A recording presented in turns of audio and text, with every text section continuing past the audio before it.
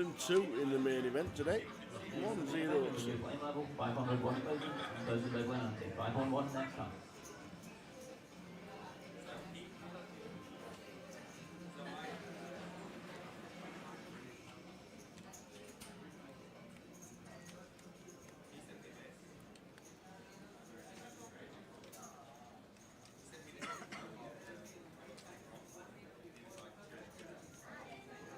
Five's out of the way on the button. Cammy. Cammy. And 13 could just be in. Yep. Probably should be. Couldn't agree more, Tower. Boy, the outright short stack want to be playing closer to chips, and Cammy Is at risk again, and he's going to get the bad news.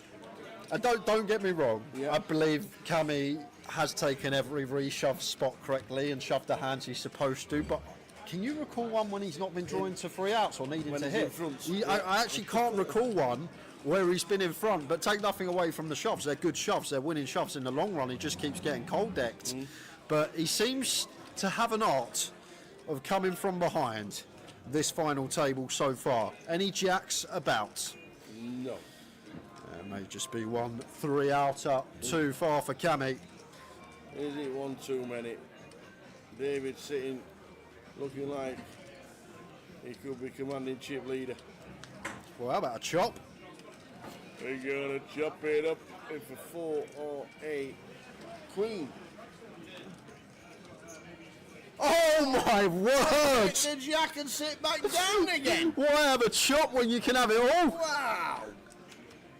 Cammy Williamson is on some heat, this FT. Pings the jack off. You're thinking, just give us a chop, give us some life. Forget the chop, mate. Have it all.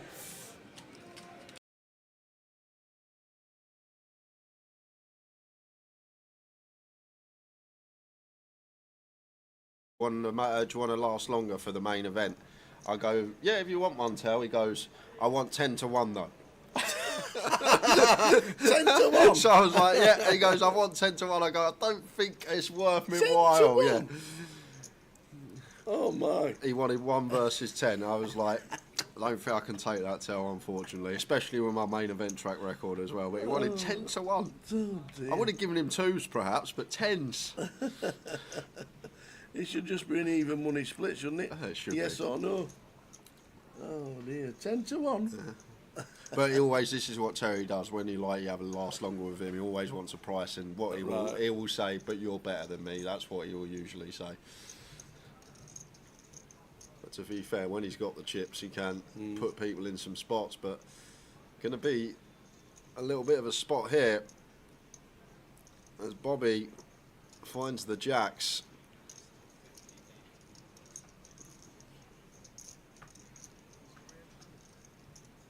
Dave Doherty. I remember meeting Terry on the first break of the World Series one year.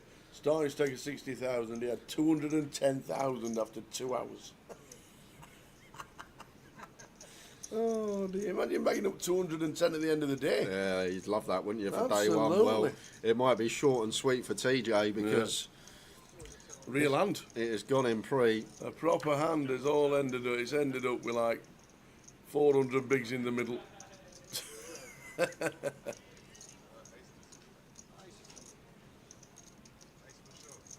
So Terry with 10s, Bobby James with the jacks. Terry won't be out. I think he Oh, will. he will. Yeah, Oh, he will. he says there's 100 chips difference. Bobby's just got him covered. So unless we see a 10, action may be slowing down for the rest of the sesh. Yeah. We did wonder how long he'd last. Well, his VP was 100%. Well, looks like he's got him covered. And Bobby, 400 bigs in the middle. Jacks against 10s.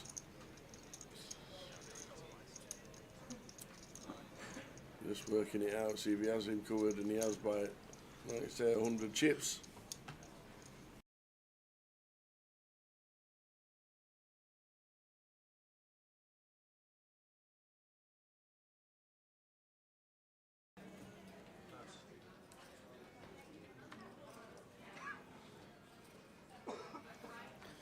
Ace deuce suited for Tom. Nice one to attempt to steal.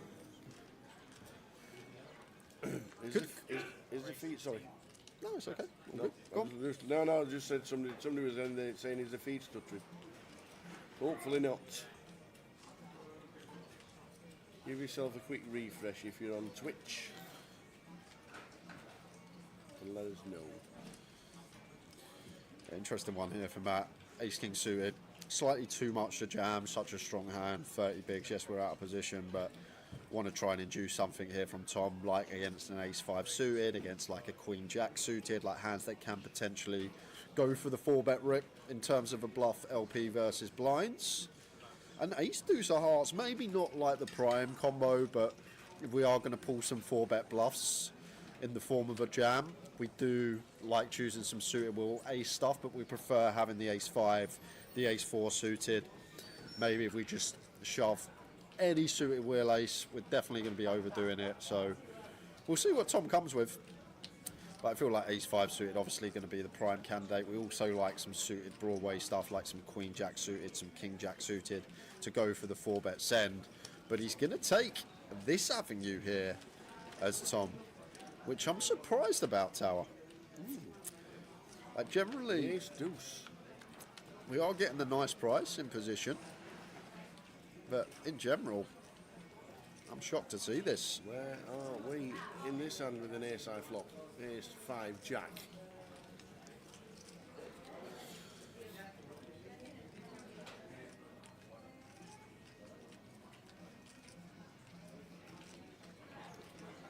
Not much Matt's worried about here, Tal. I'm going to be in a bit of a quandary as Matt's sitting here thinking about hands that Tom's just going to call here. Maybe like some stuff that wants to take his price, like a jack 10 suited, like a 10-9 suited. Like I expect stuff like 7. Good afternoon. Welcome back, everybody. Got me forever. I missed you and all sorts. I feel like texting you to say hello.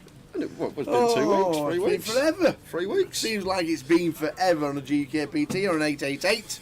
It did actually feel weird last Saturday. I was actually level for the day, which was... Did you not do one? I didn't do one. Did you not do one? Oh, come on. There was no betting on Oh, dear. Welcome back. We've been over to Dublin. We've done the Irish Open. Cashes? Yeah, free On the trip? free cash is 1 FT, but the FT is fake FT. Horse don't really count. I know. Small field. I was just about to video it from above. Yeah. I was just about to do a Facebook Live and then he stood up. There you go. That's how it goes. Same happened in the PLO. 2x average, 20 off the money. Tower comes over, goes, "Oh, you all right?" Get 5 minutes later. 5 minutes later, 2 absolute coolers at the bar. I had the old table covered, sitting there in a bounty. 2x average. 2 hours later. See you later. So welcome back. If you managed to get over to Ireland for the Irish Open or played any of the Easter Beasts or anything like that, then we are back. And we're back now with the GUKPT Luton. Yeah, if you know Luton, you know where we are. We are right in the bottom corner. The card room looks really busy. There's plenty going on. So good to have everybody. And good to be back. And Rosa is chip leader. Yeah, have we ever seen this before? I don't think so. Usually when he's got them, he has them like middle to late stage, and he doesn't usually have them at this point. But it would be good if Rosa could close it out. Yeah, plenty watching. First in the chat to say hello. Hope things are good. We are off with the final table of the minute. And wherever you're watching from, let us know where you are. Let us know what state you're in with the weather outside. Oh my days, how warm is it out there? It's nice. Woo, it's beautiful. It is beautiful. Managed to have a few rounds last couple of weeks, so yeah. Have you? Yeah. Get away. Get you with the old clubs out. Have you cleaned them? There's a video of me in the golf chat actually with the putter from 250 yards out.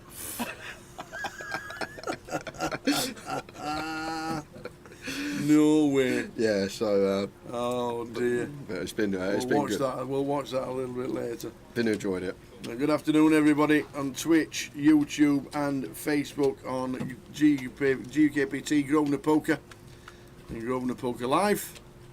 Wherever you're watching it, good afternoon. Getting his tan on, says Jackie Chan. It is a warm one. It is a warm one. wherever you are. I think more 99% of the country is baked in sunshine this week. Come on, the Rosa, says Gary Bell Show. Watching on Facey. Yeah, one that's been around for years, Rossa. Yeah, indeed. I feel like 15 years or more on the UK circuit. Can he close one out? It would be nice. Yeah, it's an interesting start. Top pair, top kicker for Stephen, and Ben double gutted here with a 9-10.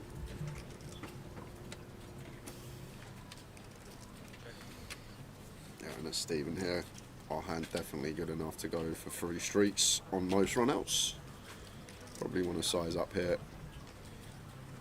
Set up a river jam for less than pot. So about a 90. The blind's at 30,000 at the start of the final table. Yeah, might have gone bigger here, Stephen. Just think about potentially getting the maximum on rivers. Now we've called 415, going to the river. Difficult to ask for the lot. That's give Ben a decent price, 3.5 to 1 here. Double gutted with the 10-9. Just going to have a look.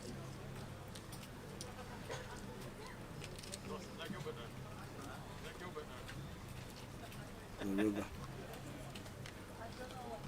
Jack the hearts.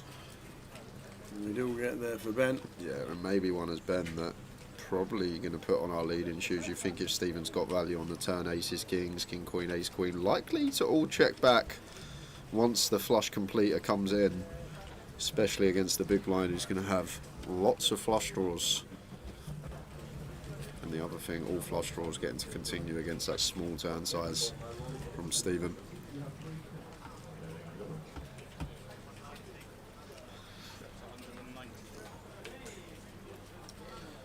Ben going for 190.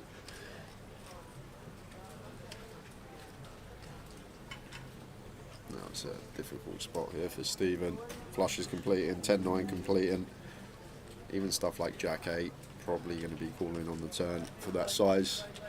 So literally beating 7-5, 9-5, 4-5's double gutted as well. Made the call to see the bad news. And a nice start for Ben, sat in seat number 8. Evening chaps, evening Mike Leonard, afternoon Valerie. I'm melting in my wee tin can. Oh, but windows will be down and everything. Fan will be on. Oh, Edinburgh is bustling. We're in Edinburgh very soon.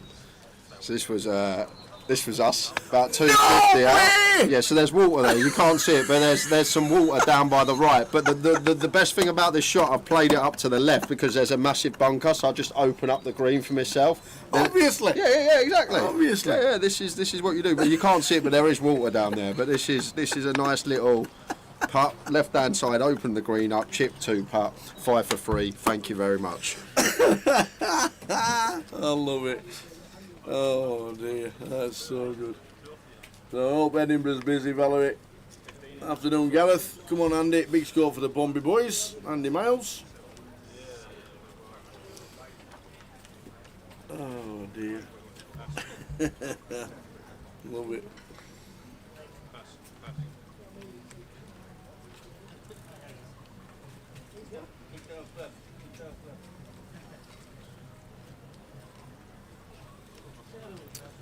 London Reg and Luton Reg, Vic Meta, Queen 9 of Spades. Yeah,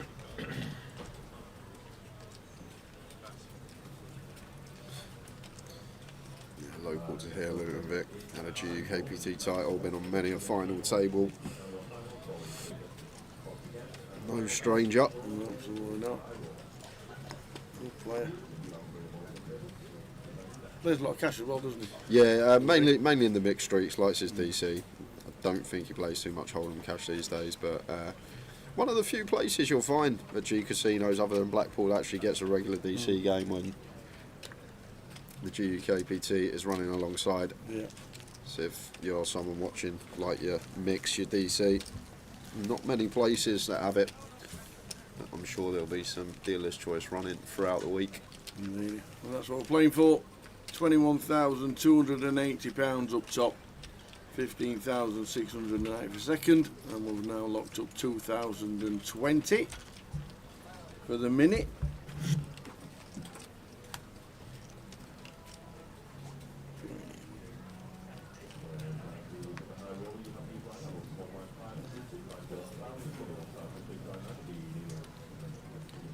buy-in here was £250.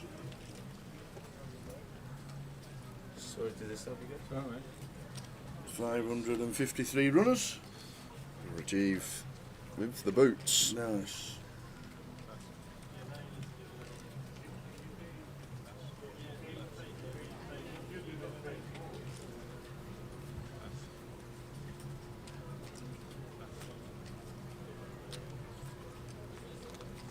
Deuces for Craig in the big blind. Should just be a call here.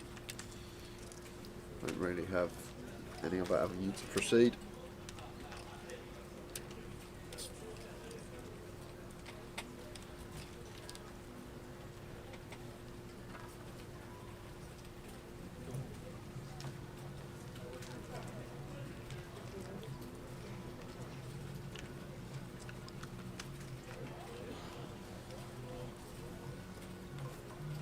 Jack 5-3 rainbow. You're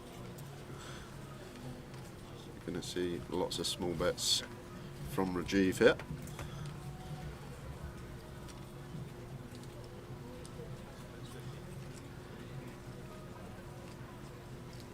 Comes with 30%. And Craig should just be getting out here on FT. Yeah, we have the backdoor flush draw, but the only real good turn to see is a deuce. Yes, there's ace king, there's ace queen, there's king queen. But these hands gonna likely barrel on a lot of turns, and we just have to fold anyhow. Just important to recognise how important your chips are when you've made it to this stage of a huge field. Even those little two big blinds could become important down the line.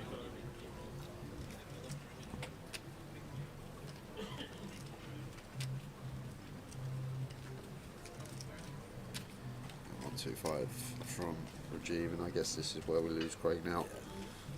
Just would have found the fold, unfortunately, with the twos. It's fine to get bluffed. This is the problem with the flop call. Sometimes we're likely to be met with a second barrel, but we got a non-believer. Coming along again on the turn. Loving this one. Yeah, so does he spike it on the river?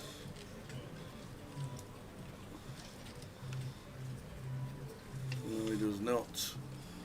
I'm guessing if Craig is calling turn, he's assigning Rajiv ace king, king queen, ace queen, this type of stuff. So when we are met by this third barrel, only beating ace queen specifically now, maybe some ace 10 in there as well.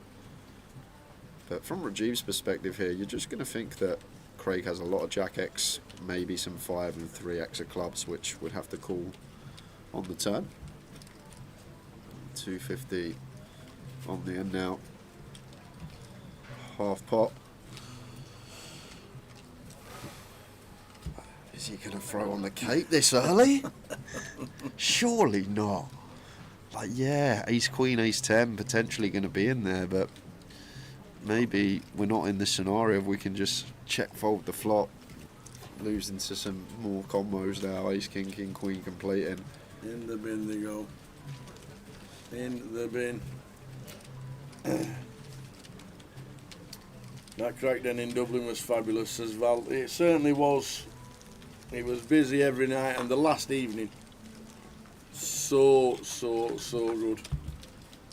The winner was just fitting for the event and how good it was.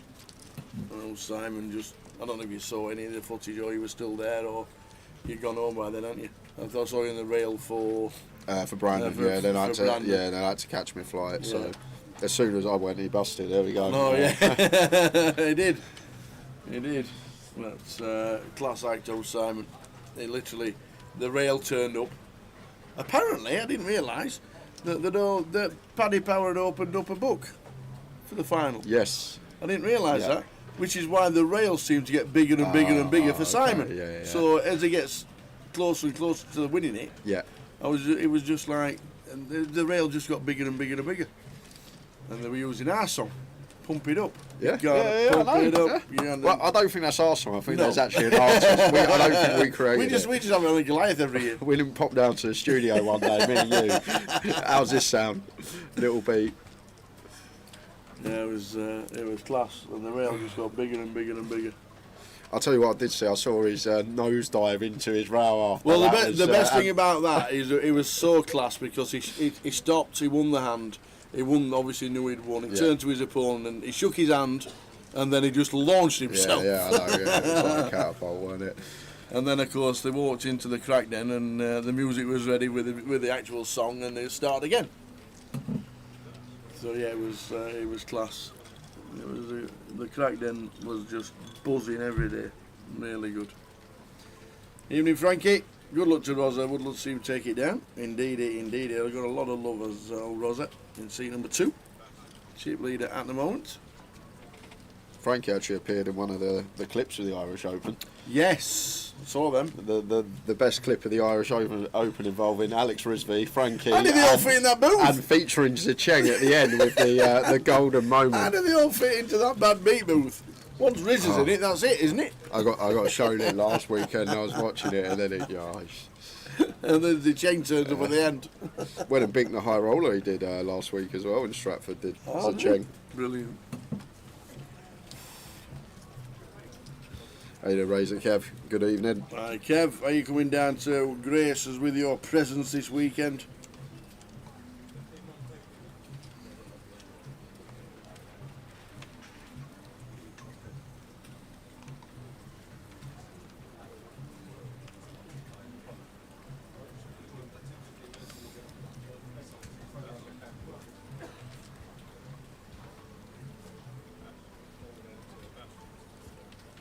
How you doing, area, mate? Says, come on, Rosa, bring it home. Yeah, there's a lot of love in the chat. Ben Ben echoes it. Just got up us. Ben, morning, Ben.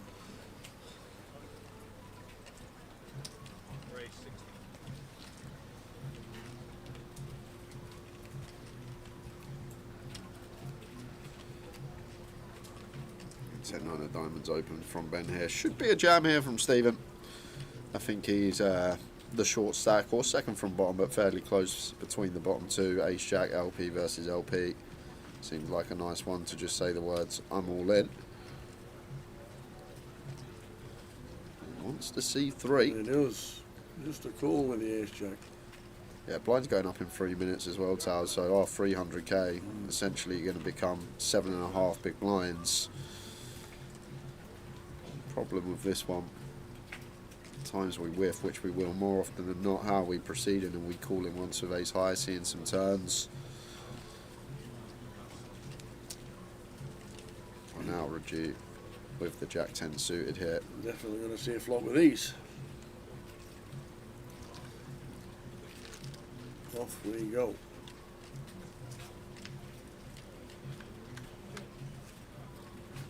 King 10 3.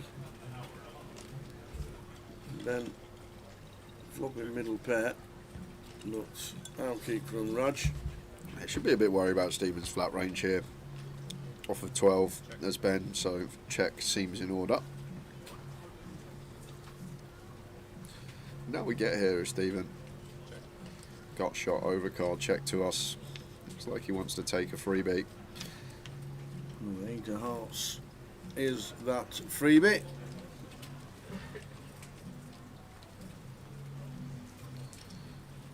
Raj improves equity wise.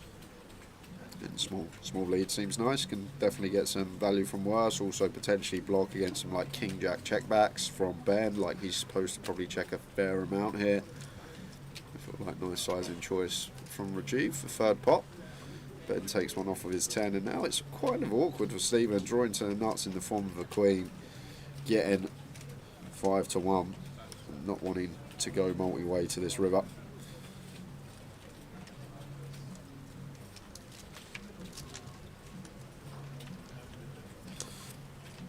Now I think as Rajiv may be optimistic to go for value here. As I say, Ben should probably be checking range on flop, so still can have some King X of his own, Ace 10, Queen 10 going to be in there for him as well.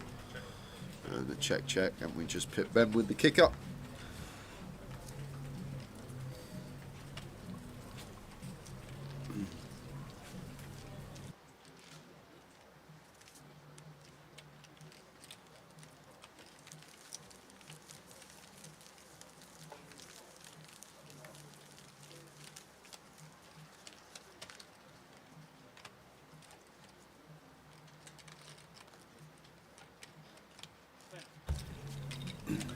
So 9 for the minute.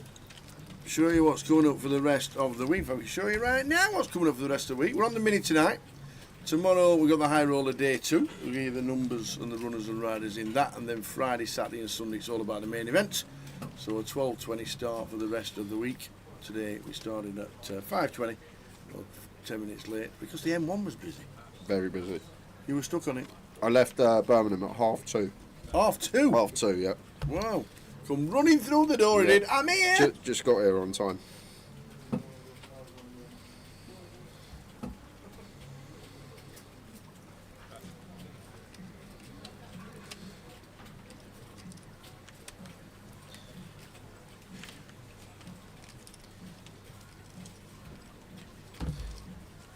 To be fair, them 50 miles per hour road works on the M1, they've been there forever, haven't they? Ever. They're like, since I've been born, I don't think Forever. they've not ever been there. I can't remember them not being there.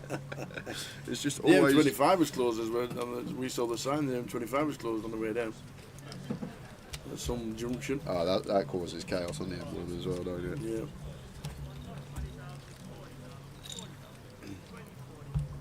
Did you see the cricket headline news this week?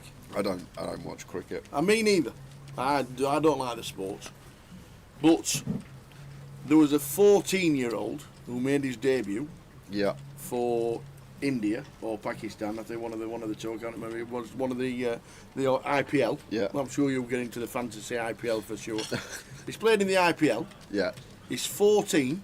He knocks a 35-ball century. What? 35-ball century at 14 years old. The youngest person, obviously, ever to hit a century. yeah. Youngest person to ever hit a century in this and that. And the second quickest IPL century ever. And he's 14. He's going to be one of the best in the world then. He's like another Littler, 14. right? They're all obviously already rated him to Sachin Tendulkar and all that line, but 14 years old, knocks a 35-ball century. Good luck, Rosa. How are we doing, Chrissy? Good afternoon. Enjoy the sunshine in Blackpool. Get to Notriani's. And straight on the beach with your ice cream. Best ice cream shop there is. It must rival anywhere in the country. First potential attack spot for Rossa is the chip lead. You're not going to take it. I think against EP. Maybe we can pick a better ace-X or even a suited king. Well timed, then fairly high up in the form of 9s. Rajiv going to have a look with 5s on the button. Does cover. Should be Vic getting out of the way in the small.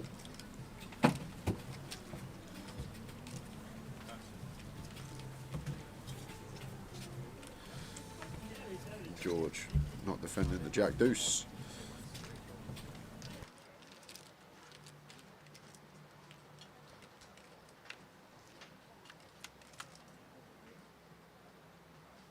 Flopping sets is Ben.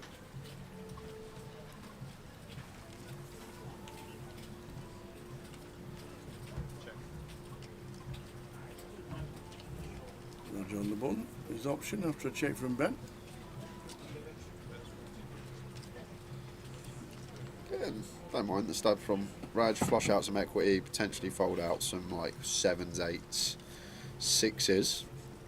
Both 6s probably should be folding pre, and 7s is pretty close as well. It's a tiny size from Rajiv. Ben going to keep him in the form of a call.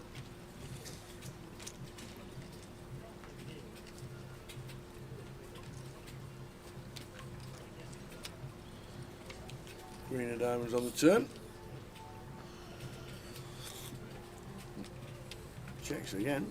Yeah, now this is decision point for Rajiv. It's either give up now to just take a free river, don't bother bluffing river, or we have to double barrel because one of these, like King Jack, King 10, 9 10, Jack 9 suited, Queen 10, Queen Jack, just all pick up a gut shot and then potentially barrel them off on rivers. But not the best of run outs for the 9s of Ben. Rajiv on the button, 10 9 suited, King 10 suited, Queen 10 suited, Ace 10 suited. All going to potentially be a thing.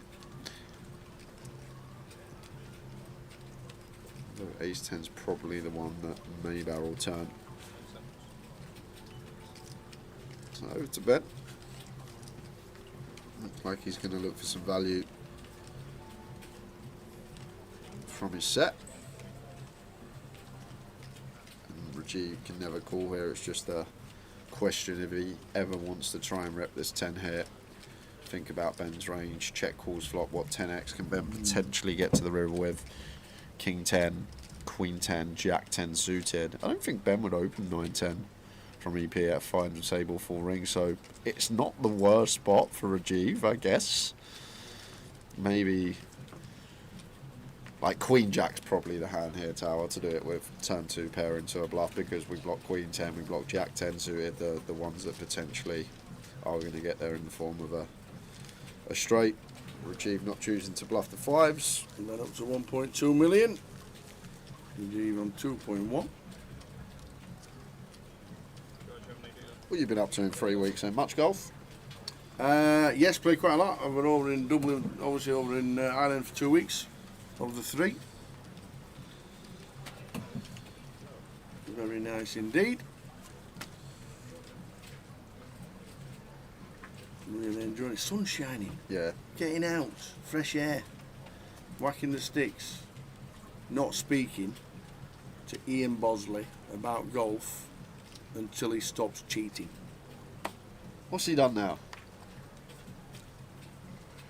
You know, on my England golf, your handicap's Yeah. set, and then you put a card in, and then it's Yeah. done accordingly. Obviously, if you don't put any cards in, you stay to your handicap that you've already got. Yep, yep. So your handicap's 9, Yep. as it is for old boss. 9 handicap. Shoots a level par, 70. Shoots a 1 under, 69. Shoots a 72. Not putting those cards in. Stayed 9 over. He beat a 2 handicapper, 6 and 5 other day. I'm not having it. Me and Boss, we need words. We need words. Honestly. The bandit catches in the booth with me. Honestly. After the bandits. Oh man, but it's been lovely. It really has. It's been great to get out. What 39 points, 5 blobs? Would you say that's bandit territory? That's lucky, because I know how you play. Yeah. I know how you flack your putter. This is what I said to him. Because then I go out the next round, it's 20 odd points. That's that. If they play with you on a regular basis, they would know it's a one-off. Yeah. If you're doing it on a regular basis Yeah, I know, and that's beating very good golfers Yeah. easily, then obviously something needs to happen. But I don't think I think Boz might be in Malta this week. I think he's off on his travels. Plenty going on around the world, as we know. Grosvenor sponsored players over in Malta. Katie and Jamie Nixon, I know, are in Malta. Are they not Malta? Are they not? Same thing. They're all playing somewhere. In the sun. You got Sunshine, you got Cyprus going on. Cyprus, yeah. What else is going on? You got Cyprus, you got Malta, and you got EPT Monte Carlo. Oh, that's cheap. Yeah. That's cheap. Yeah. I was speaking to Danny Maxwell last week. A really good friend, Danny Maxwell, the photographer, who gets he actually got recognition. He got photographer of the year this year at the World Series. In fact, his picture was of Barney Boatman with the EPT, which was a fantastic picture. And he was saying he's going over because it's one of his events, and it's €12 for a can of Coke. €12 can of Coke? €12 for a can of Coke. That is... Not for me. That's what that is. That is not for me. Surely all the money people spend over there, they just give it to you for free, don't they? You'd think so, wouldn't you? You'd think so. It's supposed to be so expensive. So we're on the final 9 of the minute. Welcome to Luton. GUKPT is back, and we'll give you what is happening in May a little bit later. Plenty going on. We've got 3 events to cover this month of the year. Yeah, over to Ben again here. He's been pretty active. Got to be careful. We can see he's actually had hands to open, but from the tables perspective, may look like that he's just come into this with a strategy of playing a lot of pots, but table are going to get the advertisement here and now that Ben has the goods. No, they are not. Oh, Craigie boy. Oh, Look at this for a run. this is going to be grim for the Jacks Tower. because Craig has 25, but this is gun +1. So probably not just calling. Like calling third our stack looks just as good as a jam in my opinion.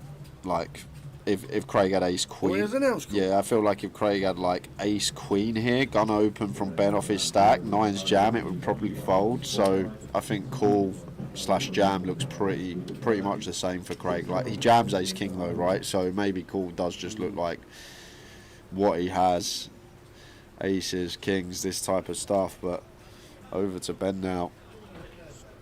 But like key question to ask himself here as Ben is with the position. Stephen's like not going to shove light himself here from +1. We've opened from gun and we're going to be pretty tight. And then Craig just wants to call this from Stephen still with everyone else left act behind. Like ace queen's going into the mark, isn't it? Even like nines is probably going into the mark. Does he ever do this with tens?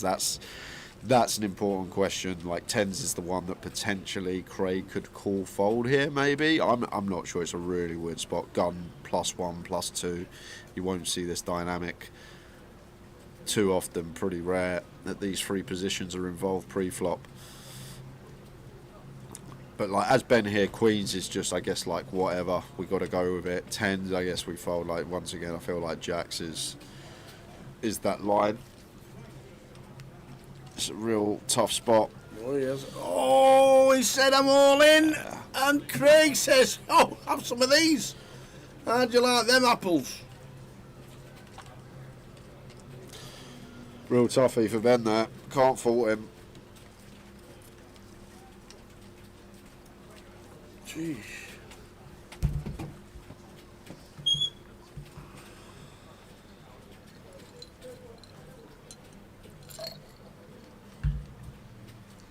Three-way all in.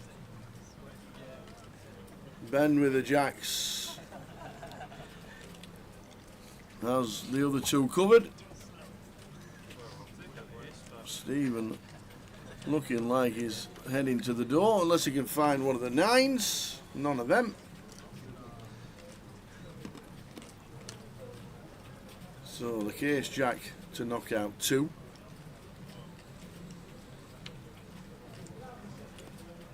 Looking good for Craig. It is indeed. And he does it. So Craig up to 2.4 milli. Ben down to 5 bigs. And Stephen in seat number 9 is off for a jog. He is gone. See you later, Stephen. Good effort, Mr. McCabe. Yeah, maybe that spot with ace jack. High jack open. We're in the cut off with what I think was 12 bigs. Ace jack maybe has to go there. Could have been the spot that made a difference. You need to be on the right end of callers at final tables, and Craig on the right end of that one with the boots. Tough one for Ben, real tough one there. I can't really fault him either way if he folds or if he gets it in. Seems like decision is close. Really. So leave yourself with about 5 big blinds while we're still checking out the distance. We've got this for the rest of the week. And there are a few guarantees this week as well. With Luton on 100k guarantee in the mini. We've got 100k guarantee in the high roller. And a $250,000 guarantee in the main event. So plenty of guarantees going on. The cup's guaranteed at 50. The online closer, as we know, is always guaranteed at 25. So plenty of guarantees to get yourself into here in Luton. We're on the final stretch of the festival. We're on the top on Wednesday. There's the £200 turbo that's going to be starting.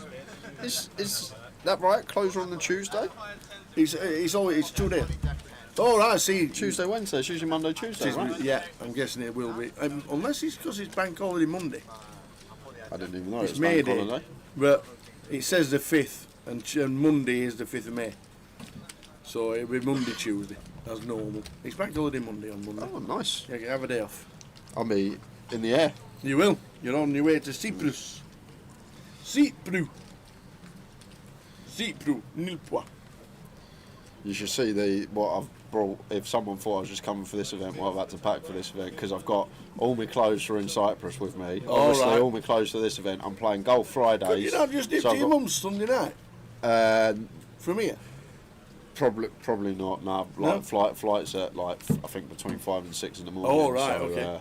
We've got very very small turnaround after Luton. But, Okay, fair enough. and then golf on Friday, so I got all my golf stuff with me as well. So it's like I love it. packed for a month. As Vic finds ace queen in the hijack. Yes, you got a busy few weeks, haven't you? The last over in Ireland, you were in London last weekend, Luton this weekend, Cyprus next weekend, and weekend after in Leeds. Yep.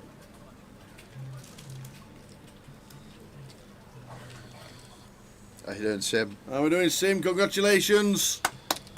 Well done, Sim. I hope they didn't charge you extra for the excess baggage of the trophy. Yeah. You know, Mr. Ryanair does like to do that, doesn't he? Yep. So jacks for Ben.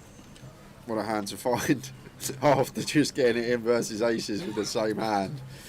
And now we have 4 bigs, fist pump getting it in, and somehow we're in a flip scenario against the ace queen of Vic.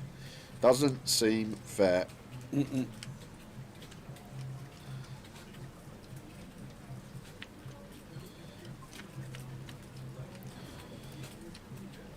It's 4, 6, 7, 2 clubs.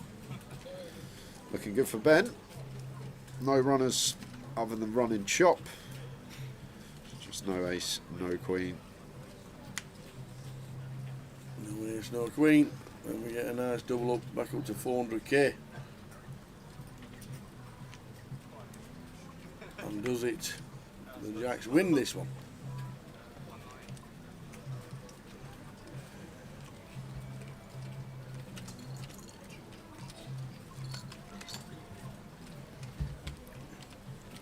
Interviewed a guy over in Dublin this week, last week, last couple of weeks, and the Irish won 3 events, all pot limit Omaha or Omaha of some kind. He won 3 events. What, in Ireland? In Ireland. He won all 3. He won the PLO Bounty, and the PLO High Roller. I'm trying to think who And that he had was. 3 trophies. It was from the Netherlands. I can't think who. Now that's excess baggage. That and is weight, excess because baggage. them trophies were heavy. I'm trying to think who it is. Them trophies were heavy. Because I know Brad won one, Brad Harwood. He won a PLO. I know my mate Sham won a PLO. So I honestly can't think who it I'll was. try and find out who it was. It was a Dutch guy, really nice lad.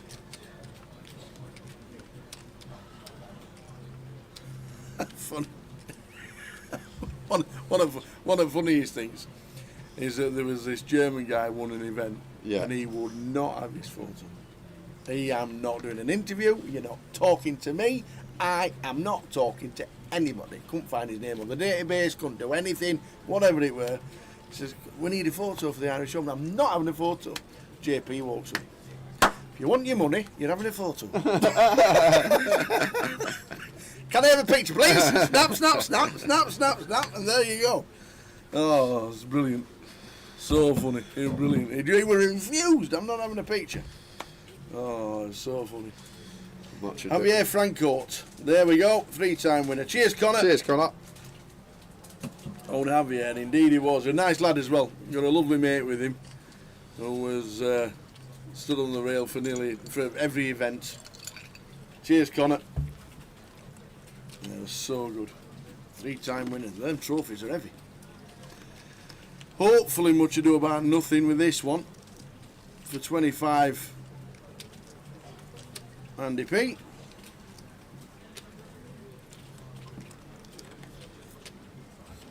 Yep, no 4-bet and not all in, just 4-bet jam from Rajiv. Andrew will call. And we are hoping to chop it up. No one likes to bust like this on an FT.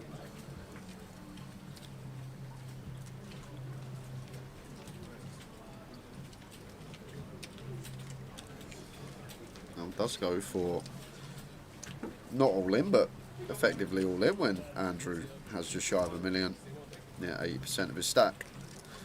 There's the jam, there's the call.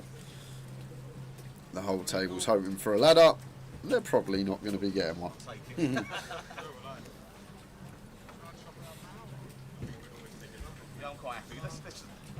Let's chop it up. Nothing silly, right? Eh?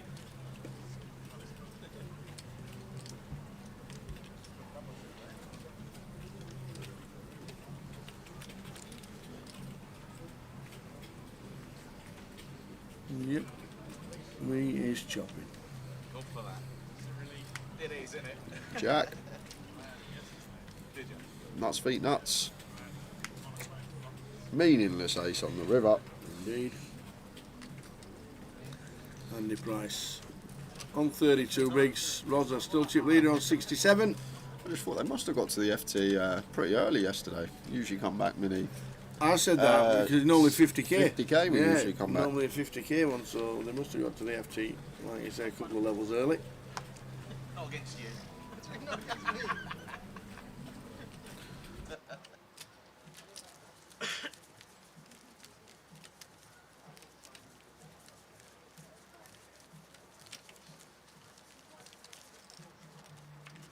Something we should know about him, or Sorry, buddy? something we should know about him, or No, not at all. Not at all. 21,280 pounds up top, 15,690 for second, and with us losing one, we've now locked up 2,620.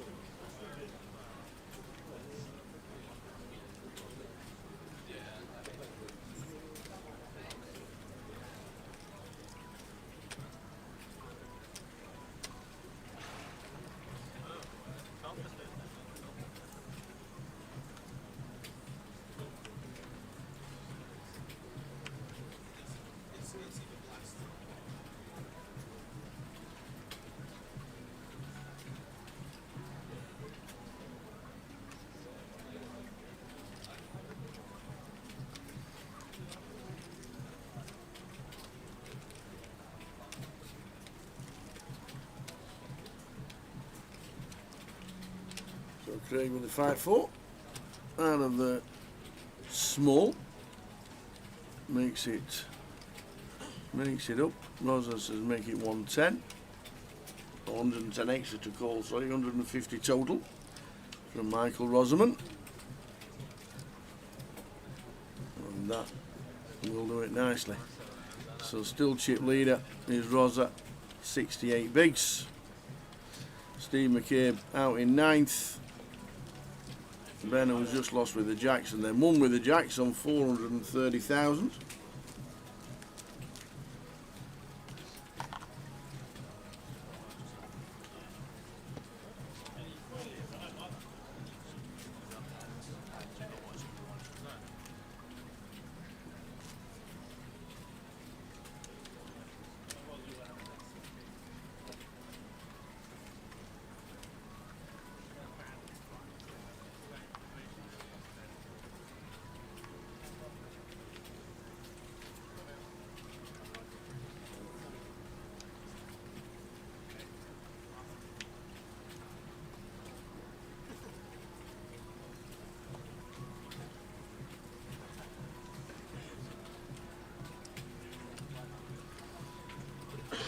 Andy Miles with the 8s. Raising just clicks it to 80.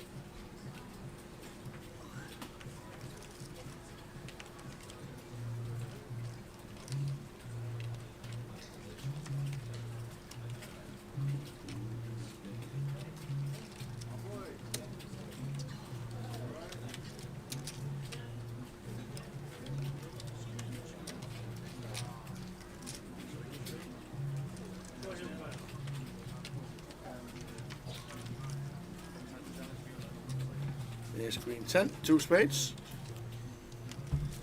Top for Raj. Probably the worst flop in the world for Andy Miles.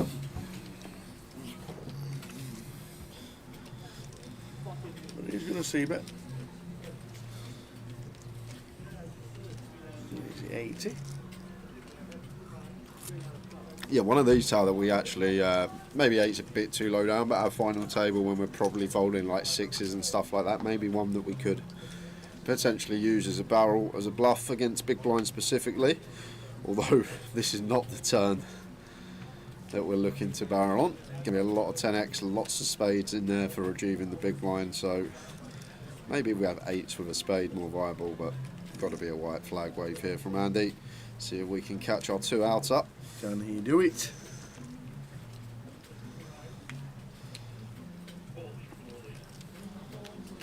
No, he cannot.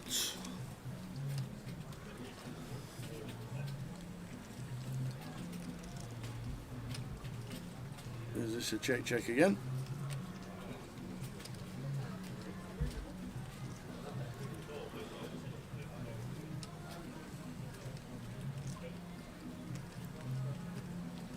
Yep. Just turns over the ace. And Rad's going to show him the ace. Oh, board. Just got worse and worse. Trey McCain's 57 bigs, Andy Price 32, Vic Meta sitting nicely on 31 bigs, 40k big blind. Ours is the top clock. We've got the high roller going on and also a satellite. How many's in the high roller? I think there's a few. The high roller. 44. 4,400k guarantee on that one. On the high roller.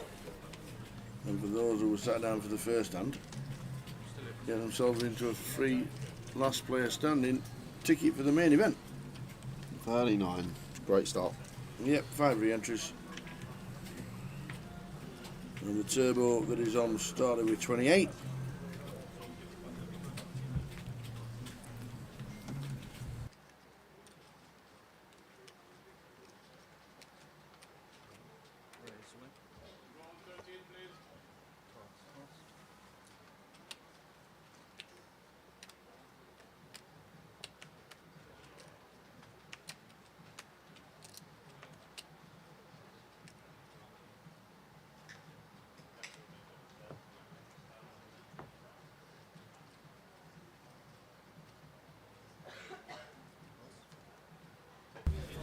The 10s for Mr. Miles.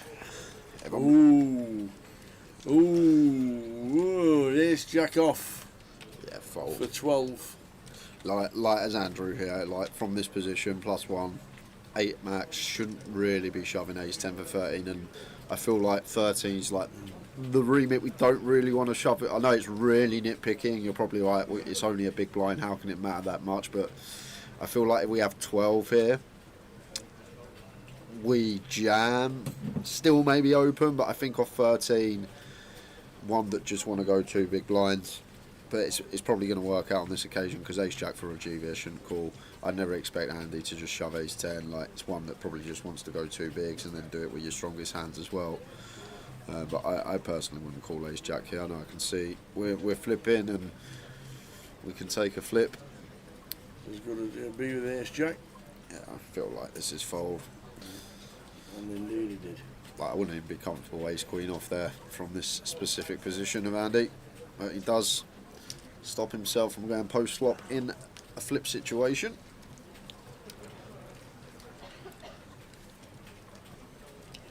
.12 until the new level, which will be 50k, taking us to our break, first break of the day. 40-minute levels all the way through the minute. When we get 5 hand, it does drop to a 30-minute clock. Yes, we do.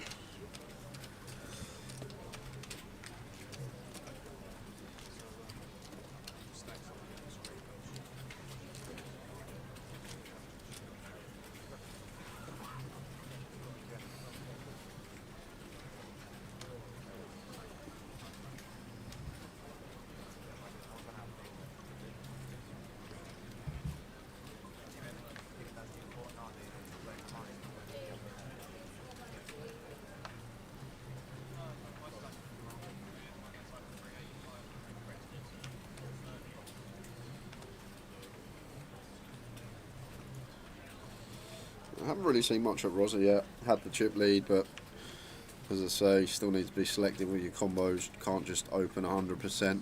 Need some sort of removal in there, and just been some trash for Rossa, but I've talked one in for him. King Queen off.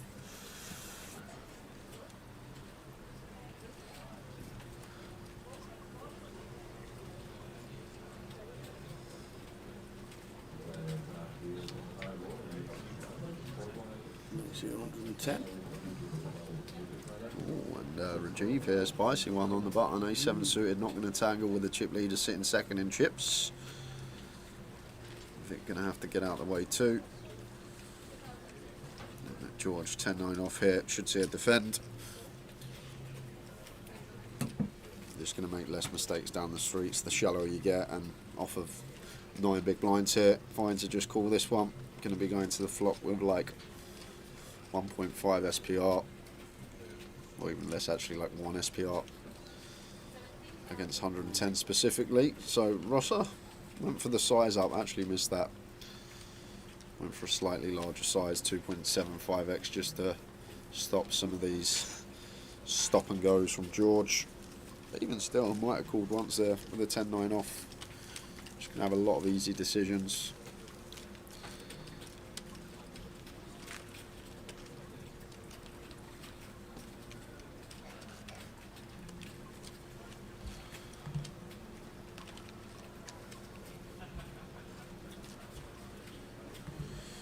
Just a quick one, guys. This is what's coming up for the month in May. We are off to Leeds, middle of May. Walsall, Manchester for the 2550s, the back end, and then Reading South, UKPL. Plenty going on. Keep checking all the details on where the 2550s are, the mini fests. And we have got GUKPT Leeds on its way.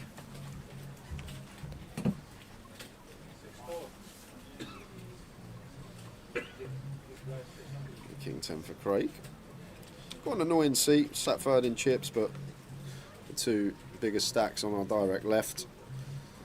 Opens to 80k here. It does cover, but I doubt he's going to do much with the fives here, facing this open in front of him. And he does want to have a look. Does slightly cover.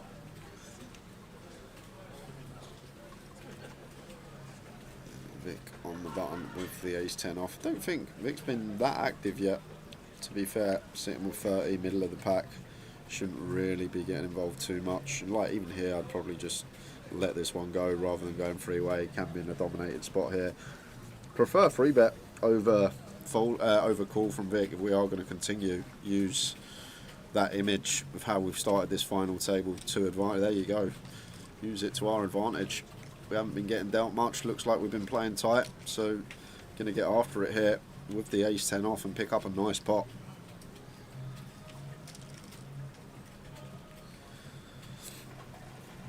Those are going to get out of the way once Craig does the same. Yeah, fold. I'm surprised Ross appealed in the first place, but nice squeeze here from Vic. Don't even need to go this large either. But yeah, we still have that room to fold if jammed on, but maybe we can just go 300k and being really nitpicky. It's going to achieve the same thing.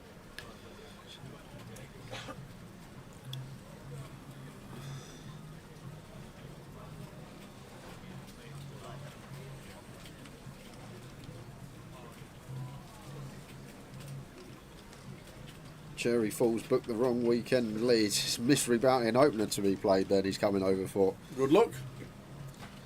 How you doing, Mal?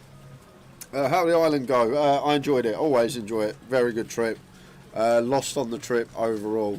Started pretty well, and then as soon as main event started, that was it really. I just was struggling to bag. Things just weren't going our way, but I think 3 cashes, one FT in the horse, so few flags to add to the Hendon. What was the rock show count for the week? It wasn't that high, to be fair. It wasn't that high because I know it was a good problem to have. I got there Friday night. I had a few drinks, played a few games of pool, woke up Saturday, bagged the mystery bounty about 12. Started the next day at 12. Yeah. Then cashed the mystery. jumped straight in the horse, ended up bagging that for day 2, then ended up finaling that, coming 6th. Then next day I bagged up the PLO, 12 again, and then every day I was bagging up at midnight, so it weren't really much time to drink because I had a day 2 to start at 12 the next day, so I think I only actually had 2 nights drinking the 10 days I was out there. So probably about 8, I'd say the Rock Shore count was. 8? Yeah, probably about 8. Afternoon, Brandon. Way to go, man. You lose me on the rail, Brandon, and that's it. That was it? That's it. Couldn't believe it. I wonder why Toddy he was offering to. He goes, "Don't worry, I'll get your flight back tomorrow." I go, "That's not the problem. I got to get home. I know. I got to get home. I've got things to do." Yeah, Great score, lad. absolutely. Superb. Get the old Irish flags out there.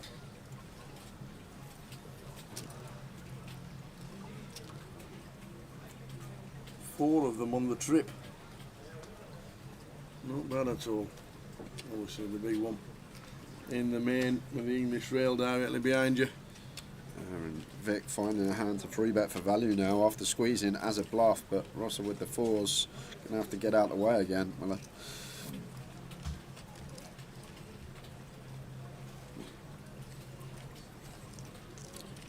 Jeremy Fool says best tip for a mystery bounty. I actually learned a lot about mystery bounties in Ireland because I made day 2. Yep. I was on a table with someone that over the last sort of 18 months has had a lot of good scores. I'd never played with them in my life. And then they had everyone covered at the table, and they were doing like some crazy stuff, like limping 10 deuce under the gun and all this stuff. And I was like, what the hell is going on here? So I've gone outside. I'm chatting with like very good players, Endrick, Leo, all this lot. Yeah. And they've showed me limp first in under the gun, covering the whole table in the mystery bounty. 97% first in. You only fold like 7 deuce off, 8-3 off. You're meant to call like 10-5 off. You're meant to call 8 deuce of spades, like under the gun, full ring first in when you cover the whole table. So I was looking at this guy like, what the hell is he up to? I was looking at him like, how is he turning up with these hands? I thought he's meant to be good. And then when the lads actually show when you see it visually, you're like, wow. Like, we actually meant to be this wide. I knew we were supposed to be wide, but like under the gun, 10-5 off, in with a limp. Like, it's like, let's go. But best tip, Jerry, what I learned sort of, when you cover the whole table, you're just basically supposed to play everything. When it's folded to you, just limp everything other than a few select hands. Well, because the bounties are just worth that much, it's so much in the pot, you're just getting priced in with any 2, like, a lot of the time. And I like the idea that the mystery bounty and the prize pool was exactly the same, so you didn't have to work it out or change anything.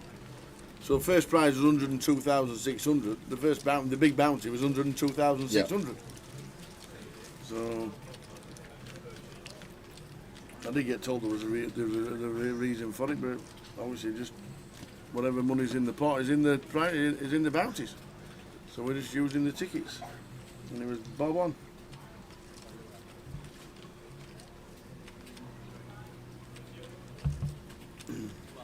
Was in the bounty. The guy pulls the 102. His mate jumps all over him because he's got 5%, and then 10 minutes later he pulls the 26. Like, okay. Sonny, we went Friday night. The Friday I got there, so they had the 5k mystery mountain PLO. Yeah. And when I got there, I think it was 10 players, and me and my mate Sham, we've gone for a tie, just having a chat. And he's like, "Yeah, I think I'm going to play it." I'm like, "You can't play it, mate. Did you see the field? It's like a Scandinavian university. Like, they're all just young Scandies." And he's like, "No, I'm going to play it. I'm going to play it. I fancy myself." So we have the tie. I go into the crack then. He goes and plays the 5k PLO. He ends up bagging chip lead. Next day, he wins it, but he wins every bounty but one. Yep. And he comes over to me, he goes, "You told me not to play this comp. You told me not to play this comp. I might have not registered." But shout out to Sham for winning a pretty stack filled 5k. Did the honourable thing as well by letting the guy pick the one ticket. Yep. Old champ. And then the guy goes and picks the big one. I know.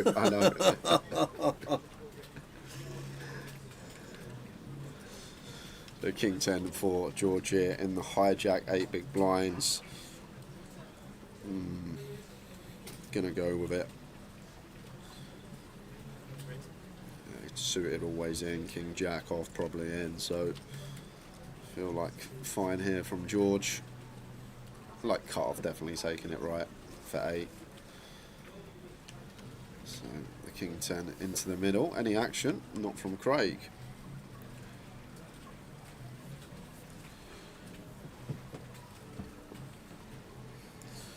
I can't believe in Ireland how good everyone is at pool.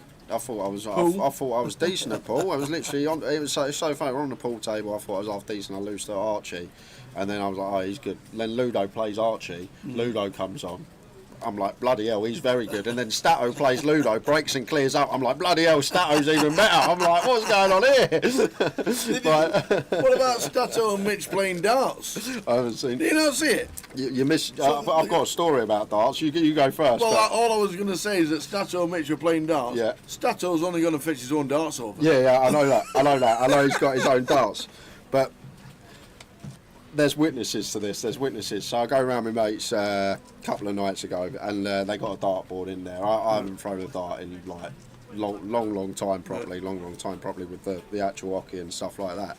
So I play one push Eddie. We just have one game of 501, one game of 501. I'm left with 160. Only go and check it out. Treble 20, tops. Kids are asleep in the bed. I'm running around the house going, come on, like this. But I checked out at 160. And I was just gobsmacked, literally gobsmacked. When it went in the tops, it was something else. But such a good feeling as well. But I might be the new little. I had 2 140s as well. I did, yeah. I might be. Maybe sell the sticks and get some darts. Yeah, forget the golf, just be on the dartboard. But yeah, it was a good laugh. Good game, throwing some arrows.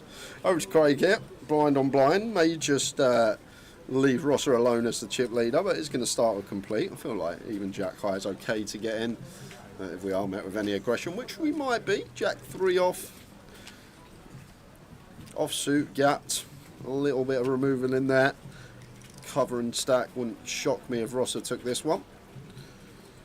And he is going to take it and fold out a better hand of Craig.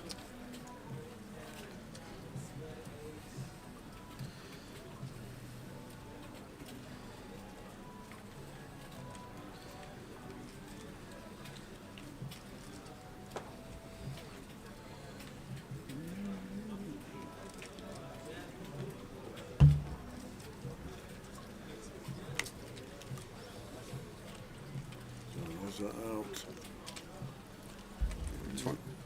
25k, 50k now. Lines up. End of this level, there will be the first break of the mini final. Lost one person, Steve McCabe, out in 9th. We are on 8.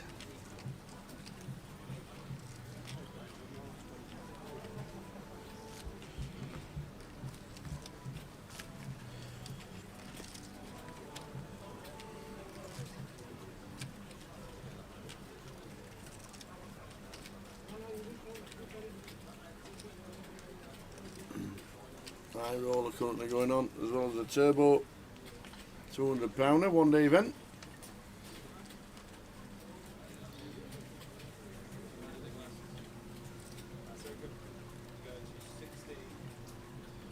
Yeah, got to go into the markers, George. They say off and +1s. 7 players to get through. 6 players. 8 max. We're going to find better spots. We've got the collision factor where other players bust. We potentially led up. Don't think there's need to take ace-8 off here. Ace-10 I think would probably be the line.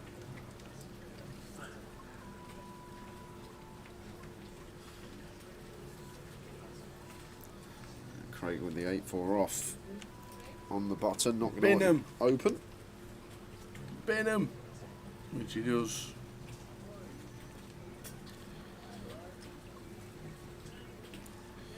So 8-5 off for Rosser as the chip lead, although Rajiv similar stack. It's going to complete to start things off. Rajiv with the king 8 off here. Checks his option.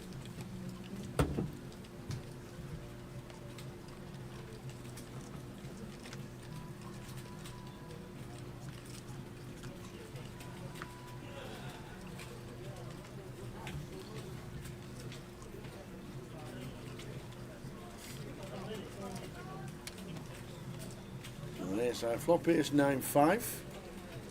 Was written bottom. Try and get some value. And as Rajiv should be calling once here. King high, 3 to a straight, blind on blind. Like Rosser shouldn't be betting better king hires like king 10 through king queen. He should all check. So we'll be ahead enough of the time. Rosser hasn't got a pair. He's going to have lots of stabs here. Deuce 3 suited, 4-3, 4 deuce suited. Some 6-7, 7-8. Oh, decides against it. Into the bin they go. When's the PLO, says Jason Wright. Jason, right. The PLO's been and gone. No, it's Sunday. Ah, Sunday, £330. It's the bounty. That's the one. 3 o'clock. 25,000 stack. The bounty PLO. Sunday, the 4th of May. Star Wars Day. Yes, it is. And the closer is on Monday, Tuesday. Online. So that's what's going on. Plenty going on. Plenty guarantees to get into as well. So make sure you come and join us here in Luton.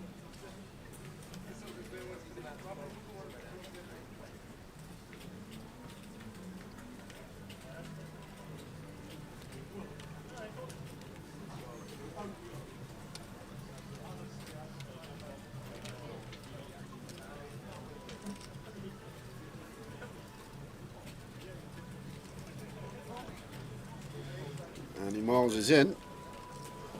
What's he in with? We'll never know. 8.5 bigs. King 10 suited for Craig. Not going to call this +1 shove for 8.5. Kind of annoying. Would have liked it to be folded to us. Asking for a count here, but Andy shouldn't take King 9 off of this stack. Queen 10, Jack 10 suited. 2 we do dominate, but that's literally only 6 combos combined, and then he's going to shove King Jack, King Queen, Ace King, Ace Queen, Ace Jack, Ace 10, pairs. Only 8 bigs, but at an FT, be surprised if Craig looked this one up.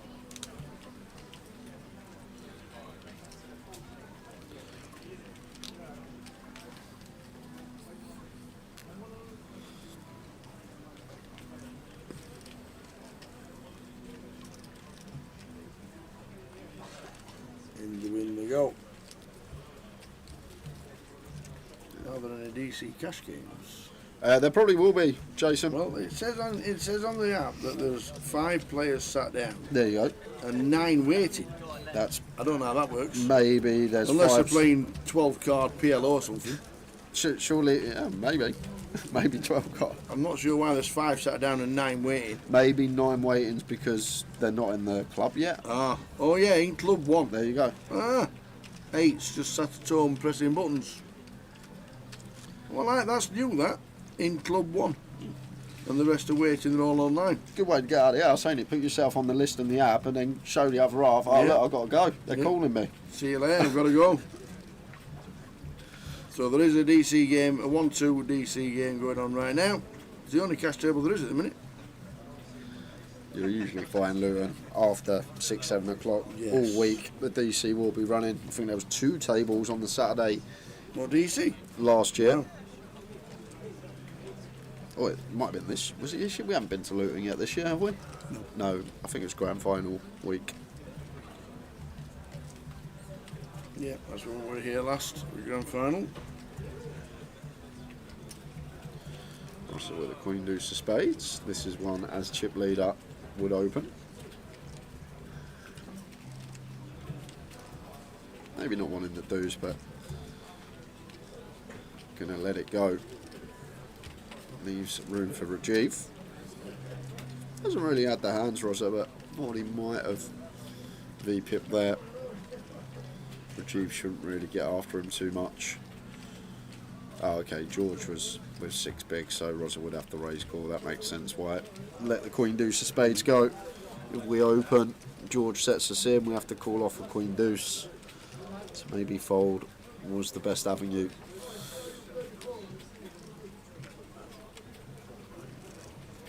And even there as Georgetown, I think we defend off a 6. 2 big blind open on the button.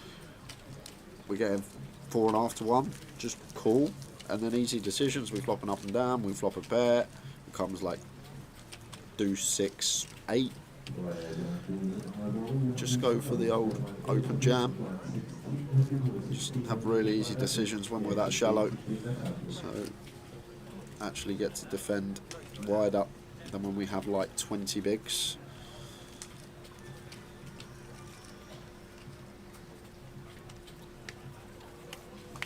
Afternoon, Pesky. Sean Lewis in the Stoke area. How you doing? Well, things are good. Enjoying the sunshine, I'm guessing. Just like everybody else.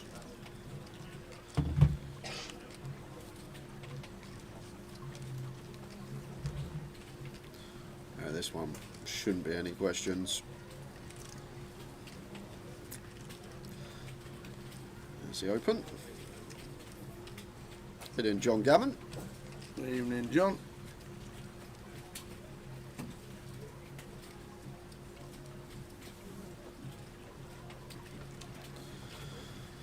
So we're going to peel on the button here. Going to be some hands like 6s, 7s, 8s, some suited Broadway stuff. I don't think we should be peeling like 9-8, 10-9 suited. So stuff like King Jack suited, some suited Ace-X perhaps. That's what fixed range should look like here. Jack high flop. Jack 7 deuce. Yeah, so as mentioned, the assess range pretty. Probably going to really target some like suited Ace-X without the clubs, like Ace-4 to like Ace-10 suited upwards as well. So it does check to the in position player. Vic with the quick check back. 6 of spades turn.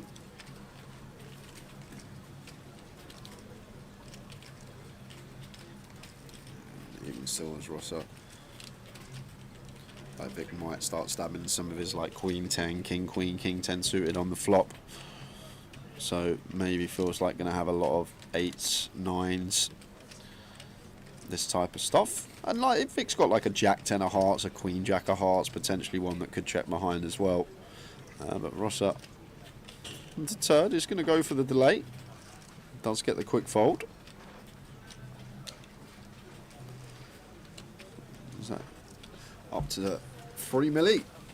Yes, indeed, 60 bigs. George down on 6, Ben Skinner on 8.5, and Andy Miles on 9. A few of the shorties. So we use 3 level plus the 20 minutes extra. I think we'll be alright, Kev. Kind of gutted I can't be there, but We've like semi-final of what? Europa League. Oh yeah? Yeah. Who you played? Bodo Glimt in the semi-finals of Who? Europa League. The Norwegian powerhouses tower. Bodo sounds like a character out of Lord of the Rings, yeah. Bodo Glimt. Bodo Glimt, yeah. That's not a team. Yes, it is. They're Norwegian powerhouses. So we have them in Europa. You must be 1 to 50. Nah, we're dogs. What? Yeah, we're dogs. They're the Norwegian champions tower. Get away. I'm not having this. I reckon we're probably about 1 to 3. I don't know. And they're I'll in the never look. semis. Yeah, they're in the semis. It's like Bristol City going to semi-finals at FA Cup and play Man City. 3 to 10, weren't far off. Are you was at home? Well, to be fair, you played 22 men. You played 2 teams. They took out Lazio, Olympiacos, FC20, Dutch powerhouses, Besiktas, see you later. And in the group stage, Man United only just scraped past them with a 3-2 win. There you go. How's that for Bodo Glimt? Decent tie. They give Bodo Glimt versus Rotherham. Who are you having? Exactly. That's all I've got to say. I need to big them up just in case. We wouldn't get to a semi-final. Oh, man.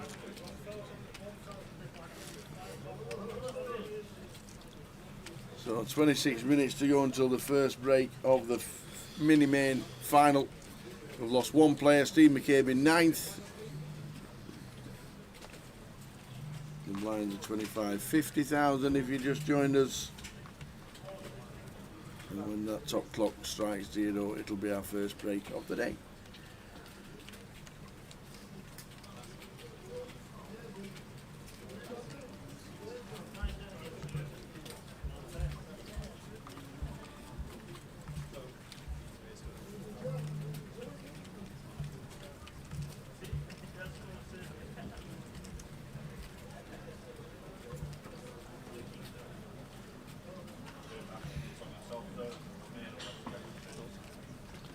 So Raj raises to 100. Vic with the jacks just makes the call.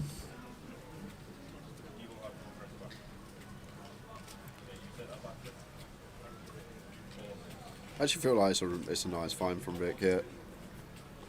Like, we got George, we got Andrew now, really whittled down. Keep some of the dominating stuff in from Rajiv. Also got Ben whittled as well, sub 10, yeah. So it makes sense from Vic. We got 3 stacks that are around 10 bigs or less. So not wanting to bust now while those 3 stacks are there. Not wanting to free bet, call this off. Potentially be crushed. We have some sweats. 8-8-6, 2 clubs. Rajiv flops the nut flush draw. And big fan of the check when Vic's on our direct left here. Maybe looking to spring a check raise. Like, Vic should never have an 8 here. Shouldn't be calling ace-8. Shouldn't be calling 8-9 or 7-8 suited. So from Rajiv's perspective, only really quads here that potentially could call our check raise. Like jacks, 10s, 9s, obviously all in there that don't elect a free bet because of ICM. But when you think about Vic's range, so hard for him to have an 8 here. I might have actually gone for the spring. And Vic would have actually been in a grim spot because as the openers, Rajiv, we actually can have 8x. We can have 8-9, like king 8 suited, ace 8 suited. We obviously have the bigger over pairs. Queen of hearts on the turn.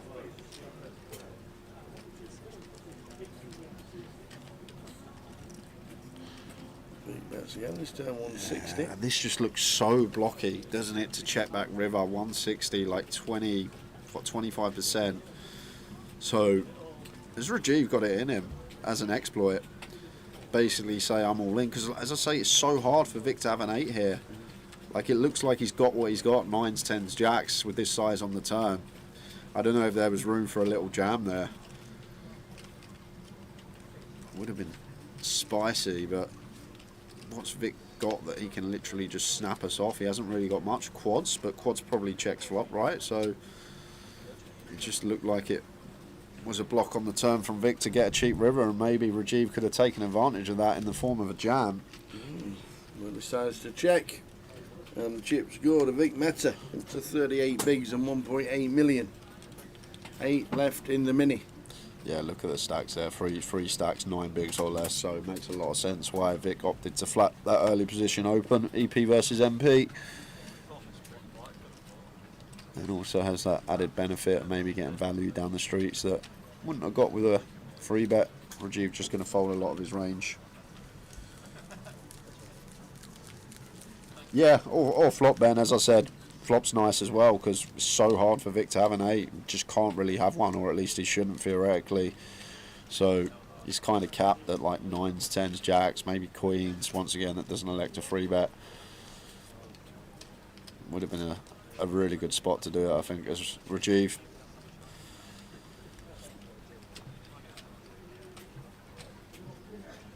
Just over 20 minutes will take us to the first break of this final table. Only losing one player thus far. Mr. Steve McCabe out in 9th.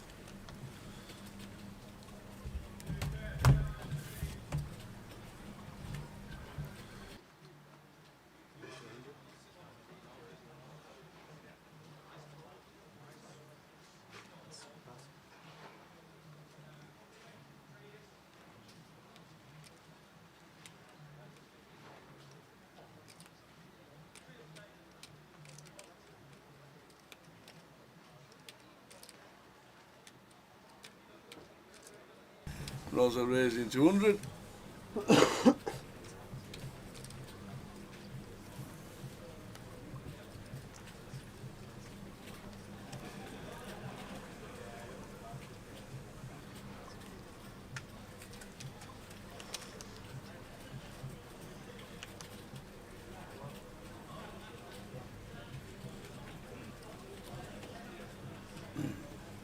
We're just under 2 mil. C1. Number doing to us what he has, unfortunately.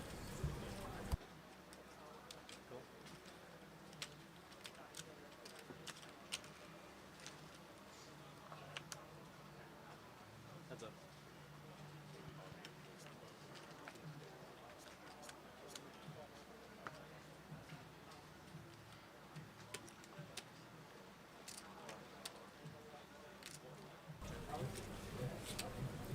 Queen Jack 9. Ross up, flops middle and a gut up. Seems like our hand likes to check with middle and a gutty. He's just going to start applying some pressure here. King Jack, no diamond. Maybe one that potentially could have some adventurous bluffs down the streets as a triple, blocking the flop nuts, blocking some 2 pairs, unblocking flush draws that could potentially brick out.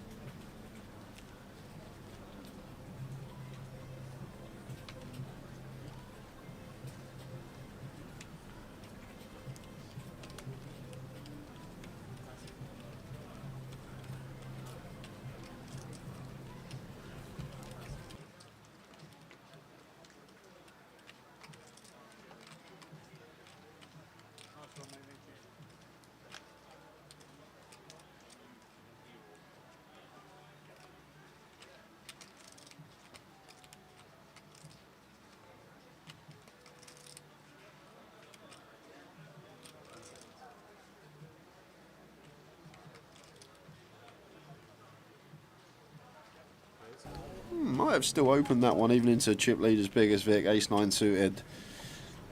He's just going to let it go. As I say, all these shorties around here. George finally gets his last 6 in, but a few.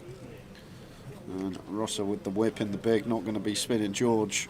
George loves to see that. Nearly a 50% stack increase, just getting that one through.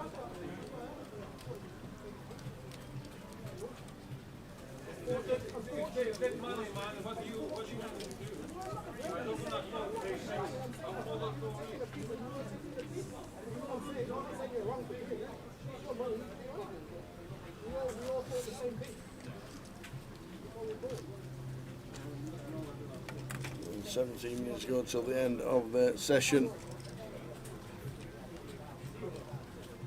Plenty going on here in Luton, plenty of guarantees for the rest of the week as well. The main event's guaranteed at $250,000.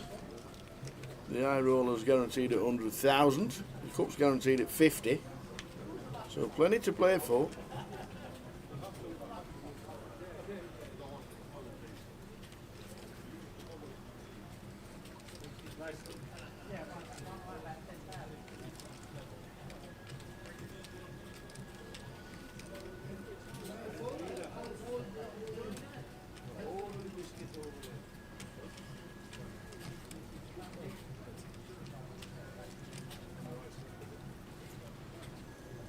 George Kington off, all about it for 8.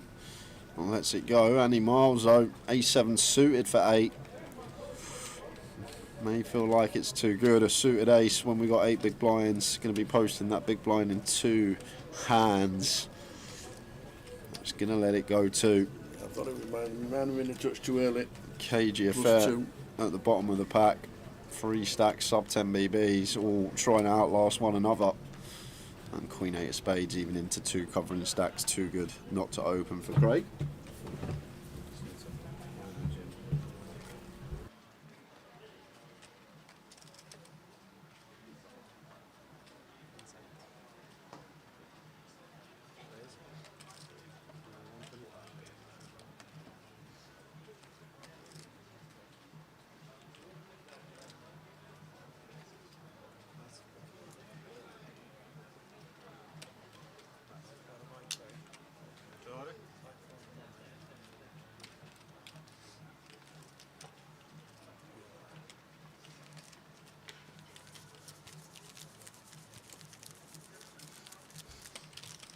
60 weeks for Rosa, still chip leader. Come on, the Rosa. Not just rooting for Rosa, but he has been on the circuit for years. Supported GUKPTs and 888s throughout for a lot of years. Nice to see him with a chip lead.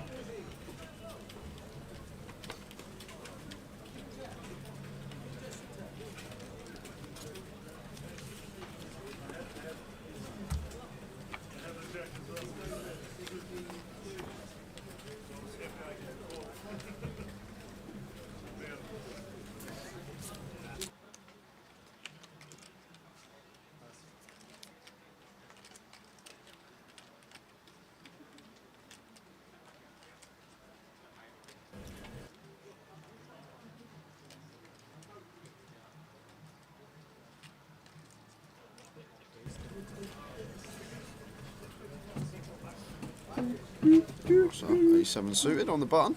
It's 8 diamonds for Vic. Yeah, no raising going on now from Vic. We got 35. We don't want to tangle with Rossa. Just going to always be cool here, or at least it should be. Which is what he does.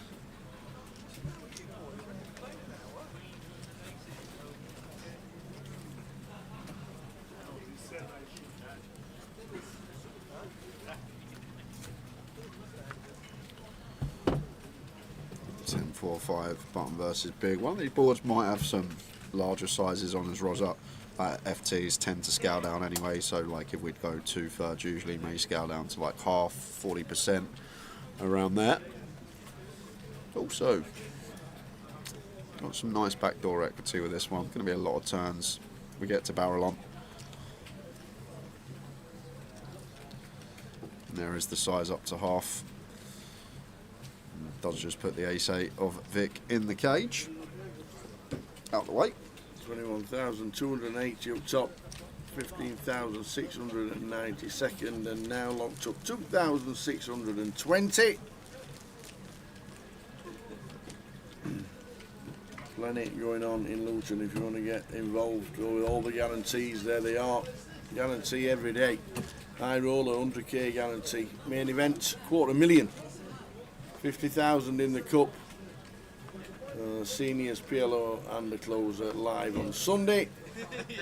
So plenty going on. It's a great schedule. Guaranteed prize pools. Should be a busy one here in Luton.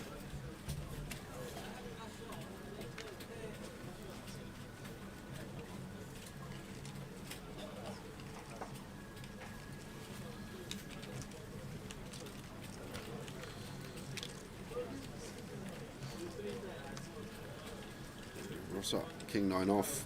Good enough to open. Now that we've put a bit of leeway between us and second and chips, got a bigger gap now. Let's apply that pressure.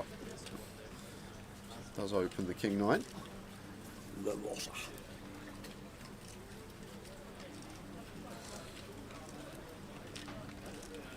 And 10-7 of space for George here. Once again, you see this adjustment from Rossa, just sizing up, going for it.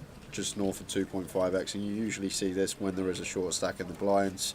Just deters them peeling a few combos that may fold to this size, just because they're going to have a lot of easy decisions. 10-7 suited, too good to be folding though for George, but George is going to let it go off a 6. Into the bin they go. And once again, sort of a misperception people have. They feel like when you are shorter, you should be defending tighter. It's actually the other way. When you have smaller SPR going to the flop, you have easy decisions. You flop a pair, you go with it. You flop a draw, you go with it. I feel like maybe there from George, he feels like it should be pretty tight in that spot, when I feel like it's the other way around. When we are the outright short stack, we are going to be forced all in before the other two. If it gets that far, it shouldn't.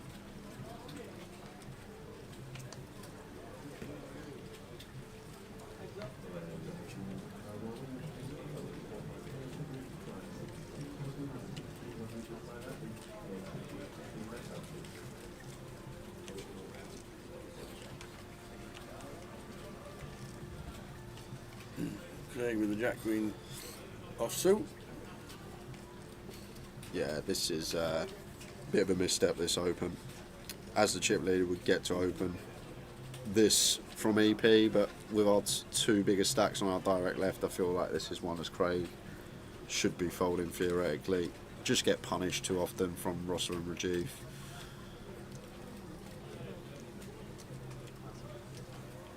We're just so comfortable sitting third in the pack. Well, going to get punished by George now because he may feel like he's priced in for 6 when he's got 2 invested as Craig.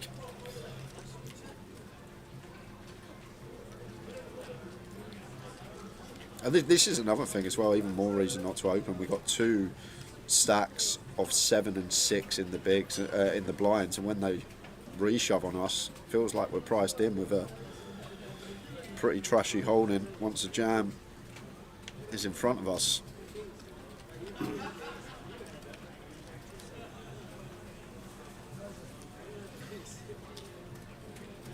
So 3 bet, not all in.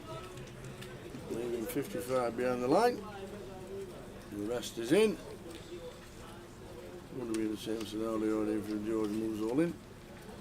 Aces for George for a double. Craig in 1.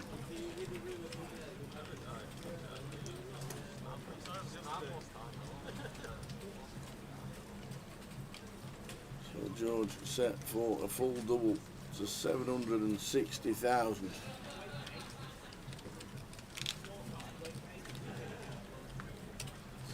It's a good start. There are some fun turns for us. And that's not one of them. Dead on the turn. Absolutely. Meaningless river. George has been patient. Nice full double. I think George actually played his shallow stack very well, other than maybe a few of the big blind defend spots where could have definitely flicked it in and seen free, but it's been tight. Patience has paid off, gets the double with his aces.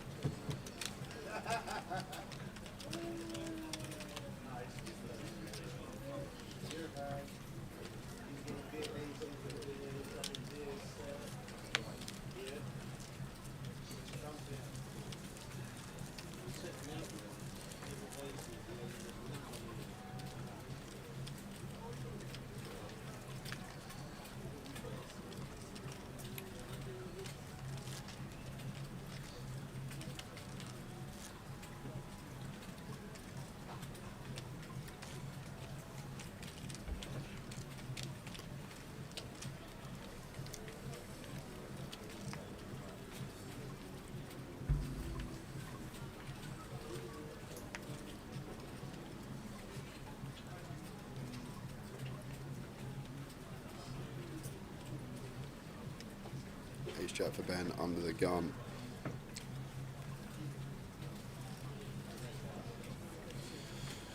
Got to go, I think, so. South and 9, about to post 2.5 BBs, going through the blinds. Yes, Andy has us slightly shorter stack than us, but I don't think it's going to get better than this for Ben. There's the triangle. Yeah, pretty easy fold for Craig here. Ace 9 off from +1 facing the gun. Like if he had ace jack off here, I'd fold as Craig. So ace 9 off. Got to go into the muck. Ben's been really patient as well since that jacks versus aces hand. It's not like he's been throwing his chips in erratically trying to get a double. He's waited after losing the big pot. Been patient. Going to pick up blinds and ante there. Nice one.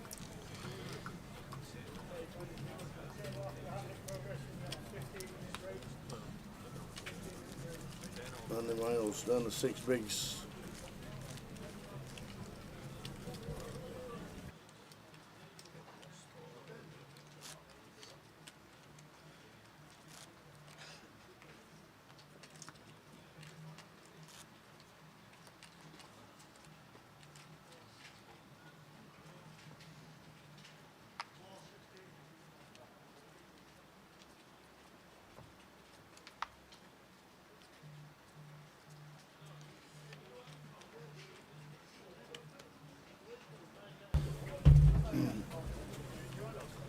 So the next, there's me thinking we played 3 levels, but we had that 20 minutes extra, didn't we, in the first start. So that's when we finished the event last night to get to the FT. So the next break is the 45 minutes time from now, so 7:45 just after.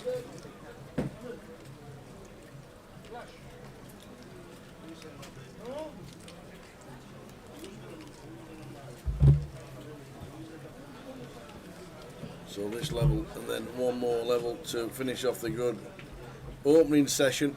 Final table of the minute. Is Mad Turk playing? Be very surprised if Mad Turk's not in Cyprus, or he could play the main event here and then go off to Cyprus like a lot of people do. I'd be surprised if we don't see him if he's not away. He could be away. Saw him over in Ireland. I don't think it was the greatest trip for him. I don't think he had a deep run in the Mad Turk.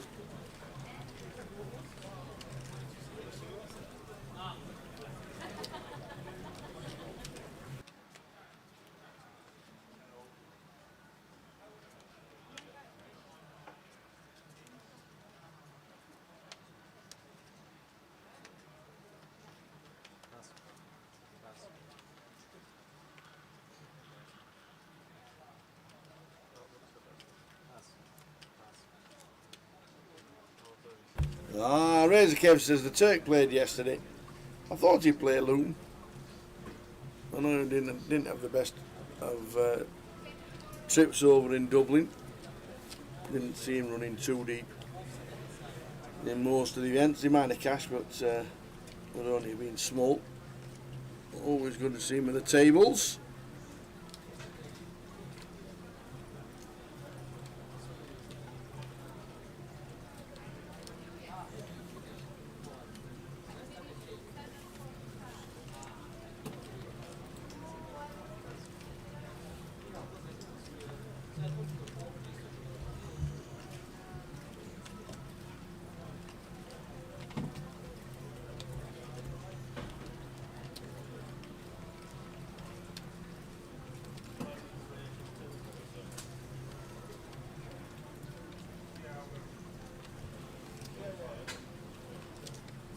Thanks. For Andy P. Sorry, 9-8, sorry. Craig calling from the big.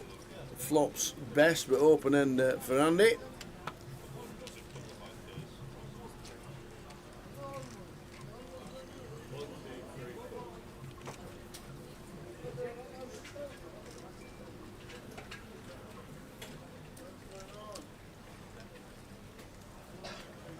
Craig with second pair with a small bit of 75. Should call once. In middle pair.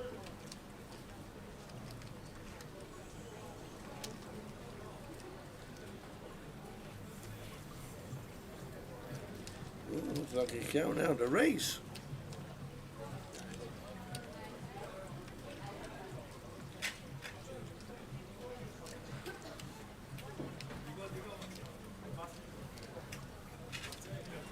Counting out a race.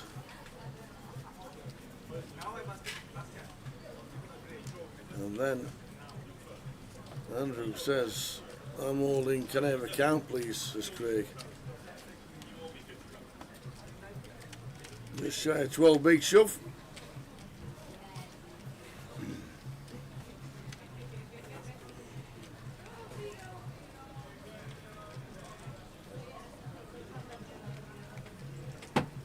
Quite a chunky raise as well, the 230.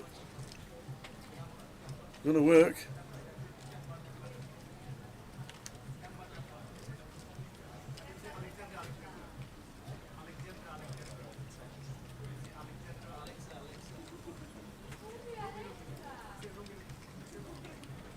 Which it does.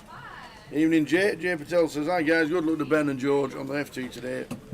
Been a good watch so far. It has indeed. Good watch. 2,620 next out. Steve McCabe out in ninth. And 21,280 for your £250 buy-in. When we get to a winner last hand of this level.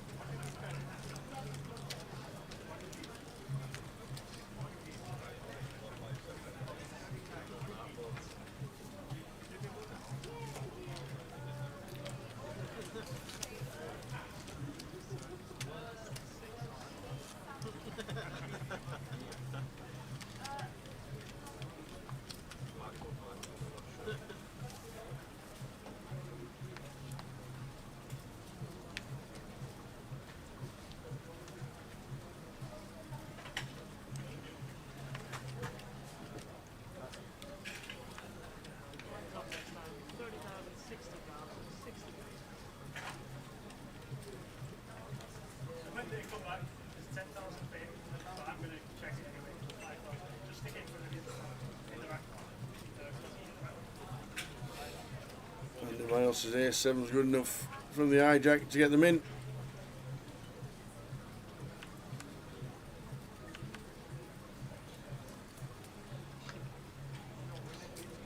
And that'll do it.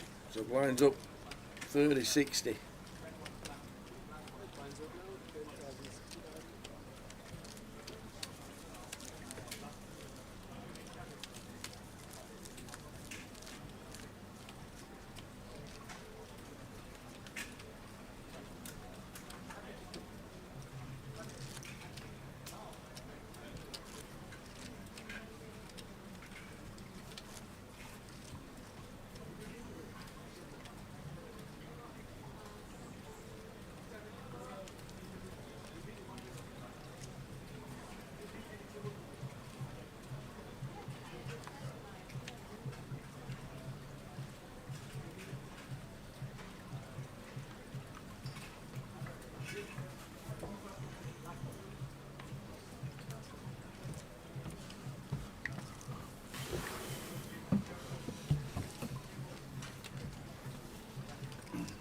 It's all falling around to the button.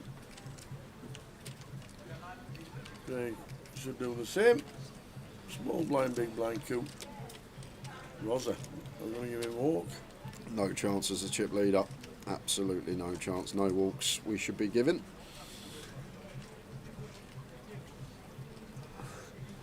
Just whether to complete or potentially go for the raise up as a still. Just going to go for the latter.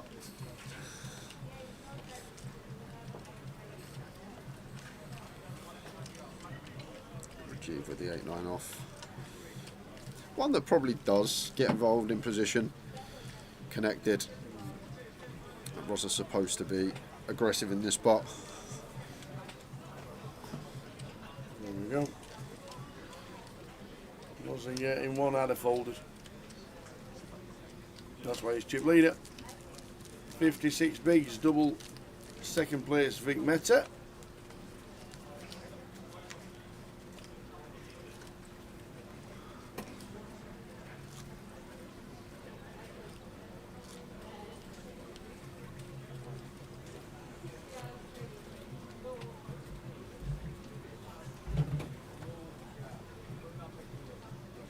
And then Richie Byrne, evening gents, just got home and tuned in. Come on, Rossa.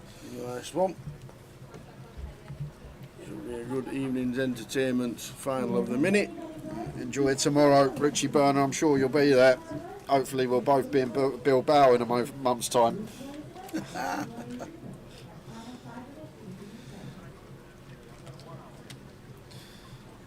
The thing is, a lot of the Spurs supporters I spoke to have already booked their flights for the final, but it's just testing fate, isn't it? Because there's like like Bodo Glimt. They're like, oh, we're surely in the final, but it's just testing fate.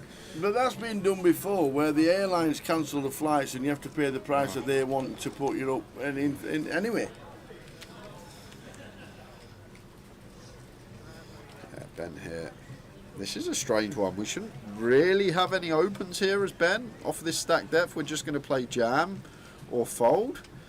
So, interesting to see what the rest of the table perceives of this. So, not really much we can do against Ben's stack size when he's got 9 bigs. But it's kind of interesting because if Ben had ace king, ace queen, ace jack, he's just all in, right? If he has like 10s, jacks, queens, he's just all in. So, this does look a lot like a still or specifically and only aces. So maybe if Rajiv or Vic wakes up with an ace in the big, they might be able to sniff it out, blocking the only hand Ben's really repping for value here. And it's 7-4 of clubs for Vic and just going to get out of the way.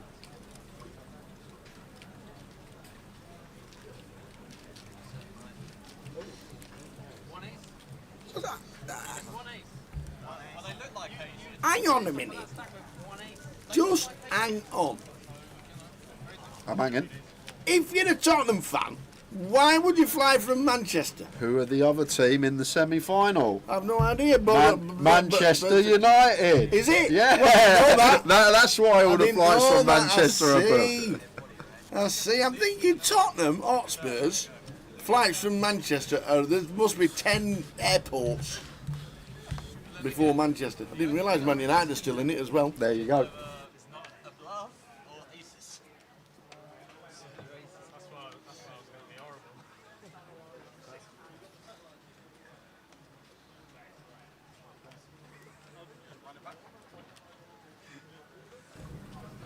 Man United still in as well. Yeah, they've got Glimt Bodo.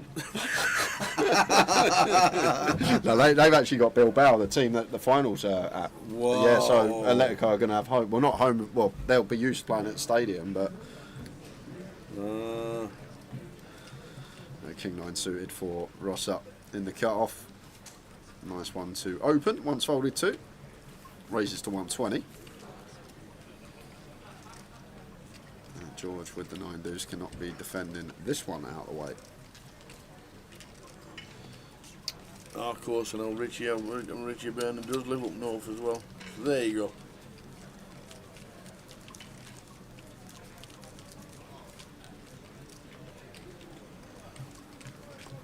Can I just ask, Go on. what Scandinavian country is it? Norway. Norway. No, I just never heard of it. Bodo Glimt. You don't fancy going?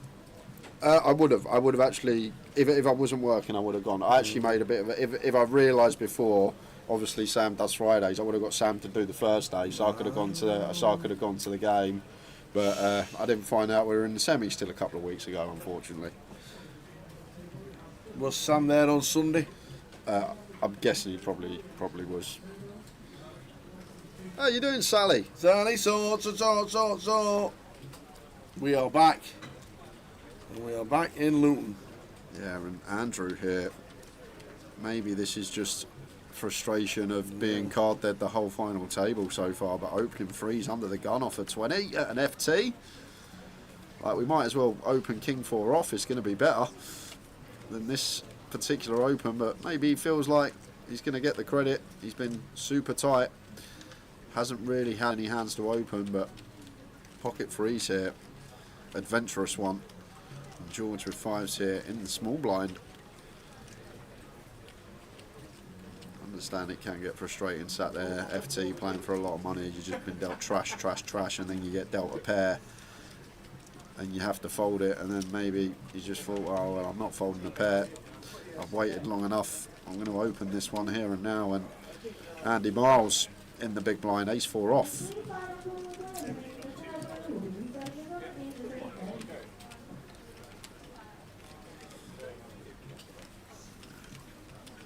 I can't really fault Andrew for that. As I say, other Andrew P's been fairly tight. May have been his first VPIP of the FT. We can see his distribution's been terrible. Not good. At the freeze, raise and take.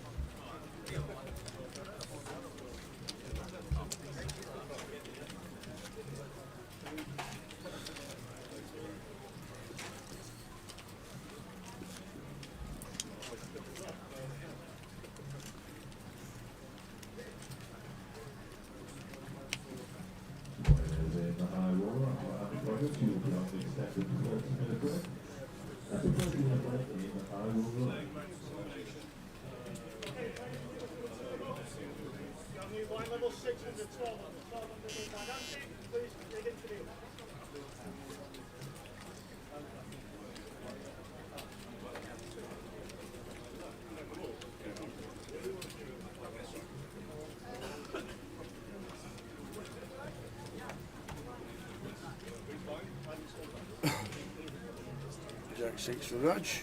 C3. Wow. Opens, yeah? Fair. Vic just calls. Yeah, once again, I like it from Vic. You look at the stacks around the table. Look at George's stack, Andy's stack, Andrew's stack, and Ben's stack. Like, it's a situation where Vic's got 3 opponents that,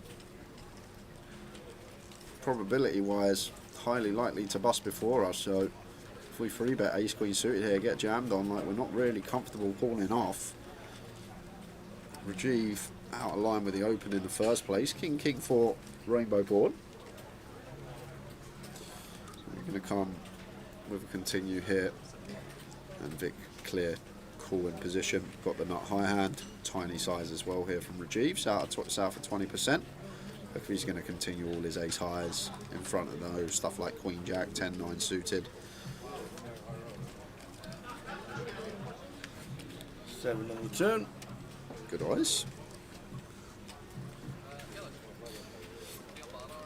And now as Rajiv, important to think about Vic's range once we choose this size on the flop, because when we go 20% here, like Vic's going to continue Queen Jack of diamonds, Queen Jack of spades, Jack 10 of spades, like all this stuff, free to flush, free to straight. He's going to continue like an ace 10 suited. So it's not a situation when he calls on the king 4 he's only got a king or a pocket pair. He is also going to have a lot of floats, ace highs, queen highs, Jack 10 suiteds.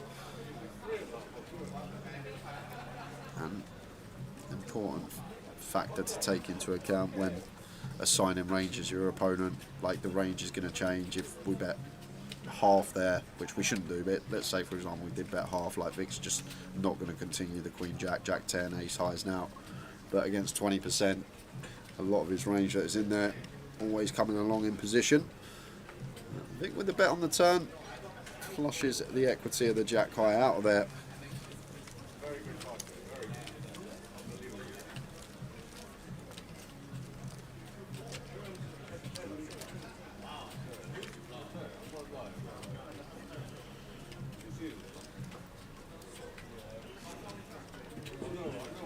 So half an hour to go till the end of this first session, extended session.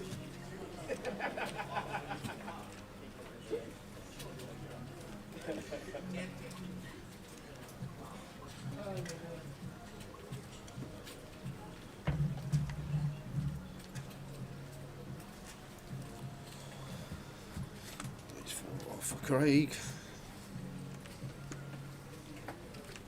To the muck. Gary Fitzpatrick.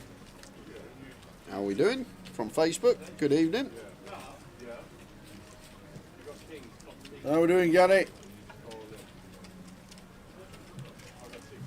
Always good to see you. We are all good. Cheers, Gaz. Hope you are too. Yeah, Suited King for Rossa. Once again, nice one to open. Great attempt to still candidate.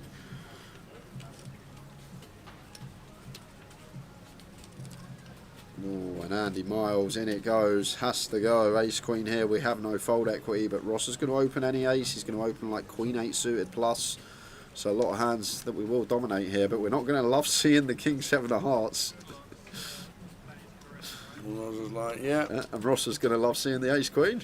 More than happy with that. 2 live cards against the Ace Queen of Andrew Miles. 45% is more than what we should have, so I'm guessing some aces and queens in the muck, or maybe a lot of hearts out there, all live potentially. Which should nowhere not be this high. These two hands all in pre. RFID accounting for dead cards. Here we go. Andy Miles at risk. 8 King now needs an ace. Yeah, terrible start. An ace and an ace only for Andy Miles. Well, he is out in 8th, and it's a 9. Andy Miles taps the table. Very unlucky, sir. £2,620. Well played, Andy. All the way from down south, down in Portsmouth. Andy Miles, 26-20. Ben Skinner now.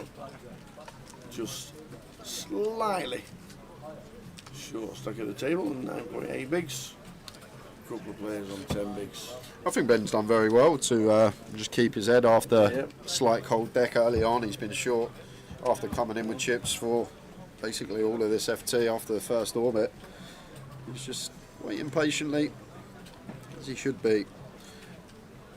Still in.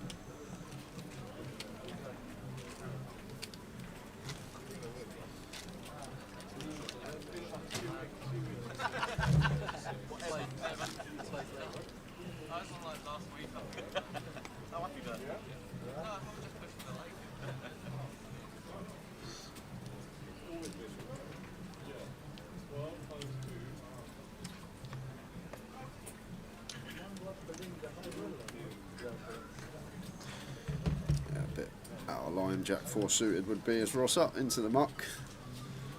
10-3, Vic follows suit. Anything for George? Queen 9 off. Out of the way with 10 in the cut off. Ben blind on blind, 9 big blinds. We'll have some shoves here, a fair amount as well.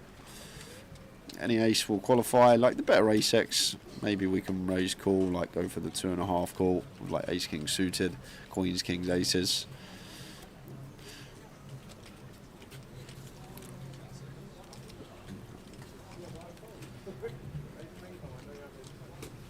Not choosing to jam on this occasion. Oh, and it wouldn't have worked. He would have got his arm snapped off by Craig.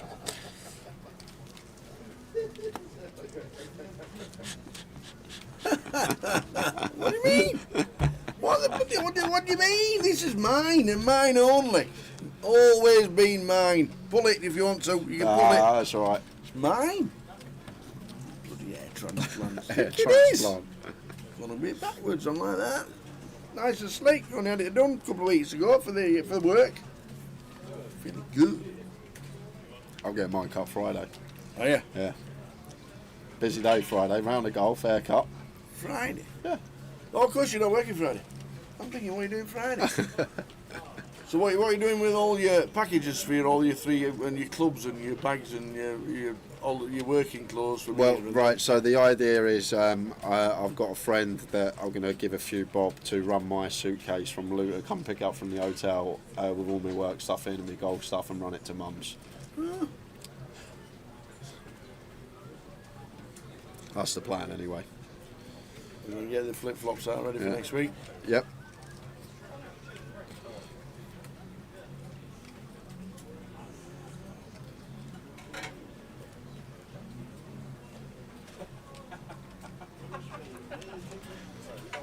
Pocket sixes here for Craig in the small blind, and George once again. We see an open here off of a 10 BB stack, and as I say, if George has like ace jack, ace queen, ace 10, 10s, 9s, 8s, he's never doing this, right? 7s, all this stuff here. So let's see if Craig can figure this out and potentially try and get this heads up versus George, but he's just going to go for call instead. George going to get to realise here. But it's really interesting because, like, you think about George, if he had a king, queen, all those hands I just rolled off, he's just going to jam for his 10 big. So once he opens, he's basically got some stills and then aces and kings, maybe queens. But it's interesting because I feel like when people open off this stack size and you got an ace, it's just an absolute print to play the free bet regardless of anything else, because now it's only really 3 combos of hands that can continue. You just expect everything else in there to be stills, but either way it's going to be the same result because that's middle sets. Very nice. Mickey Black's turning up. Top pair, decent kicker for George. Off of 8.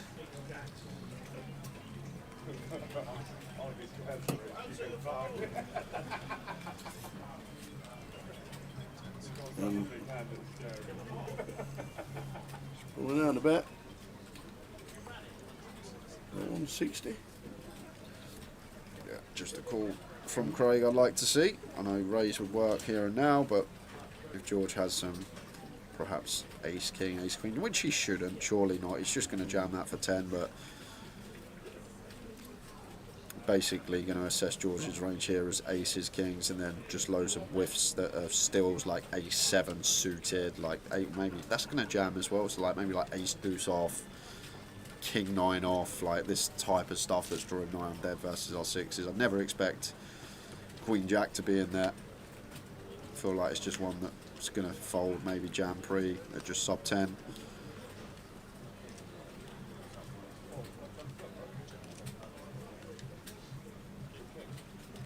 Check. Jam, call. Jam, cool, no sweat. See you See later. then, absolutely. George going to be out the door.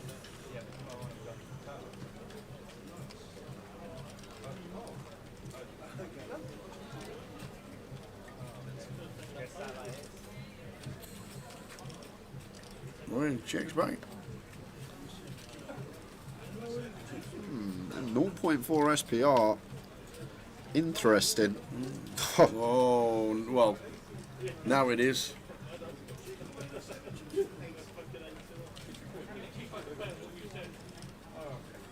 That's what we just say them all in and then we get a call.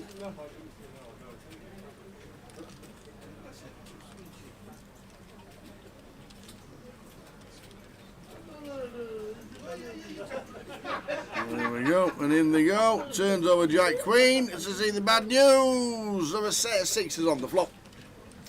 And George busting out in 7th. Unlucky. Rivers 2, but there was draw indeed. Unfortunate for George.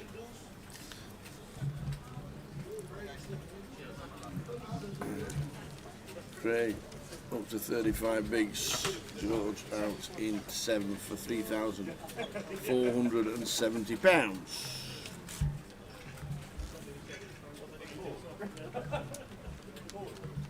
20 minutes to go until the end of this session, and then a break.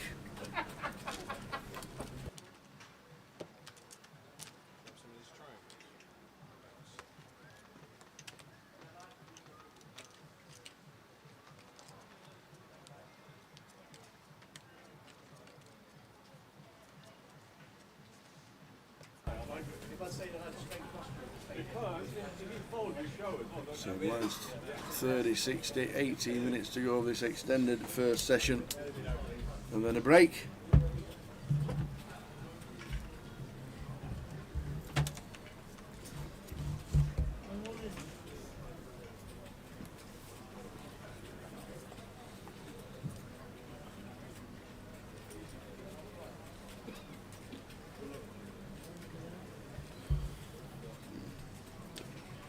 Ace for Craig on the button.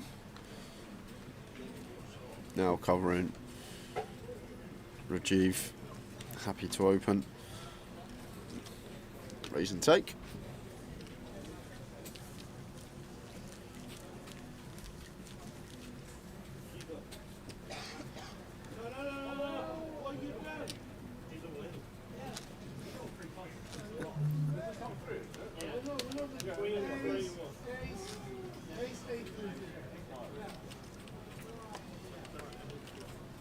George out in 7th, leaving 6.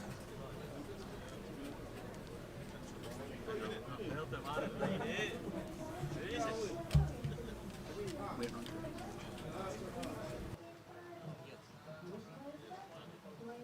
you have 2 diamonds? No, when? The 1074 one? No, information's being trickled through by the sounds of it. Sorry? No, information's being trickled through. I've just got the message here. Have you? Actually, just got the message. Absolutely screwed. You're the fuck.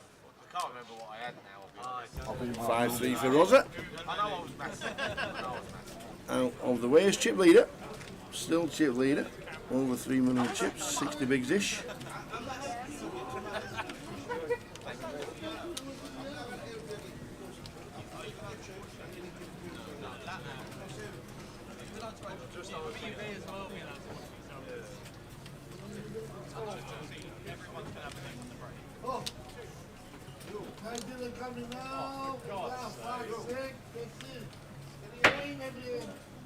So we make it up. And there's Raj.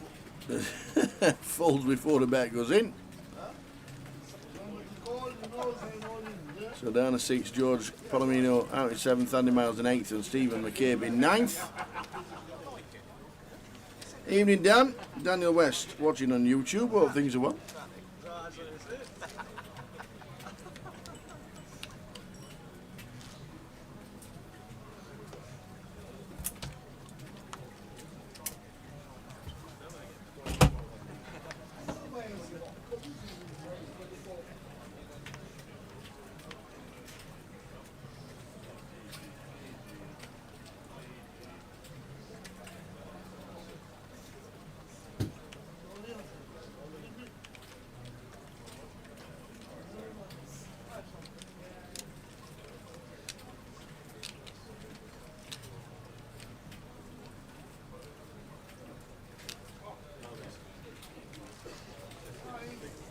Raj on the button, raised to 150.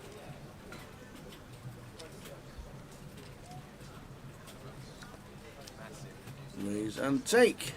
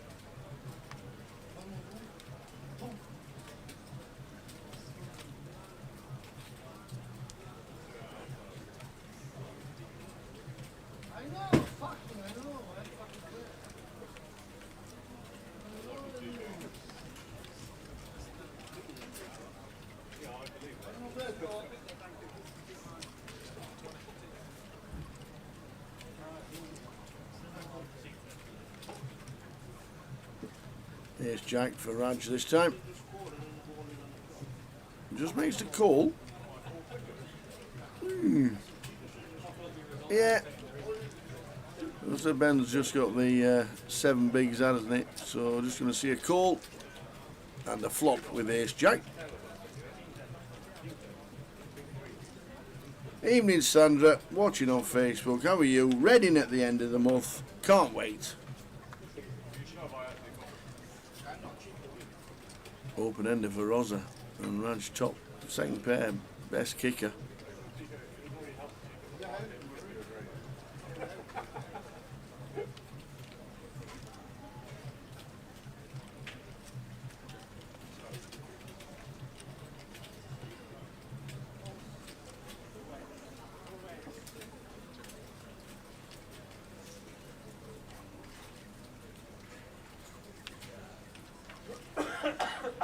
Checks.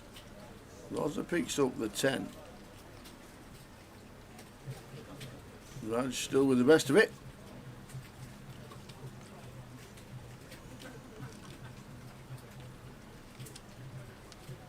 Oh, Sandra's baking cake for when we get to Reading. We can't wait for Reading now.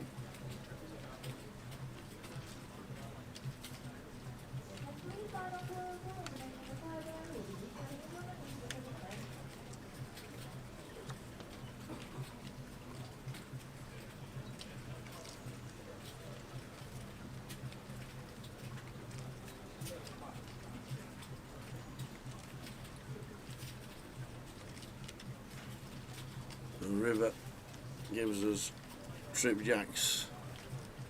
Rosa with a check. Raj should stick in a little bit.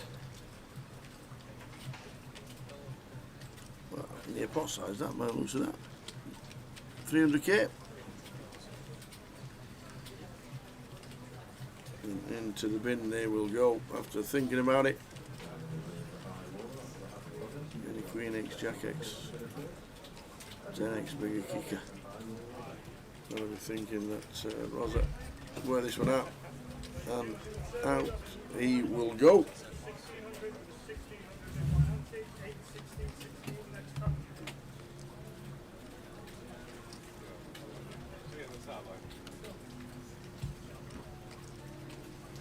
In the tank, but I think it's a fold.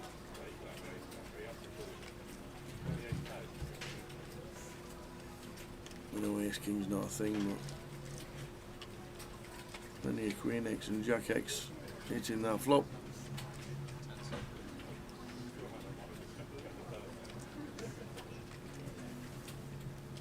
And in the bin they do go.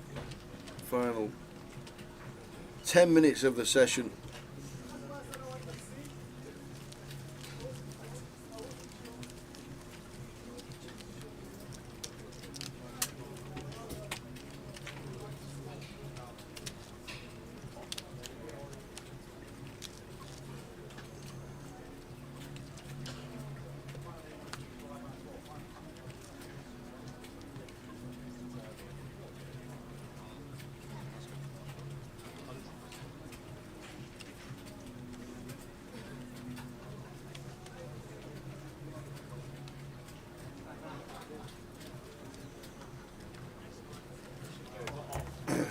When are we streaming Leeds? Is it from Wednesday the 15th? Yes, it is. Yes, it is. Wednesday the 14th, actually. Wednesday the 14th of May. Yes, it is. Wednesday, Thursday, Friday, Saturday, Sunday, all streamed in Leeds. In a couple of weeks' time, we will be there 2 weeks today in Leeds.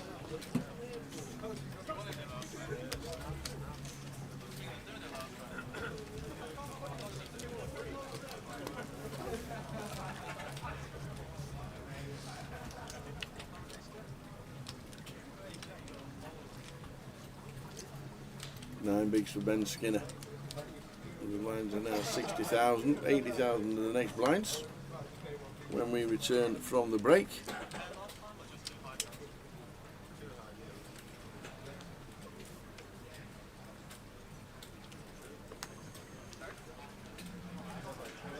I had 2 suited covers. I was thinking about it. Really, I did that to just think about what the lights were shoving it. Big things this time, fuck's sake, fuck's sake.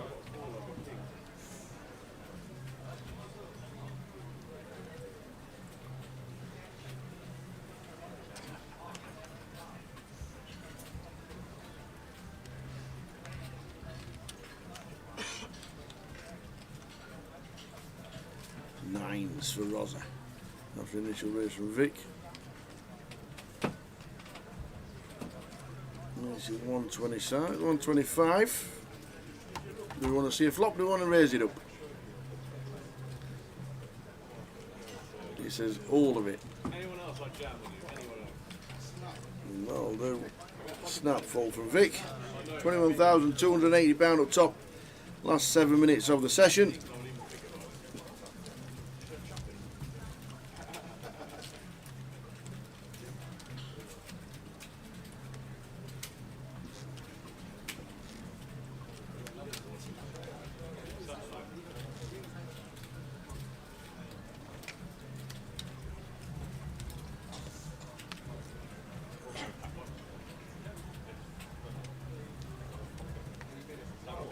No, I just arrived. The fucking food is shit. Made myself look nuts.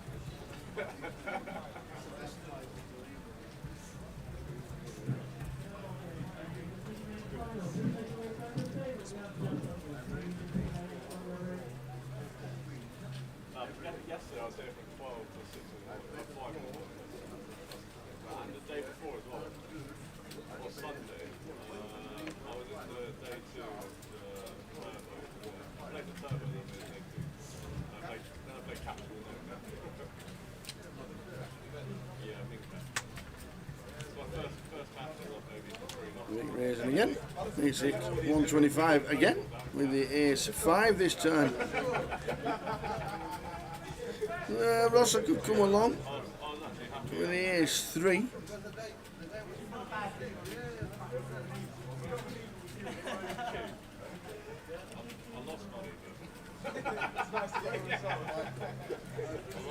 lost like 30 quid.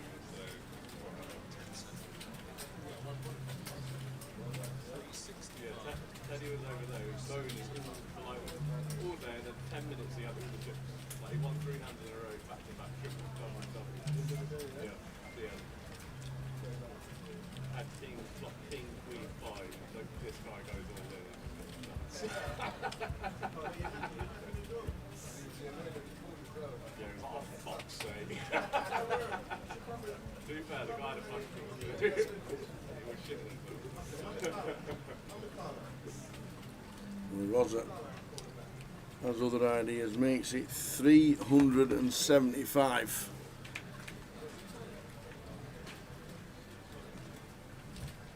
And back round to Mr. Price with the eights. In the bin they go. And Vic Meta, who makes the call. We go heads up to the flop. Eights out of the way. Interesting when Andy Price sees these two hands. Big Meta flopping the best. King, Jack, 4, but 2 diamonds.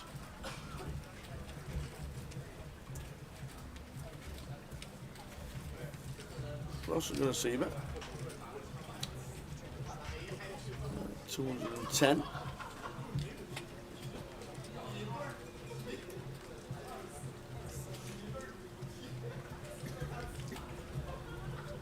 Just a call.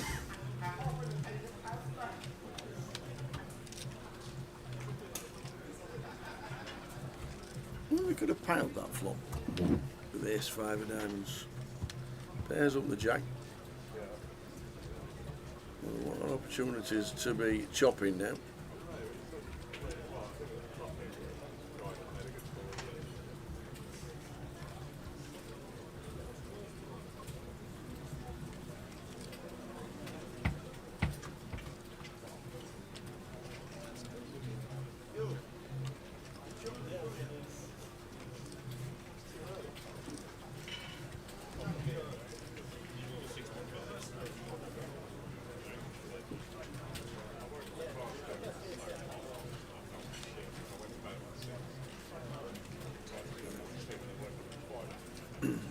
Those are checks.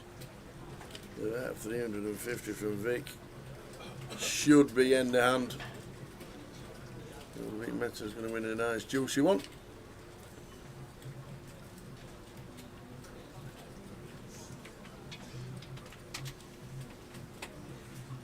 Vic Meta up to 2.5 milli.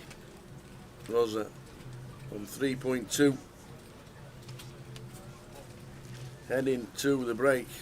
Last 2 minutes of this session.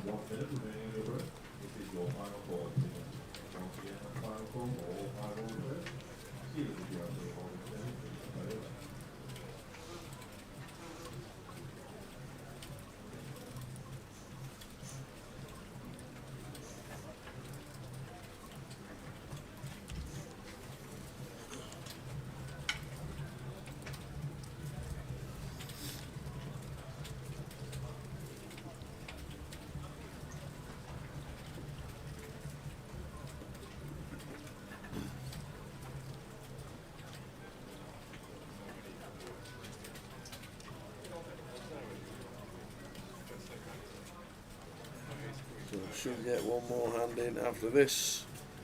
Well, other ideas for Vic. One looks down at 2 5s.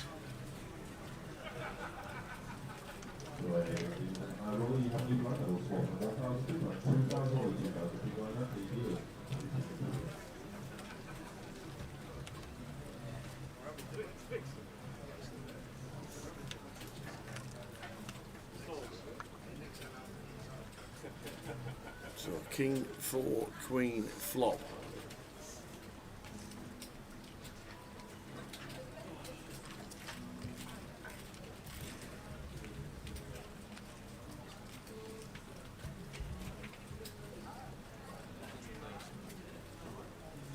So one more hand, last hand of the session on its way.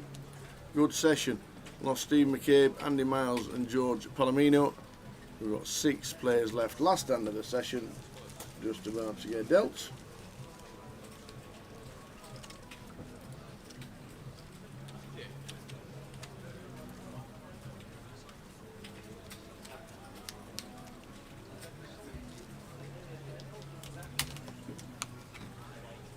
And then a 15-minute break, and then back with more of the same straight after.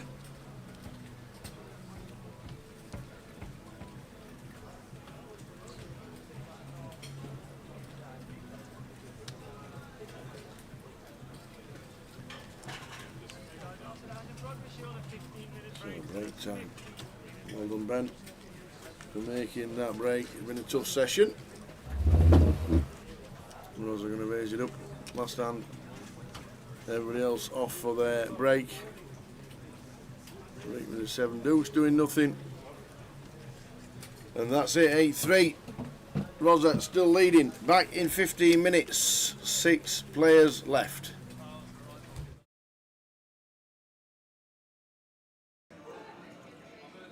$102 in the main event today. 1-0. 5-on-1 next time.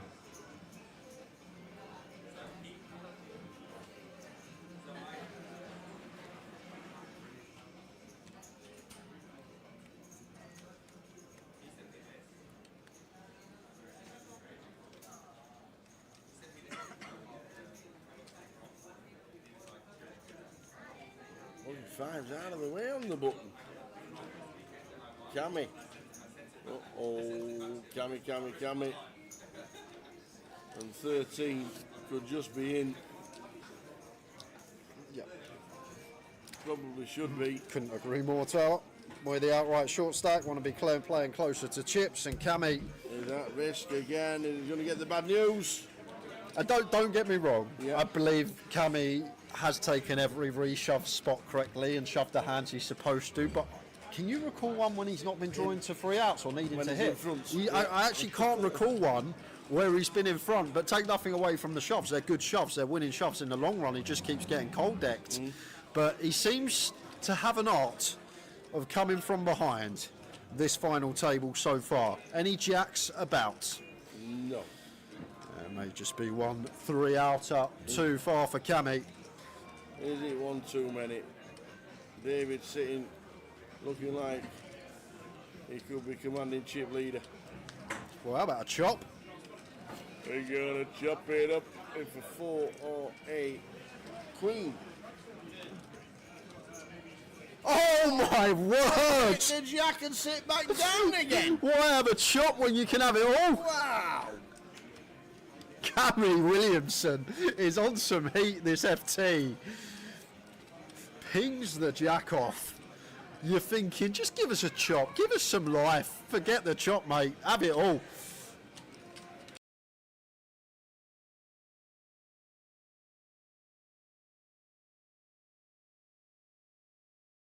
Do you want to last longer for the main event? I go, yeah, if you want one, Tel. He goes, I want 10-1 though. 10-1. So I was like, yeah. He goes, I want 10-1. I go, I don't think it's worth me while. Yeah. Oh my. He wanted 1 versus 10. I was like, I don't think I can take that, Tel, unfortunately, especially with my main event track record as well. But he wanted 10-1. Oh, dear. I would have given him 2s perhaps, but 10s. It should just be an even money split, shouldn't it? It should yes be. or no? Oh dear, 10-1. But this is what Terry does when you have a last longer with him. He always wants a price, and what he will say, but you're better than me. That's what he will usually say. But to be fair, when he's got the chips, he can put people in some spots. But going to be a little bit of a spot here as Bobby finds the jacks.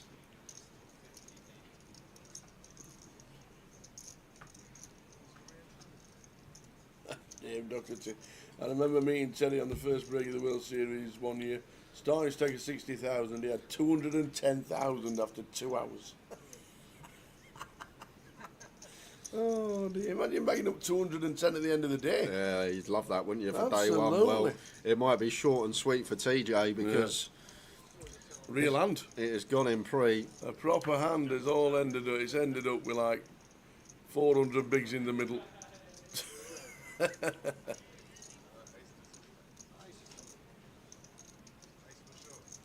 So Terry with 10s, Bobby James with the jacks. Terry won't be out. I think he Oh, will. he will. Yeah, Oh, he will. he says there's 100 chips difference.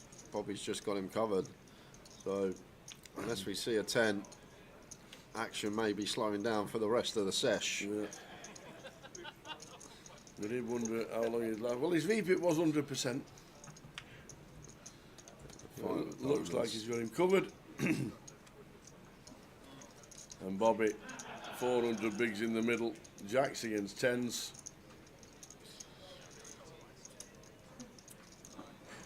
Just working it out, see if he has him covered, and he has by, like I say, 100 chips.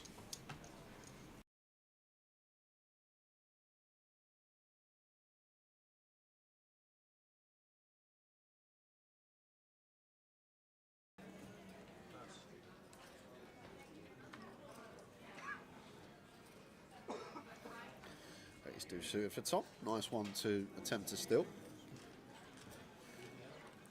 Is the feet? Sorry.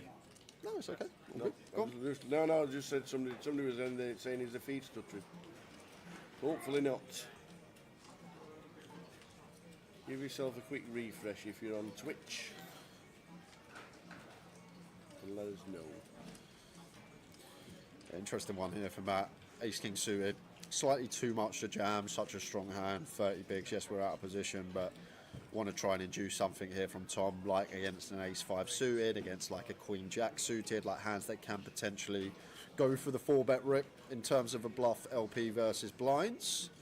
And Ace Deuce of Hearts, maybe not like the prime combo, but if we are going to pull some 4-bet bluffs in the form of a jam, we do like choosing some suitable ace stuff, but we prefer having the Ace 5, the Ace 4 suited.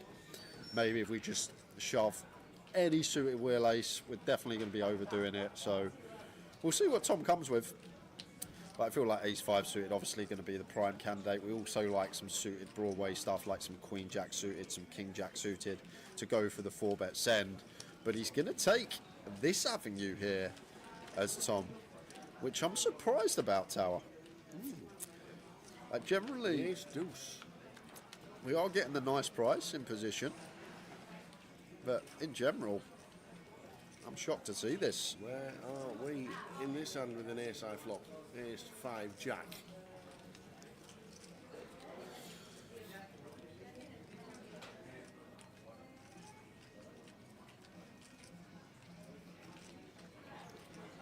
Not much Matt's worried about here, Tal. I'm going to be in a bit of a quandary as Matt's sitting here thinking about hands that Tom's just going to call here. Maybe like some stuff that wants to take his price, like a Jack 10 suited, like a 10-9 suited. Like I expect stuff like 7s, 8s, 9s just to send pre. I expect stuff like Ace Queen, Ace King, Ace Jack suited potentially just to send pre. So kind of interesting what we're working with, thinking about Tom's range from Matt's perspective. Like I'd never assign him this tower. I'd never give him the Ace Deuce suited, the Ace 3 suited. I expect these hands to just potentially fold, or maybe once in a while go for that low frequency 4-bet. But now we get here, going to be a real problem for Tom Hall, because we have top pair facing a capable opponent, and Matt will find some bluffs from stuff like King Queen, Queen 10, King 10, something like a King 8 of spades that now turns a nut flush draw. And then obviously Matt's value range just going to be the Ace King, Ace Queen, Ace Jack, Pocket Jacks, Ace 5 suited, Ace 4 suited that were bluffing pre. These can still be in there for value too.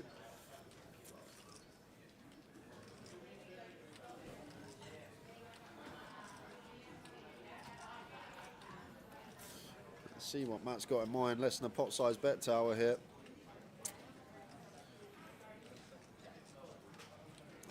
0.95 SPR.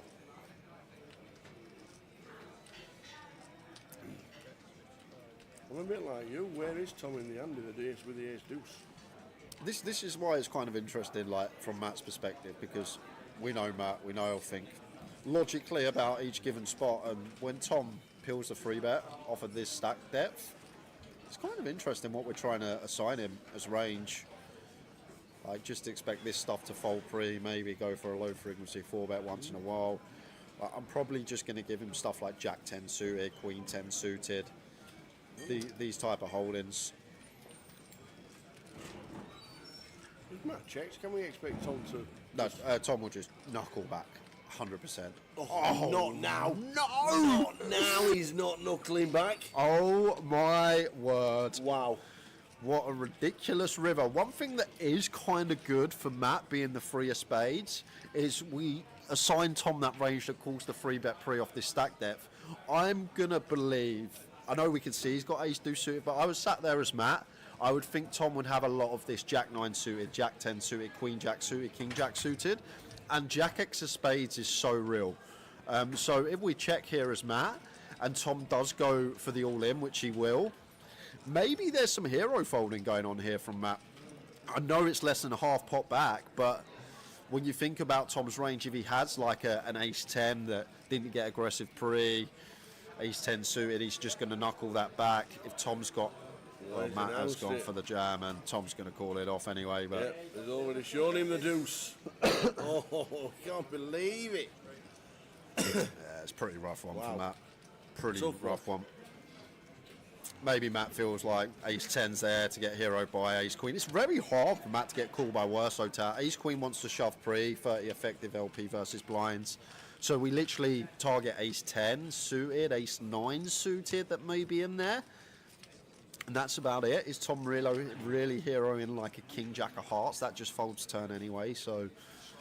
That is leaving Matt pretty short, 29,000. Pretty grim run out for Matt Davenport. Really interesting river jam from him though, Tower, because where are we getting paid from? Ace 10 suited, is that going to hero? Ace 9 suited, is that going to hero?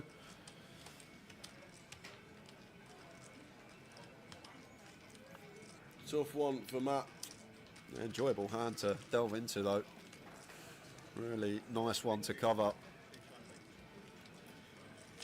So the pill of the free bet with the ace deuce for Tom working out on that occasion.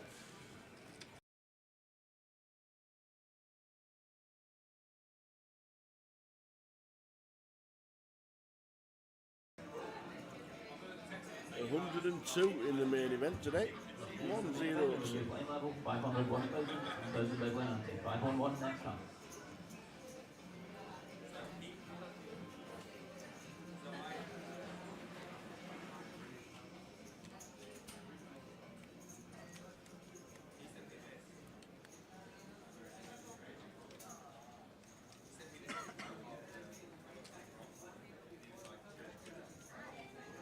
Five's out of the way on the button.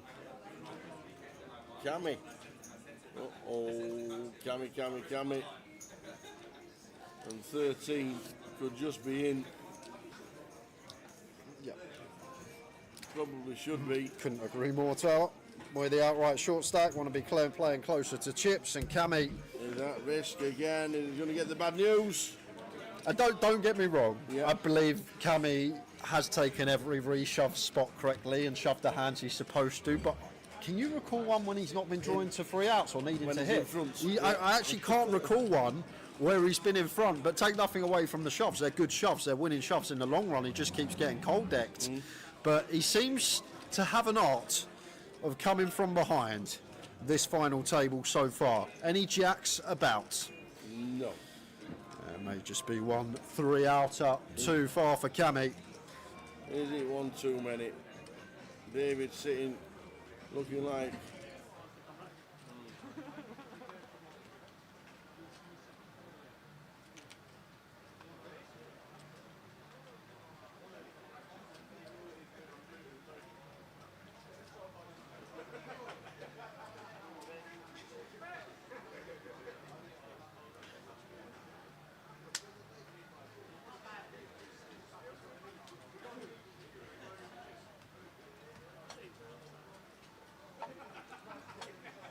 So Vic? We have 5 and 6. Do you agree? I agree.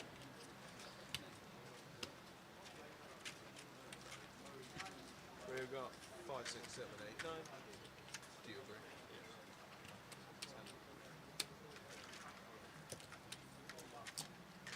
10. Can you guys confirm that this is in fact 1.59? We've got a million here and then 500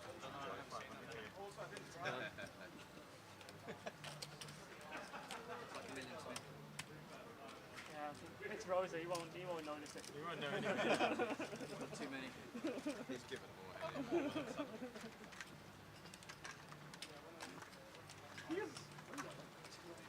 Sending his break gain information. Sending his break gain information.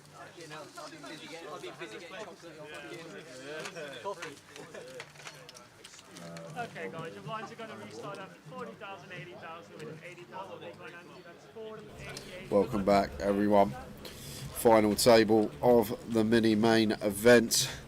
6 players remaining.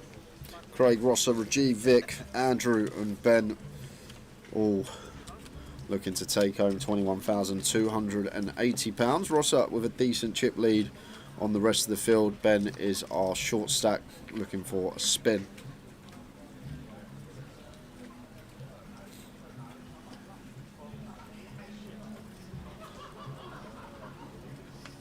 Don't think this will be getting finished this session.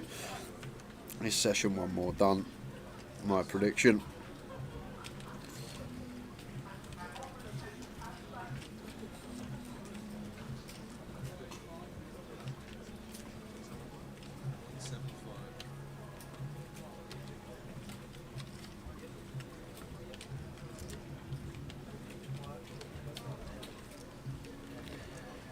How doing, Chris Smith? Welcome to the stream. Rajiv opens a 7-off here from the cut-off of a 20. Bit of a sketchy one from Rajiv at this stage. Not got a bigger stack as we had at the start of this final table. Vic now has us covered on our direct left. Need to be a bit more selective with opens. Either way, getting to C3, and what a 3 it is! Ace, 9, 7, all spades. Flop flush for Vic, top and bottom for Rajiv here. And Rajiv starts with check, and a snap check back from Vic. Didn't even entertain the idea of a bet here.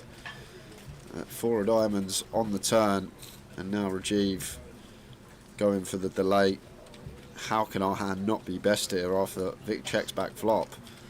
200 into 550, just shy of 40%.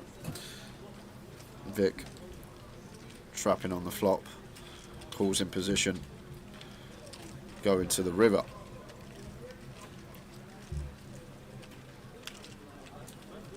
Oh, and it's a saving grace, 8 of spades for Rajiv. And now I feel like as Vic we need to go really small here. We have the jack of spades in our hand, like something that we target here is going to be specifically the jack or 10 of spades. Difficult for Rajiv to get to the river with a bare spade that isn't one of these 2 cards. So when we hold the jack of spades with our second nut flush, maybe we want to be sizing down as Vic, try and target an ace-x, 1 pair type stuff. Either way, Rajiv's done terrifically well. If he opted to c-bet flop, this pot could have been bloated going to this 8 of spades river. 5-7-5 from Vic coming in, 60%-ish. Now as Rajiv, what do we beat here? Vic would have to get really creative to have a bluff in this given scenario. Check, check, flop, calls our turn lead, like will potentially have some bare spade stuff, but an interesting factor at finals, like Vic doesn't peel king 10 off, he doesn't peel queen 10 off, so he doesn't actually have too many bare spade flushes, like king 9 off, queen 9 off, ace king off, ace queen in a free bet against this stack size. So it's actually really difficult for Vic to get to the river as played with a bare spade.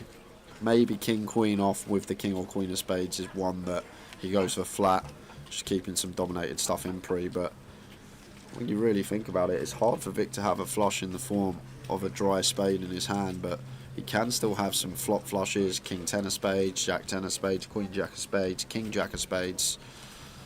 So Rajiv is going to pay it off and does see the flop flush of the queen jack of spades, and potentially could have lost more chips in that given situation.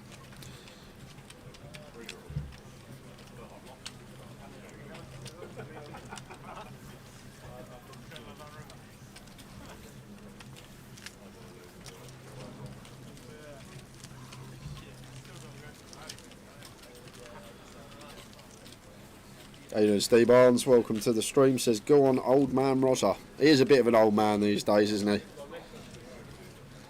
Mentioned earlier, been around for years on the UK scene.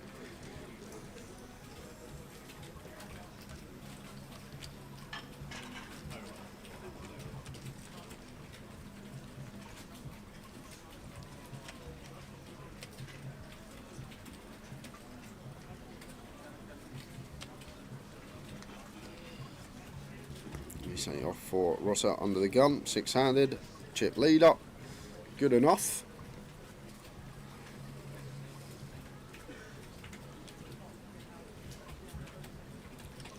There's the open.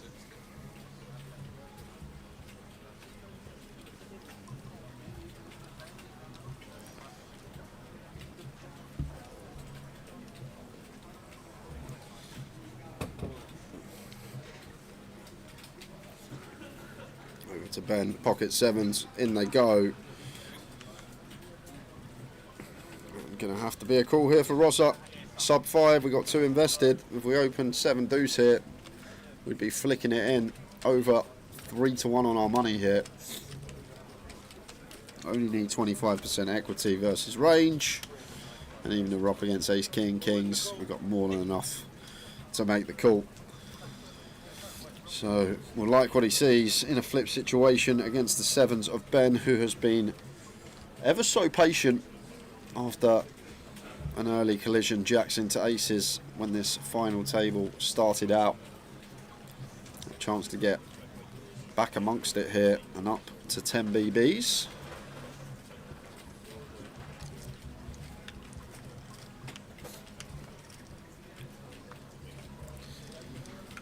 And it's a good start.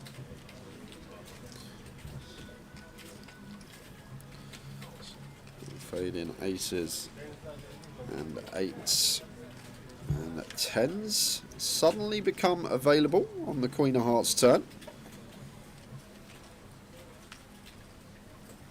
But it's the Jack of Diamonds river, so Ben with the 7s doubles up his sub 5 BBs up to 950, good for just south of 12.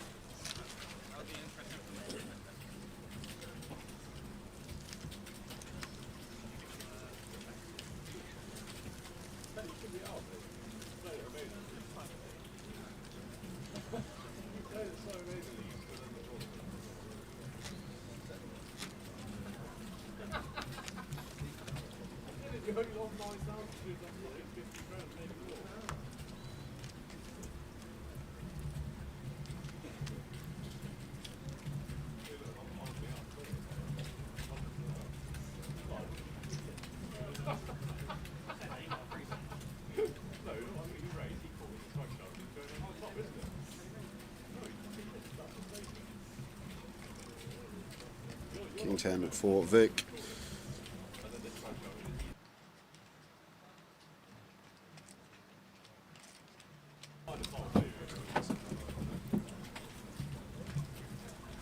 Clutcher in stacks with Rosser now. Going to open into his big.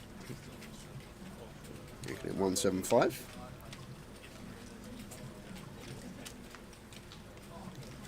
Oh, actually covering Rosser now. So Vic, the chip leader. We're going to sweat a hand from his perspective against the big blind of Michael Rosserman.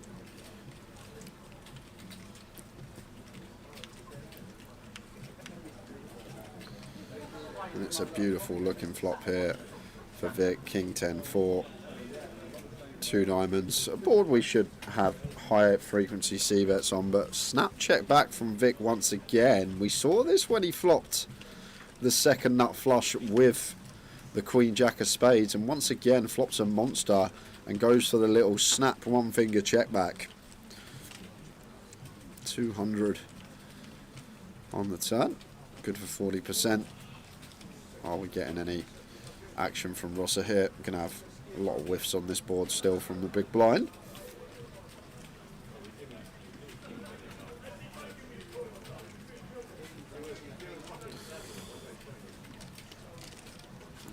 Street of value from Vic. You assume it's going to be value. Difficult not to have the best of it. Flush completer. Still going to need to go for some value here as Vic. No, does not with the King 10. Just snap turns it over. Surprised how there's no value bet coming in. Yes, there's a flush completer, but when we've got 2 pair with the King of Diamonds, there's a bit of insurance. Feel like still plenty to get value from. That was just happy to take what was in the middle. Extends his chip lead.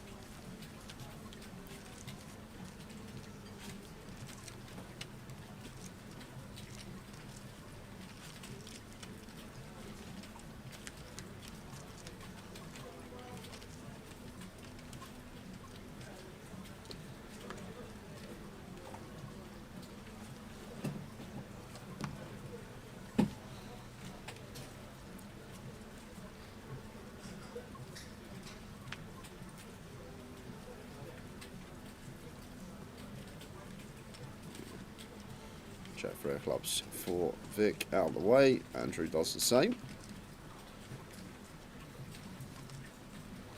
Then 4-5 off into the muck. Craig with a nice looking hand on the button here. Raising to call a jam from Rajiv.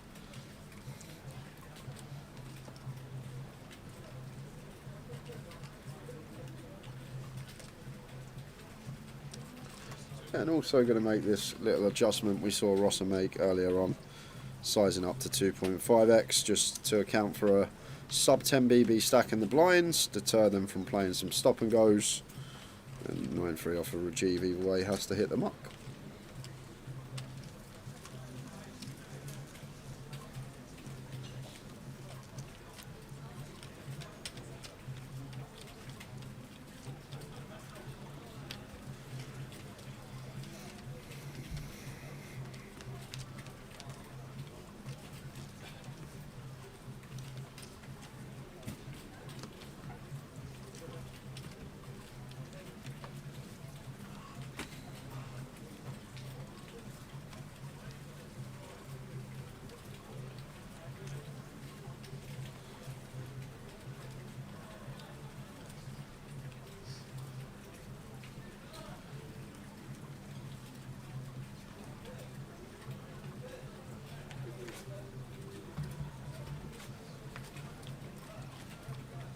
Blind on blind here. Rajiv walking Vic as he should. Vic would have had a snap in the big blind.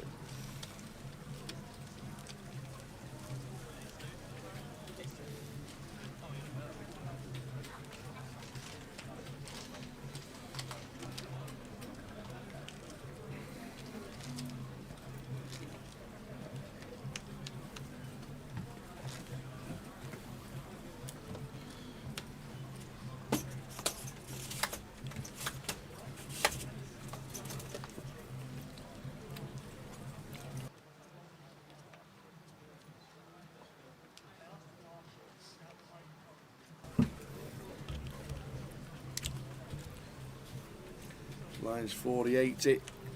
Mini main final.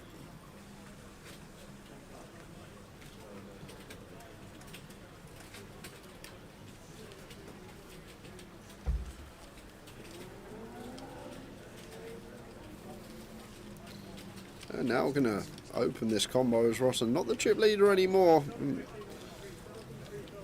Does decide to open from the cutoff here. Gonna have to fold. Just not enough. Yeah, we're getting just over 2-1, but King 7 off. I'd let this go as Rosser. If you could see the hands, you'd call, but like highly likely to be dominated here. We never dominate anything in our opponent's range. But it was the King 7. He busted the Ace Queen of Andrew Miles, and he's going to go with the King 7 versus the Ace 10 of Rajiv. Could be down to 1.8 million, Rosa. Yeah. Halving his stack in the early stages of this session. Surprised at the open actually, without the chip lead, 2 reshove stacks behind. Vic, chip leader in the small, I guess less inclined to battle, but intriguing one from Rosser, deciding to open. Now decided to call off this 7 big blind jam. But there is a king, a 10 and a jack next door, so still plenty of outs for the ace queen. Ace, queens and 10, sorry for the ace 10. 6 of diamonds, not one of them. Ace, queens and 10s. 2 survive.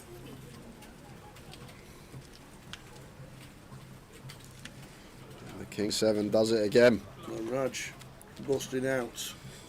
Rosa back up to 3.2 milli. He does it again. This does mean when the blinds increase, although that's going to be half hour's time, we'll be on a 30-minute clock for the duration of the mini main final.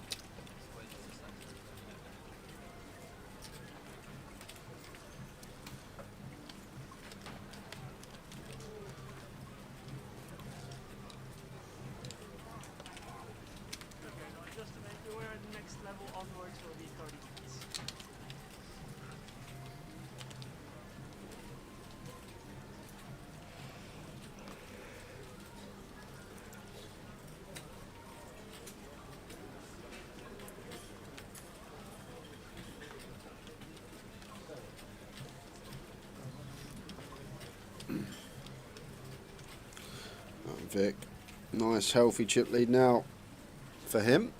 Clear open on the button with the King Jack. Might have actually been a jam. Let's just have a look at the stacks behind, but we know Ben's short. Yeah, should have just been a jam here actually from Vic. With the King Jack, open send would have been the way forward.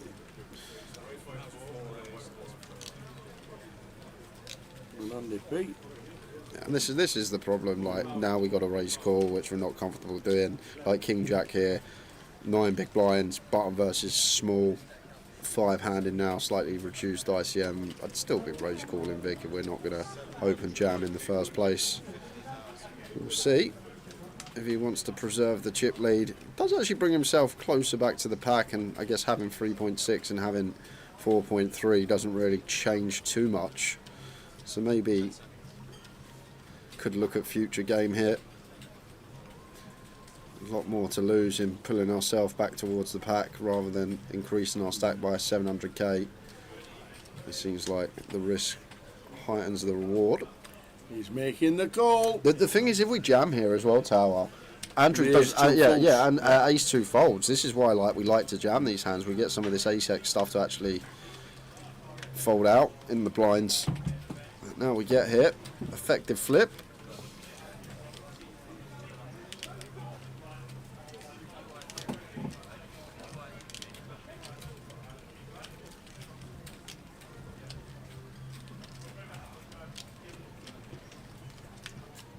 So off we go. More or less a flip. 10, Queen, 6. Oh, still flipping. Yep. Vic's actually just gone slight equity favourite. Feels like too many to fade twice, but it's a good start. And done it once. Can we do it again? Can we fade the 9s, the jacks, the kings and the aces? Yes, we can. It's one in the middle. Andy Price. Up to 1.6 milli. Yeah, I think Vic may look back on that and think, why didn't I just say the words I'm all in? 10 effective in the blinds, really clean shove spot, King Jack off on the button. Looking like he's played impeccably so far. But maybe the first little misstep, which we're all prone to from time to time.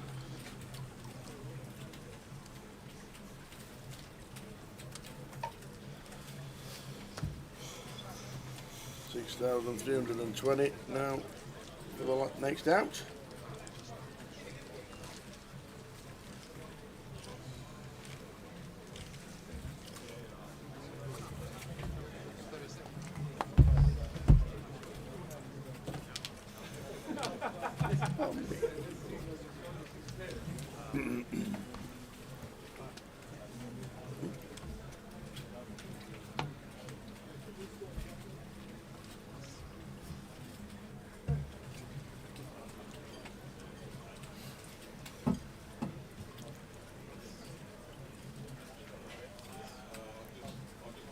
King 10 for Ben, clean as you like. Jam, blind on blind here for sub 10.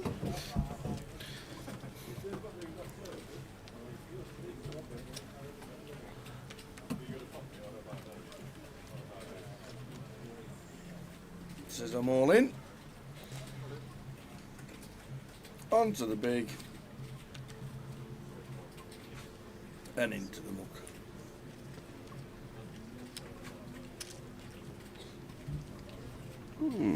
Interesting 10-9 suited there. That's Craig.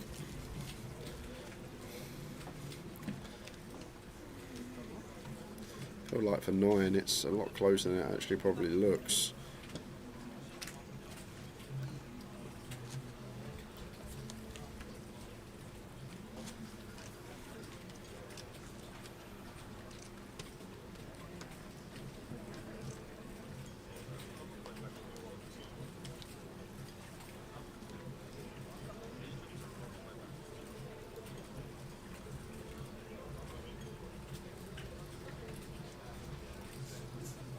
Nice shot for Vic.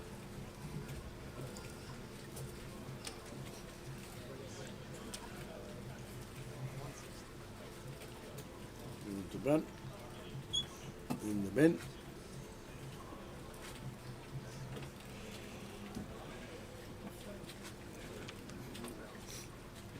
Yeah, I like that fold there from Craig with the ducks. Easy to sometimes see the pair. I think you're going to get to see 3 pretty often. Make the call. I'm going to leave room for Rosser and Vic to bout this one out heads up.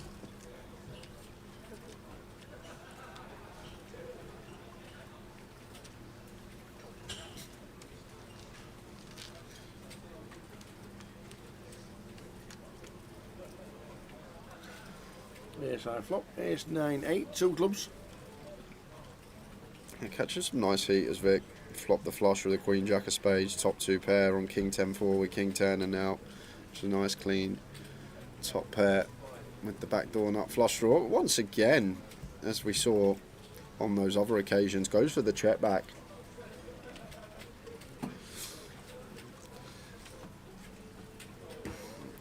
Delay coming in. King Queen no club for Rosser. Out of the way. In.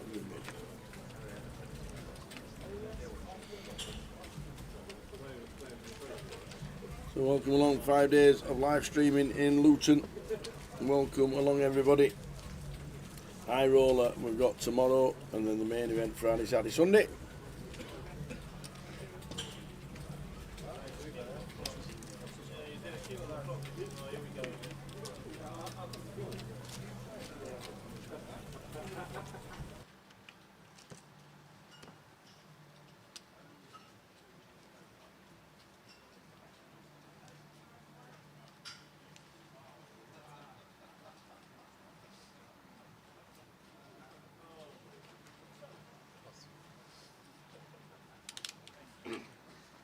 Here's 4 for Ben.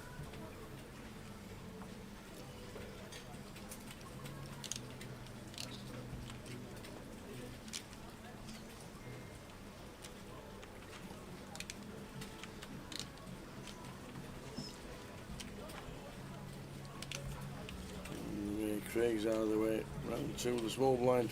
And it's a walk for the chip leader. He had the goods, ace queen of hearts.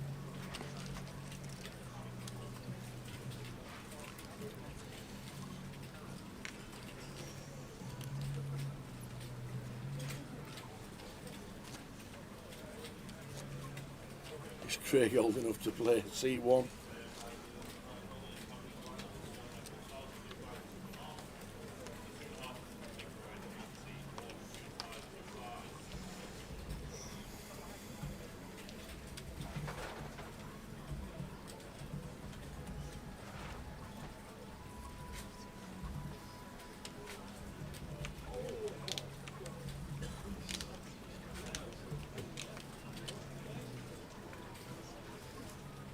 Ace King suited now for Vic, getting all the hands, blind on blind here. One that probably wants to raise call versus Andrew's stack depth.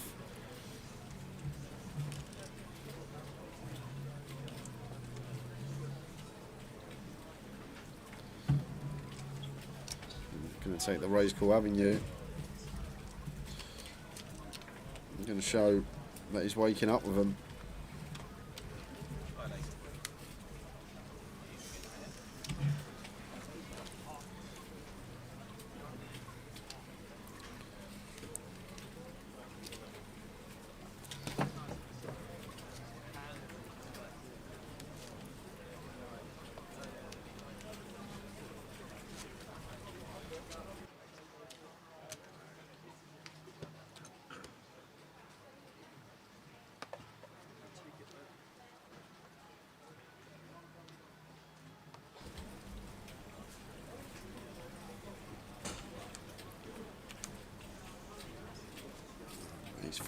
For Ross up, Vic on direct left. May just let Vic go about his business. We know he's going to open wide on the button.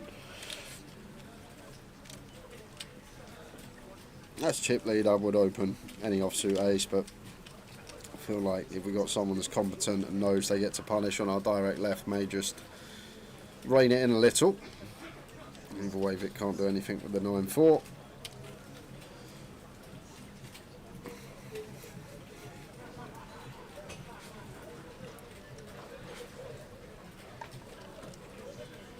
Ben in the big blind with the Jack 7 off here. Pretty grim one off a 10. Jack 8 off, yeah. Jack 6 off, probably not. Jack 7 off. Seems like a lineup. Ben is going to get involved. And it's a fun looking flop here, and it could spell trouble for Rosser at this stack depth. Flopping middle, nut kicker. Gonna have to bet this one for protection. Just folding out like a 7-8, a 9-10, a Queen 10. Gonna be a win. South a quarter.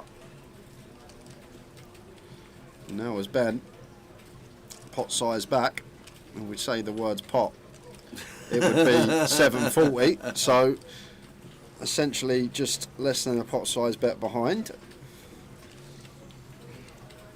I may be happy to run the Jack 7 here and now. And like, it's a situation we can get called by ace highs.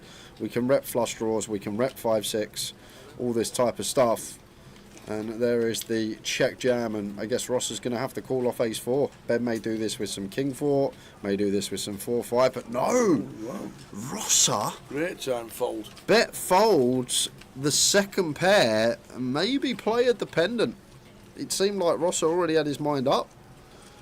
He'd already made his mind up. He was going to bet a big and fold to a jam.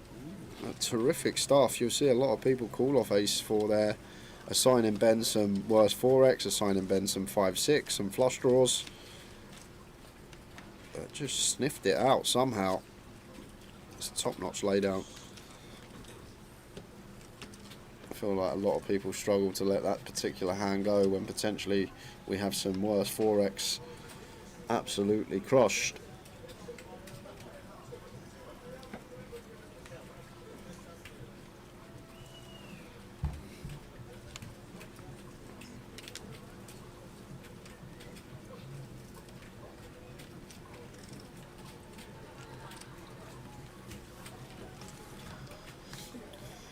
Fives for Vic. Will open. Once again, let's just check Craig's stack. This may be a spot we get to jam as chip leader. Andrew with 17, Ben with 15. Craig, yeah, I feel like you might get to jam this spot as Vic. What, 24 effective of Craig? Pocket 5s. Either way, raise and take gonna work the same. But maybe one of these that we get to scatter in all of it with.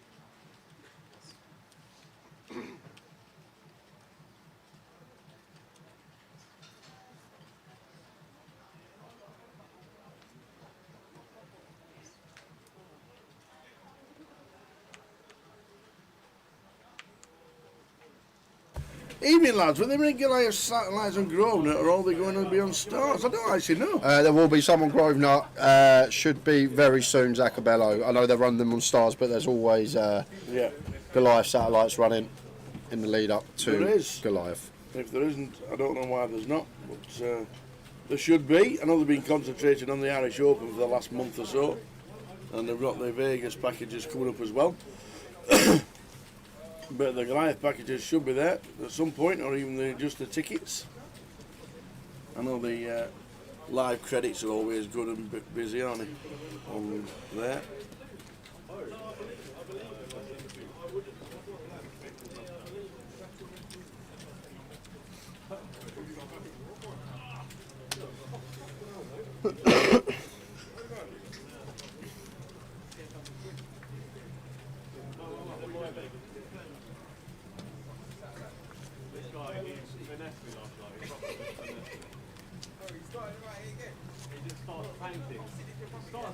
I've got 2 pairs, and it all of a sudden raises.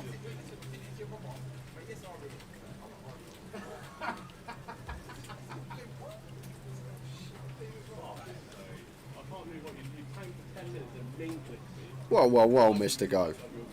I own over 100 of these. Over 100. I got over 100 hats, believe it or not. 100 hats? Yeah, I got well over 100 hats. Have you? Easy. No way. Yeah, easy. Have you really? Yeah. Well, I'd have said about 4.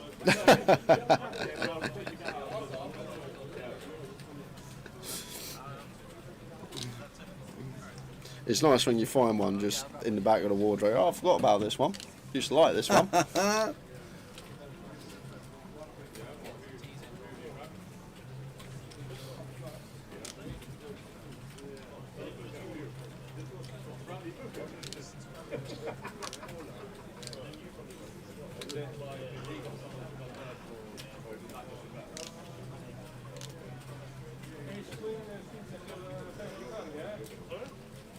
Yeah, well, today is my favourite. Another day.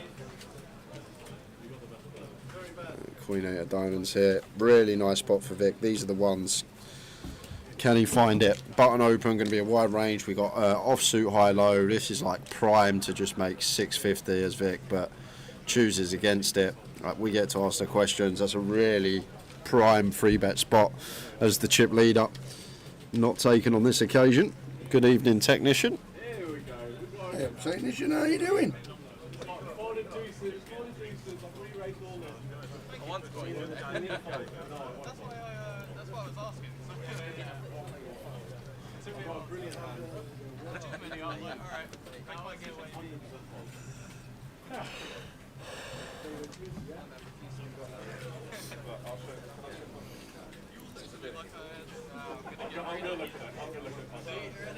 They want the water? I will rate.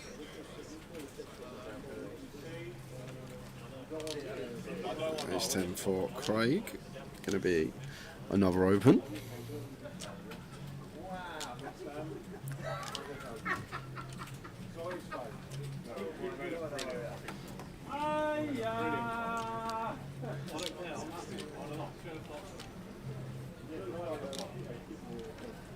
Well done for talking about the fault.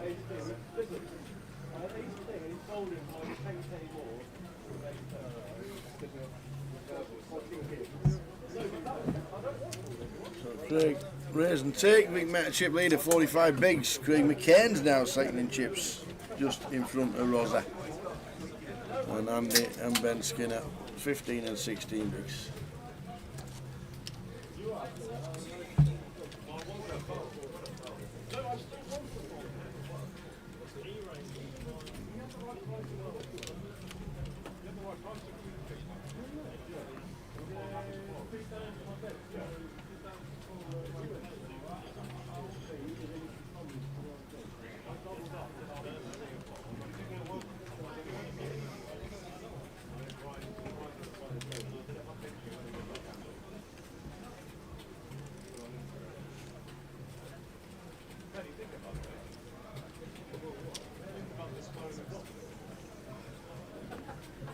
Pocket fives for Rossa from the cut-off.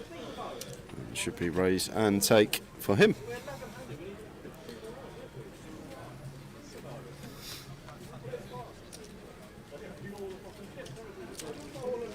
How's your comms room? 5-star as ever. I don't know if you've ever been to Luton, technician, but we're in the same. We're in the same. What is it? Back room, Storage room. room cupboard. Broom cupboard's closer to back room, I'd say. Yeah, a bit like a broom cupboard. Long, thin, Yeah. just fit inside it. All the kit fits inside it. Perfect for a dartboard. That's probably that'd be good. perfect room for just a dartboard and nothing can else in load it. dartboard on Yeah, that wall. door, hockey down there, boom, table for drinks. Perfect. You wouldn't get a pool table in here though, put it that way. No.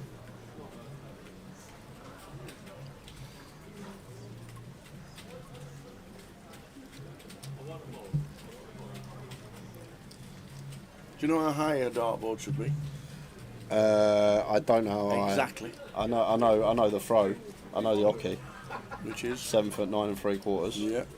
But I Problem. don't know the actual height because the dartboard's always there. The hockey's the one you've always got. You've always got to figure out the hockey. The dartboard's always there.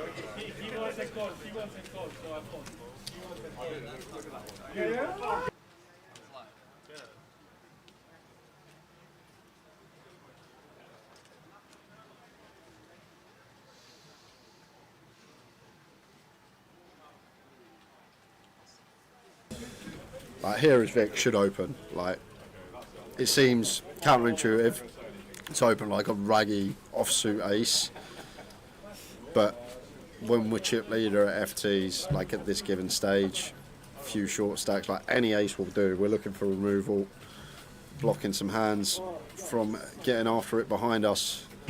Timing on point from Vic because would have ran straight into it. Andrew, bit of a waste of a hand here. Pocket tens all in for 1.2 million. Just shy of 16 bigs. We want some action, sir. Go for the raise. Ross is going to defend the king 5, get him to put some money in with 30% equity. Just perhaps a wasted hand of the pocket tens there. Massive hand, 5-handed. And we can just make that 2 big blinds, try and eke out some more EV. Taking that avenue. As blind's going to be going up in 2 minutes' time. Indeed. We'll be on a 30-minute clock for the remainder of the tournament. Yes. Technician says, Luton team will serve you well, I'm sure. They certainly will. And a little bit of a different menu as well.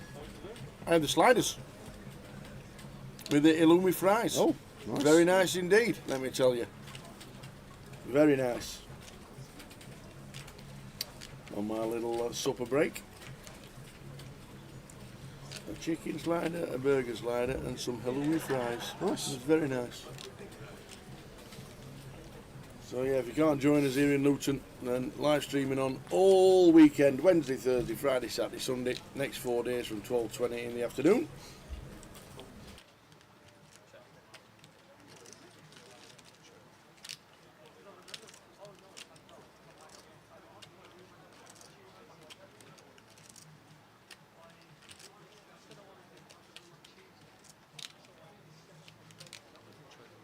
How you doing, Gas?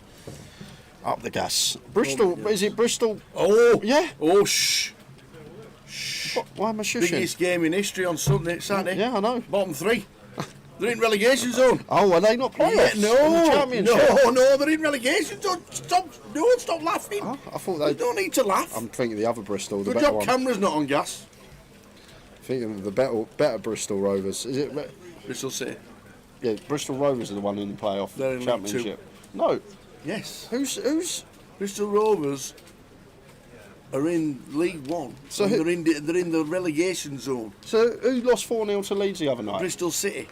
And they're in the championship. Yeah. That's who I'm talking about. Well, no, that's Bristol Oh, City. okay, That's okay. like saying that's like having Man United and Man City. Right, Man okay. City don't play at Old Trafford. Okay, I got you. Are they not playing the same ground, the two Bristols? Are you mad? I don't know. There's 2 teams in North London. Do you play at the same ground? Yeah, but what about Inter and AC? Yeah, but Milan. they do it right, don't they? What about Atletico and Real Madrid? Oh, they're in different Oh, roles. yes, they are. Why is it actually? I've never. Is it only Inter and AC of the big clubs I that think share? It is, yeah. Dundee United and Dundee, 2 different teams in the Scottish Premiership, Yeah. have got the ground on the same street, Oh, on different sides of the street. Okay. That's got to be a local derby, ain't it? The Dundee. Oh, 50 yards. Yeah. That's going to be the closest derby. It has to be. I remember when it'd be great if they do. We used to have double headers when we played like under 12s to get the games in for the season. So you play 2 matches. They could play one at their ground, walk down the road, and go and play another night.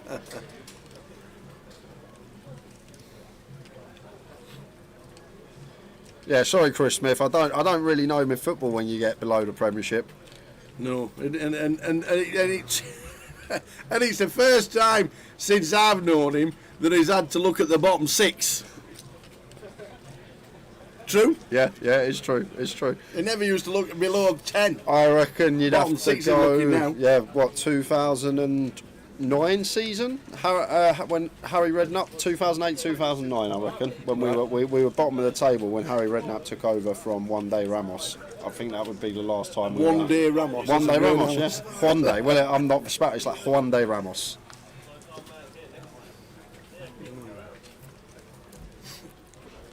There you go, Ben Teague has just told us.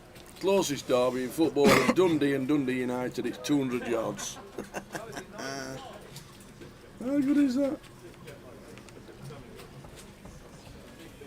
How many people who go to their first away game in Scotland go to the wrong ground? There must be a few, right? They go turn up to the wrong Dundee ground. Bus pulls up at the other end of the streets. Down there, lads.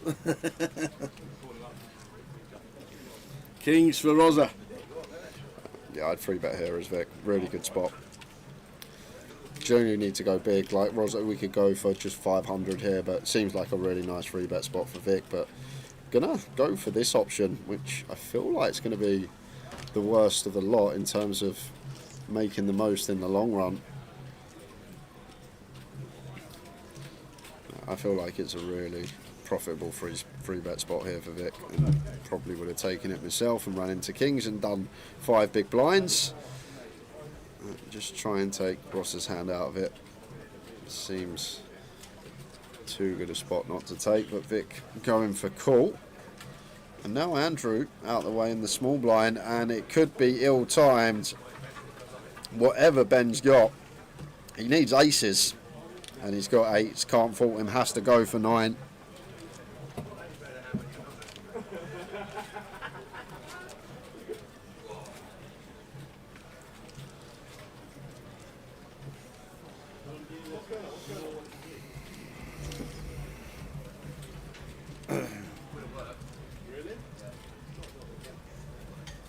The triangle is in. Vic snap folds.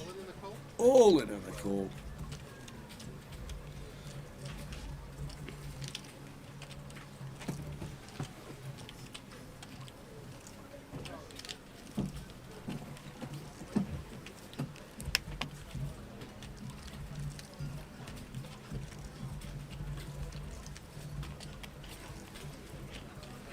No one for the 8s. Ben is in need of one. 9 or a 5. Make it fun.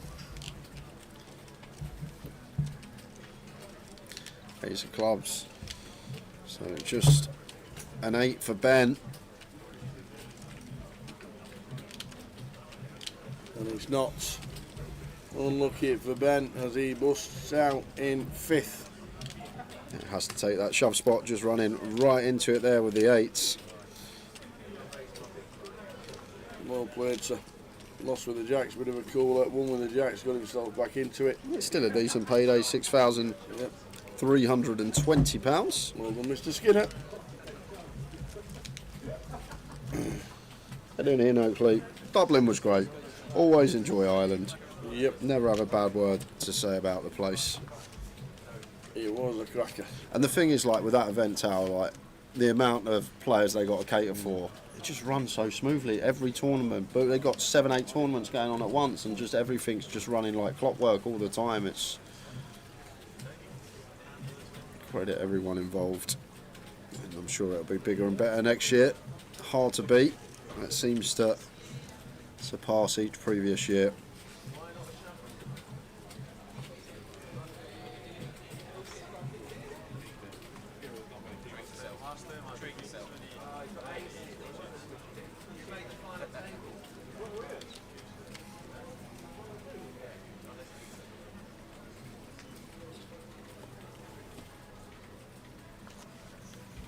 Final 4.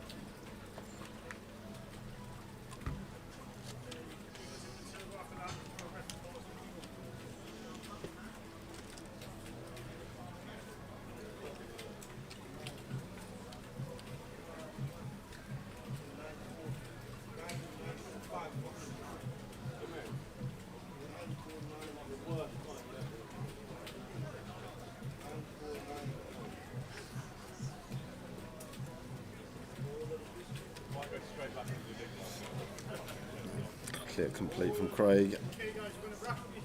Absolutely no raising going on here with the suited 8-7. Want a complete call.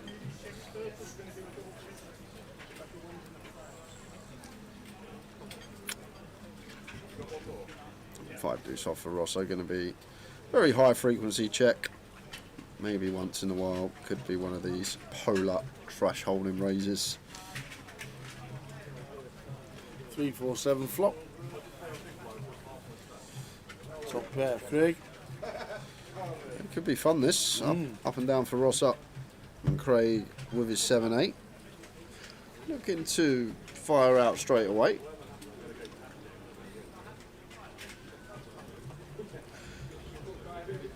That's Ross up. Any take off straight away, or is it just call and take our equity to the turn? Because, like, checking in the big, we are going to have all this trash stuff.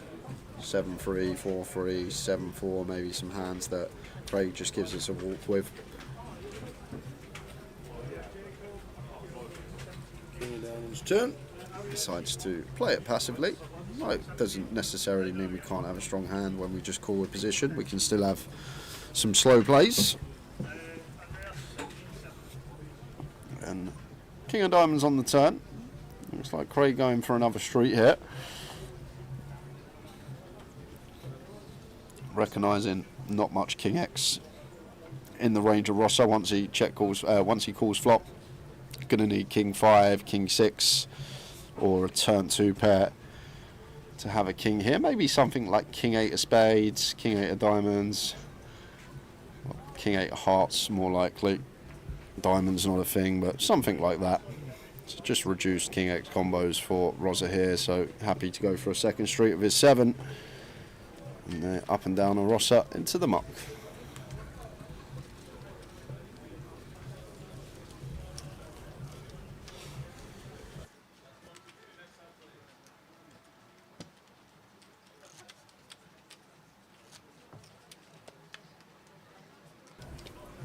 So we are down to 4.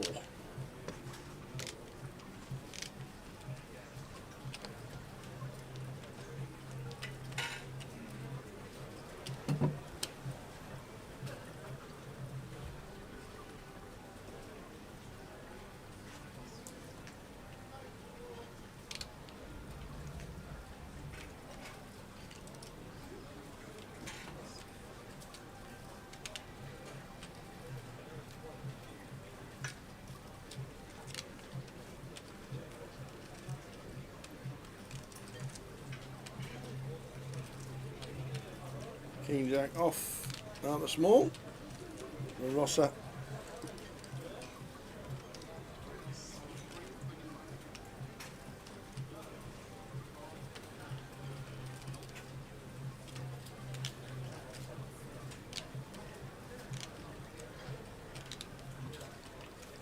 Ace 10 for Vic.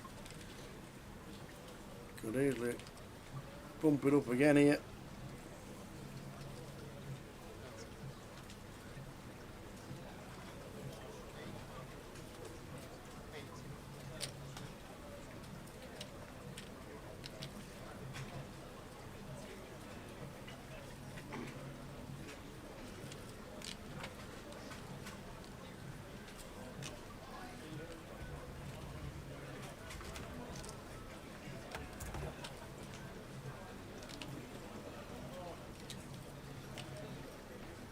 And those 3 bets at 880,000. Could we ever feasibly stick it in his eye? The time bank, let's have a think about it. What does Vic 3 bet with? Genuine ace 10.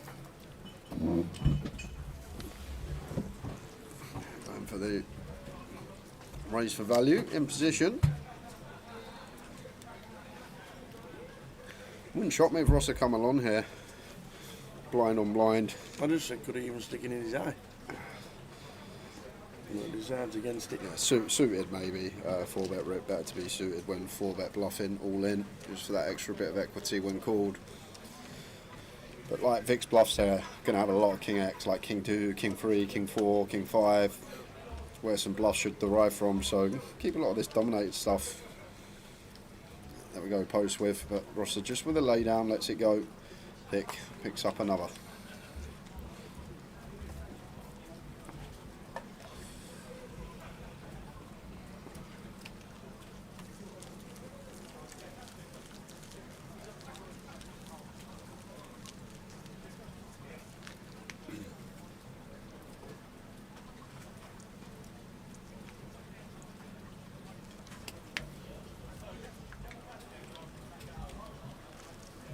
cashes in Dublin for him. Vic Meta last week. I went deep in the bounty, I think. Was it the bounty the first week? Yeah, getting 20th.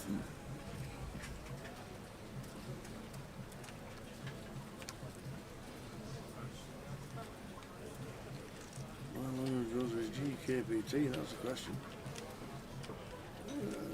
2019 here in Luton. He does like Luton. He does get a lot of results here.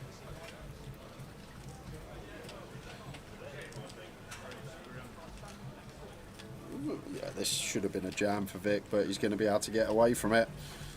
Or is he going to raise call? Feels like too much equity. Personally, would have just jammed myself once again. Andrew with 10, anything suited gap. It just needs to be all in when covering. Getting better hands to fold. I wouldn't shove like deuce 3 suited, but 4, 5 suited, 6, 7 suited, all the way up. Fine to just say the words I'm all in when we're at 40 bigs and the big blind is at 10 as the short stack.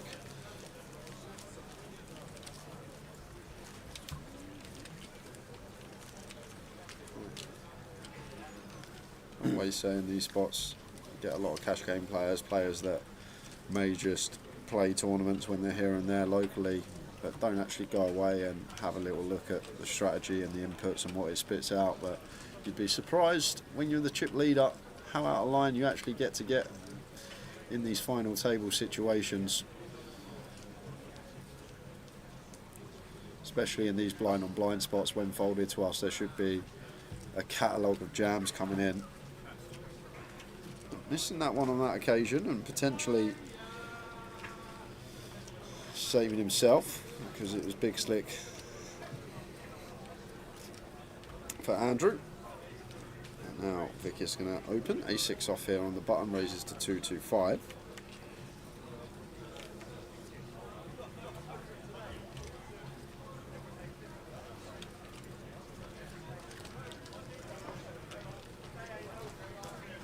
So that's what we're playing for, 8,550.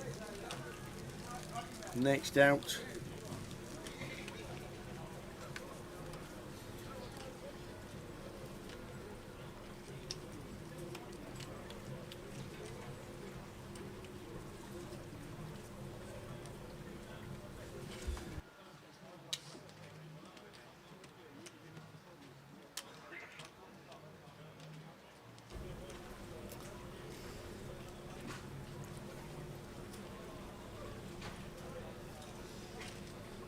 Queen 9 suited for Vic.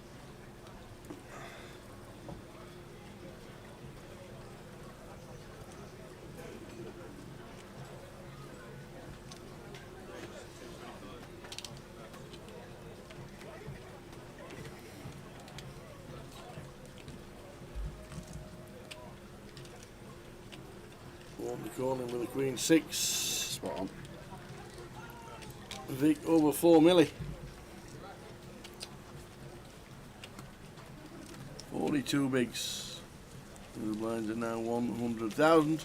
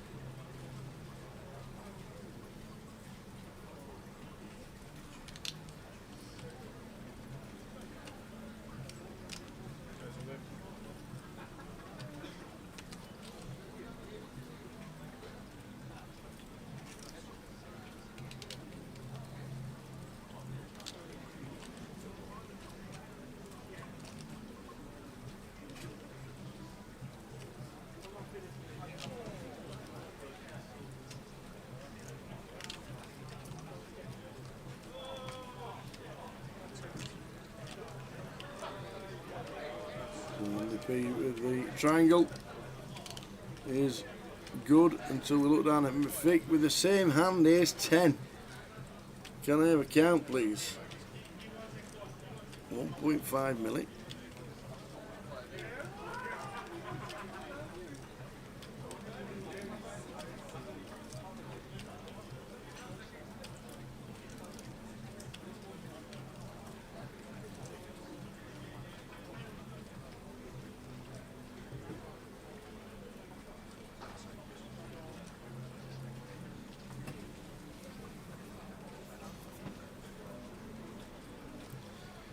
Once again, Andrew, big old jam from under the gun, 15 bigs. Maybe can just open this hand, four-handed. A lot of big jams coming in from Andrew. And now Vic, going to use a bank and going to let it go.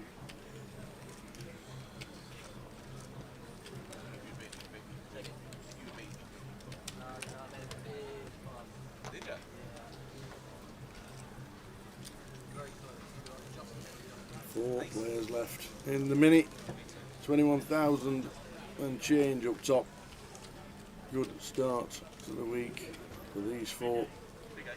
Locked up 8,550 as it stands. High roller going on. Main event also starting tomorrow. And we've got Friday, Saturday, Sunday live streaming the main event.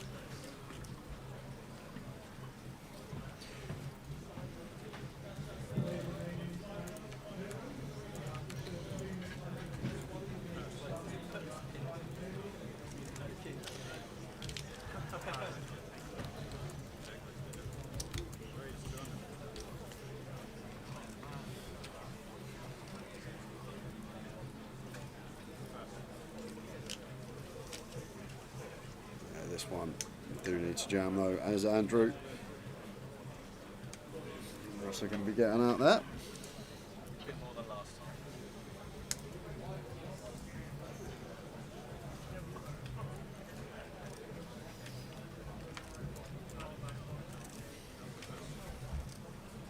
Andy Price. 20 bigs, 40 bigs chip leader, big meta. You want to go to the final table for me?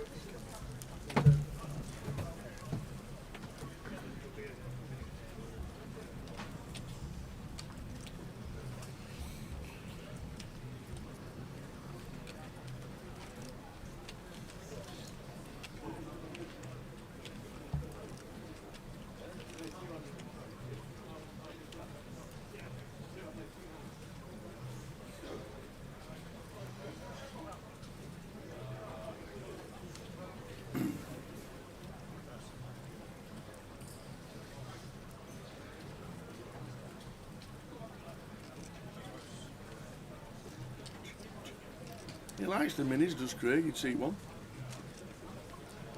Third in the mini main in Glasgow earlier this year. A couple of months ago with the 888. Loves the minis. Also cashed in the main event of the Irish Open. So obviously old enough, even though don't look it. Evening, Gav. Gav Patrick, he'll be rooting for Craig.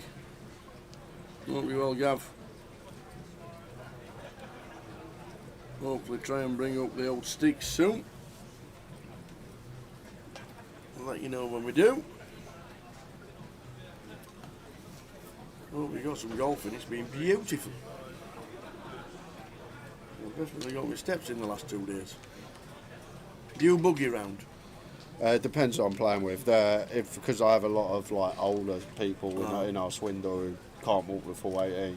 If you get paired with one of them, you get a little drive. But then, to be fair, on the golf trip we do every year, it's buggies all weekend. Yeah. Everyone gets a buggy and you drive around. So.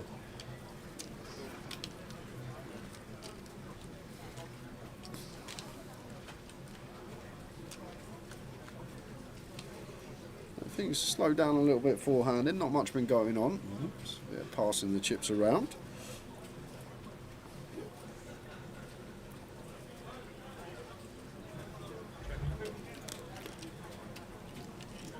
Yeah, I'll be sending messages out, Gav. London looking good. strikes the ace on the turn. Check from Rosser. Vic gonna check back once more. I'd be very suspicious here as Rosser. There's no delay coming in on this ace turn. Doubt we're going to see him bluff at it.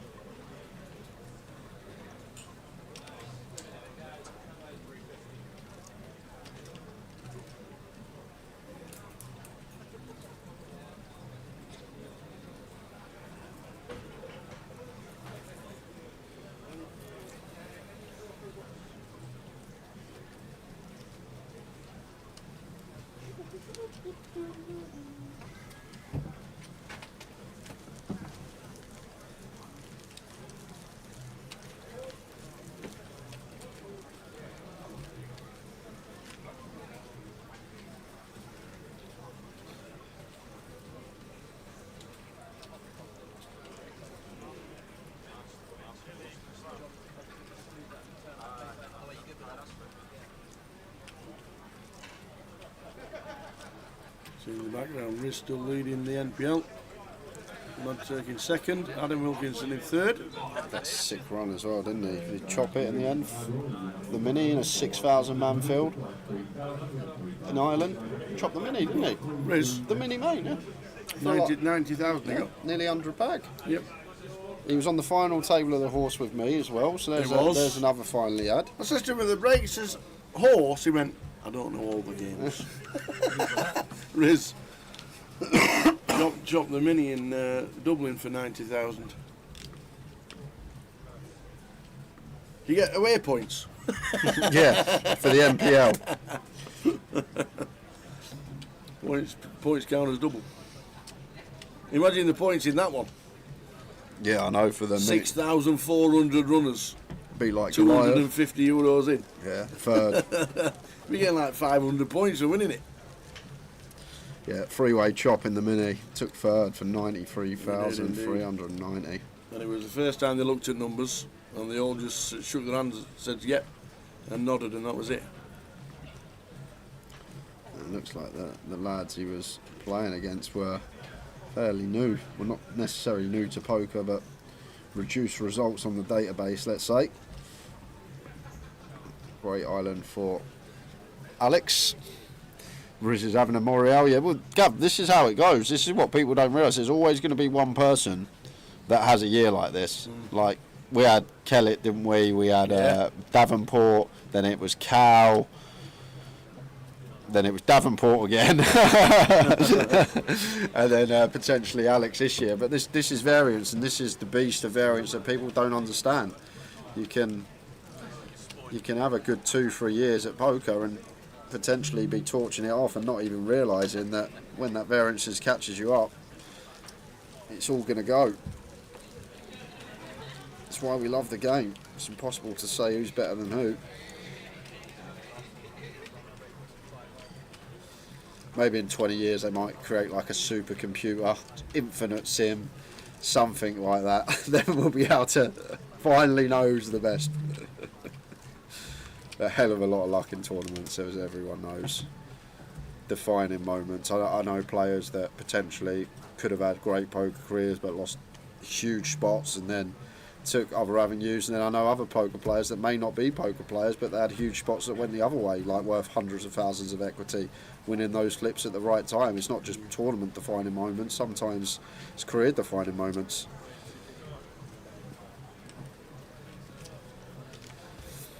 Aces for Vic on the button, going to open to 225. Craig, Queen 8 of hearts in the big blind, should be seeing a defend.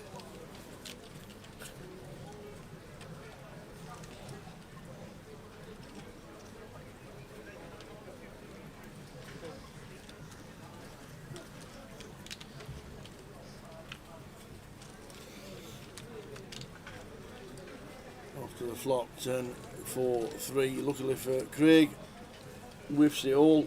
Could check raise. Could definitely check raise this one as Craig. Once in a while, Like, this is what we look for at this stack depth. We don't choose 5-7, we don't choose 6-7, which are the gut shots, which when deeper are going to be used as some check raises. So we start using hands like this, 3 to a flush, 3 to a straight, overcard.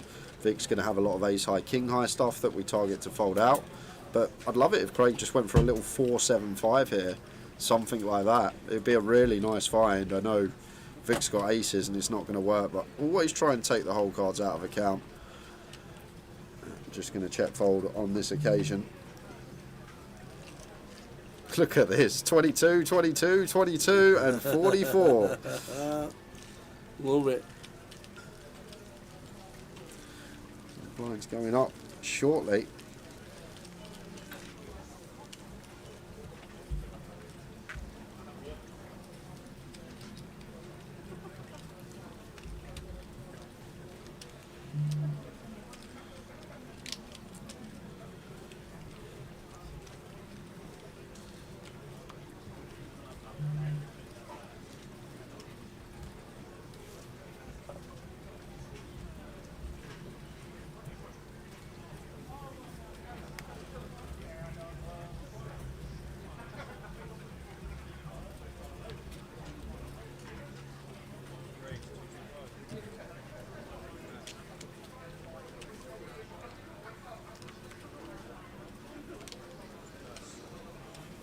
Vic from gun makes it 2-2-5. Rosser in the big blind with the king 6 off. Four-handed, so Vic is effective cut off here. Like, a bit different to full ring, gun open. Very likely to be dominated against gun open four-handed. Like, Vic's still going to open some 9-7 suited, some jack 10. Rosser thinking better of it when it's so congested. Between him, Andrew and Craig.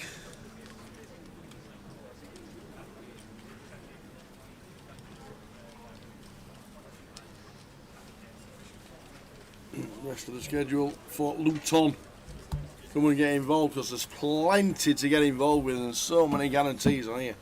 The high roller guaranteed at 100,000, the main event guaranteed at $250,000, 50,000 on the GUKPT Cup, and there's all kinds of guarantees and seats and satellites in. Get yourselves in. Any guarantees for the treble Saturday? Any like money back special for the chat, or?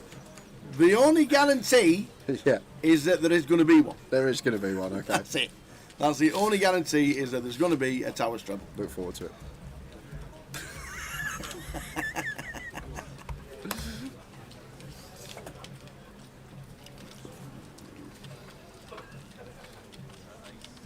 Big weekend.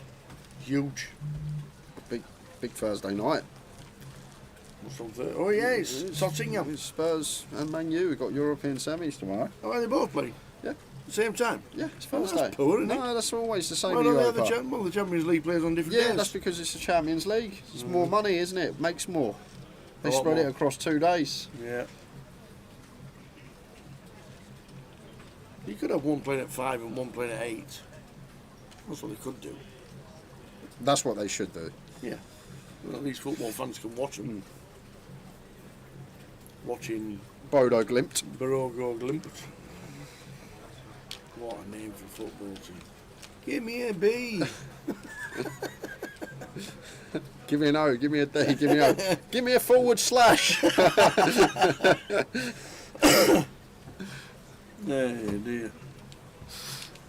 Yeah, I said that about earlier on about the cricket. Young Indian lad.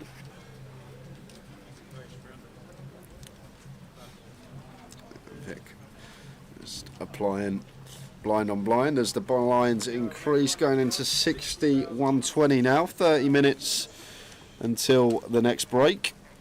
And I think that will be the final break for this mini final table, because we will be coming back after the break at 160. And if somehow we finish that level, there'll be 300k big blind, which would be good for about 35 bigs in play. Yeah. Seems getting towards the crunch end of it. Started the live stream at 5:30.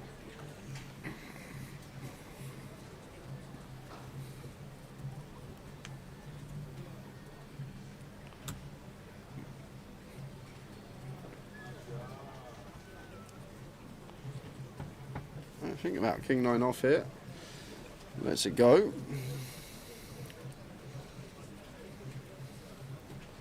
A Christmas jumper. I was about to. Do you know what? I was just saying, it's like a Gucci, but he's got the New York Yankees emblem on it.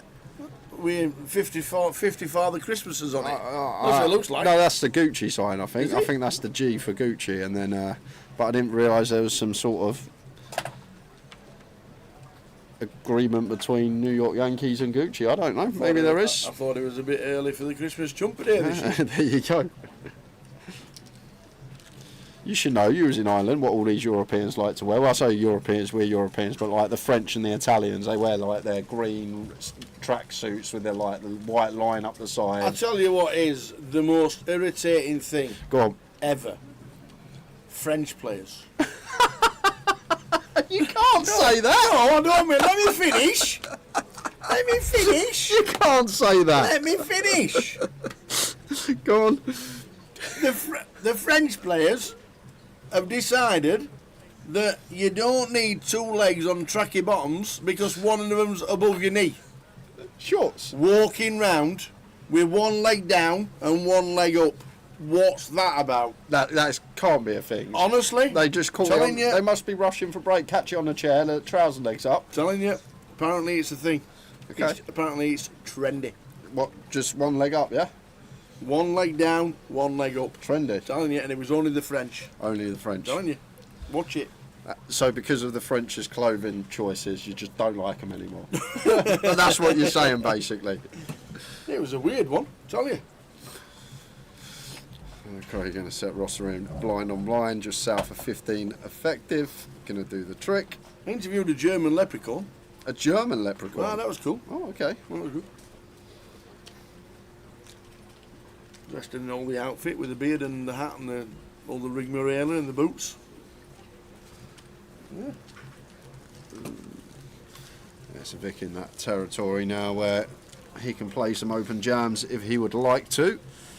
Don't really see it too often. Always mention it on stream when we get to this point where we can just start saying the words "I'm all in" with a lot of our continue range, but very rare. Maybe some of the top level guys when they're in this spot, but it's a rarity that people do just play the open jam strat, which is going to be most profitable a lot of the time in this scenario. Second in chips, working with sub 20 now.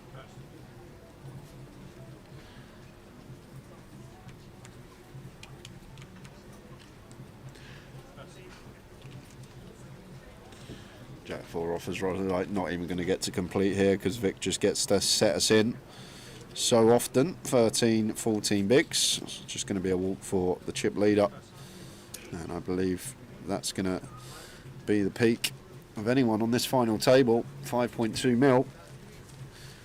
Nearly half the chips in play sat in front of Vic.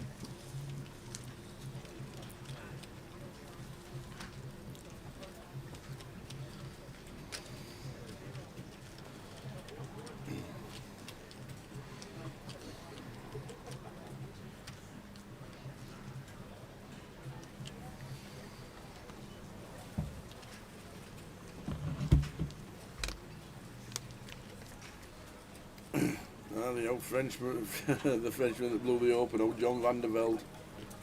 Oh dear. See, he pulled his trousers up above his knees. Yeah, that was getting the water. I recall it. Peter Alice in the commentary. Stop being silly, boy. There's king for Craig. No action for Rosa. Nope. Raise and take.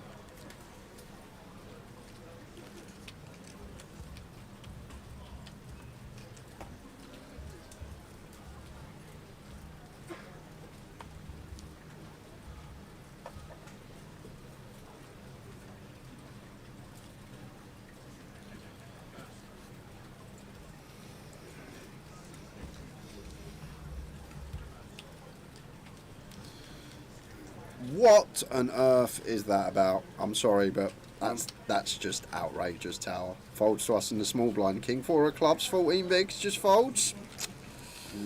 That is a strange old let go there from Andrew. Blind on blind, one player to get through. We got 14 bigs and a suited king. I can't see out anyone's head and not just want to jam that spot. It's going to be a great choice of hand. Just doesn't even entertain the idea of completing either. Strange one from Andrew. Obviously the ladder's now a bit more significant, making an extra £3,000 if we can outlast one more opponent, and if we can outlast both Rossa and Craig. And we're going to make ourselves an extra 7 bag for a £200 buy-in. It's a hell of a lot of money. And of course, Gas knows Luton nuts, isn't it, King 4? King 4, the Luton nuts.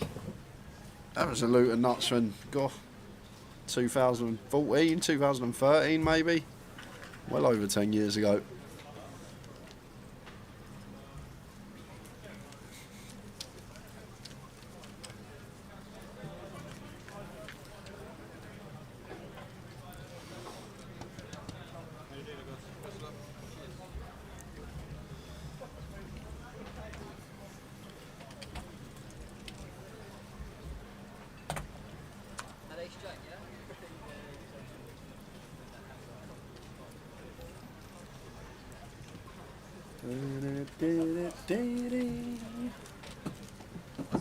What's going on in May?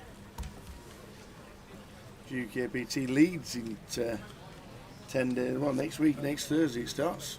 GUKPT Leeds. And then we'll be there on Wednesday the 14th.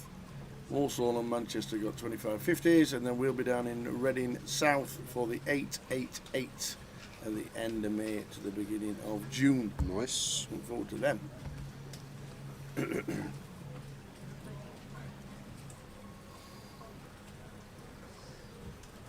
Apparently King 4 is the most favoured hand in cash games in Luton. Apparently. Don't have to be a cash game. Well, no, it could be a tournament. Queen Jack here for Craig. Got to open.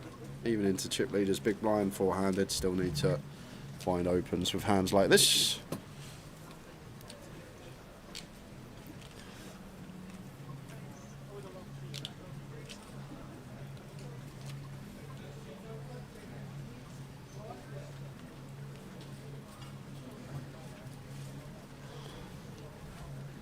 And ace 9 of diamonds for Vic. In the big hit. Yeah, just going to go with call. I prefer like setting him in with like ace deuce, ace 3 suited. Hands that are going to fold out a lot of better holdings. With the ace 9 suited here at 20, we don't really fold out much. Maybe ace 10. So I'm just going to play call and take 3 to Jack 6-3 rainbow. Top pair for Craig should be continue. Probably would scale down to quarter hit. Around 225, 230. Let's just go for the third pot. Well, board that do usually go for a third, the Jack high. 2 low cards, rainbow. At final tables do see just slightly smaller sizes, some scale downs. Third to quarter, half to 40%, 2/3 to half, that sort of thing.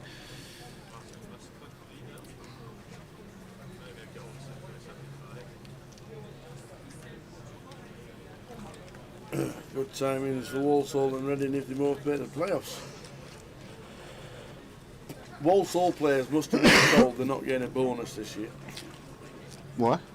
They were top of league. Yep. They've not won a game in 13. What? And they're now 4th. Oh my word. Well, I'd throw it as well if I weren't getting a bonus. Yeah. They must have been told something. Something's definitely happened in the changing rooms. Top of the league. They have not won a game in 13. Seems like a corker in the Champions League tonight as well. Barcelona against Inter. Ace 8 off for Craig. It's a nice little increasing his stack the last 20 minutes or so. It's just a raise and take for him. So Craig eking in on Vic, but Andrew and Rossa both now needing a double at 12 BBs.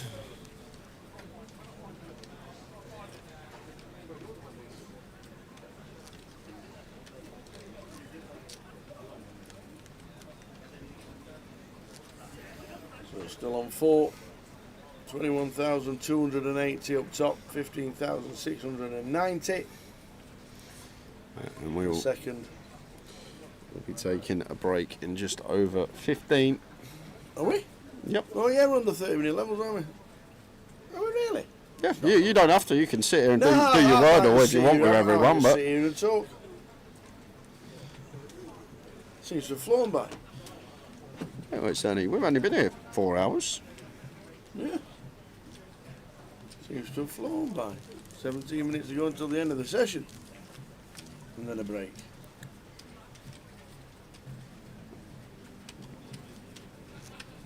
Cool. Watch that telly, mate. Oh, What was that? I don't know. You know that great big black thing that's dangling down from there? It's a 60-inch screen. Oh, I didn't see that.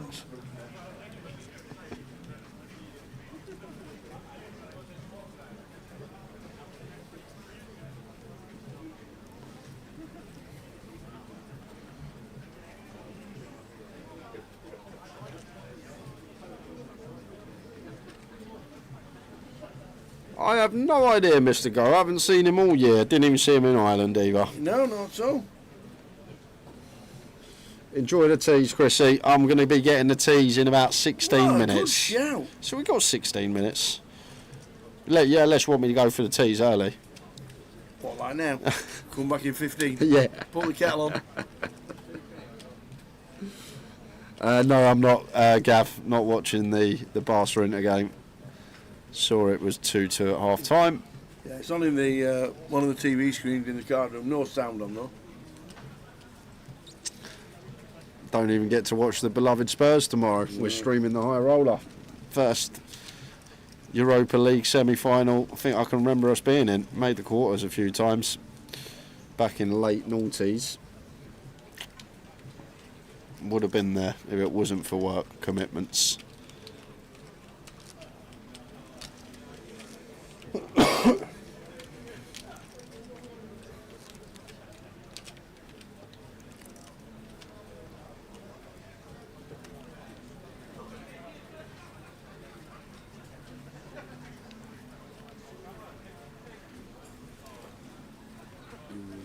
It's 3-3 apparently.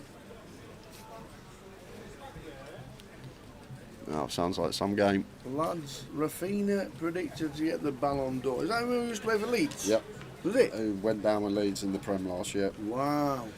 It just shows you the difference in league sometimes. Just seems like some players work in some leagues and don't work in other leagues. Harry Kane's won a title, hasn't he? Yeah. First trophy of his career. Good old Harry. Yeah, Harry. Boy, Harry.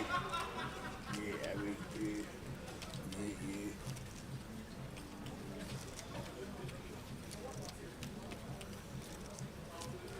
Also don't necessarily show the quality of the leagues. It also shows how a player can look great when they've got a good team around them, when they're surrounded by good players. You could go and play in that Barcelona team and you'd look good, Tower.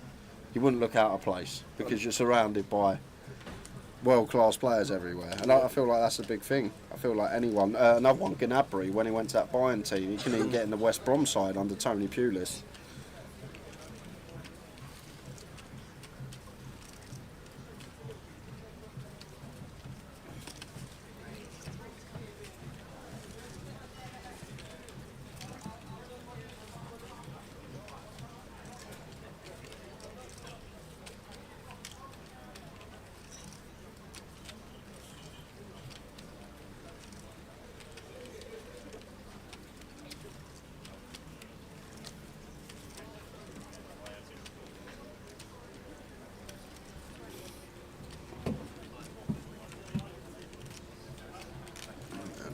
get that one through.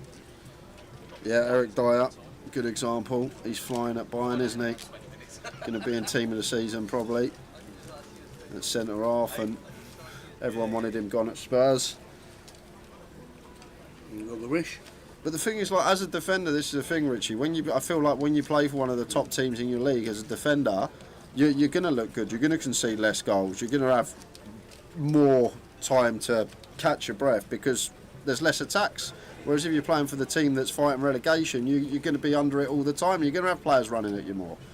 And this is the thing I always don't get with defenders. Yes, Van Dijk been one of the best over the last, 4 years or so, 4 or 5 years. But you put him in a team like a Fulham or a Wolves when they've got to defend X amount of attacks more a game, it's just going to make him look worse. And I always find this with defenders, it's the thing.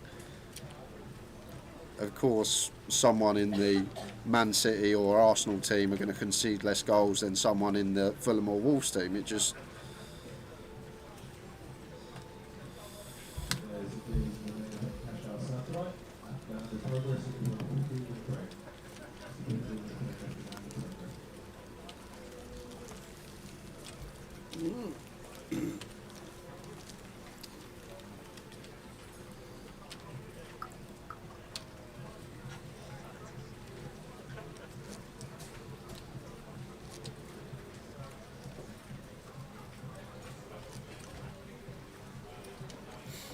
Still on 4 in the minute.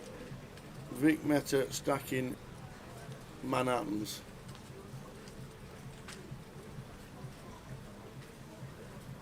Kev says, disagree, Jay. Calvin Phillips would stand up like a sore thumb in a big team. And Eric Dyer's gone to Monaco. Has he? Apparently. Has anybody brought in any treats? No, we've only been here since 5:30. Well, we haven't. We got here at 12, but we've been live streaming since 5:30. No treats as yet. Yeah, exactly, Richie. You throw Van Dijk into our team at the moment, Spurs, and everyone would be... Oh, Dick. He's 99, you know. Yeah. He's... He would make him look like Dick Van Dijk, yeah, I just got that.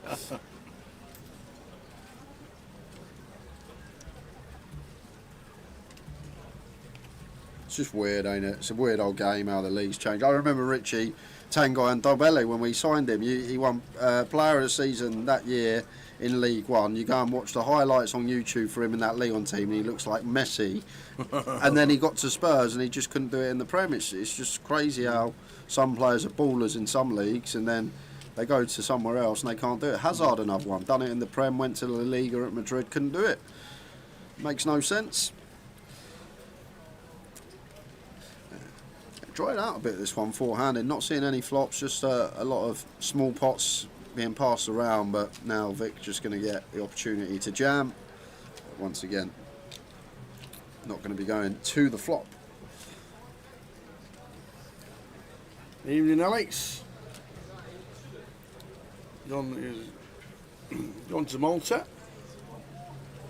Have a great time over there, Alex. Hope you bring back a load of euros.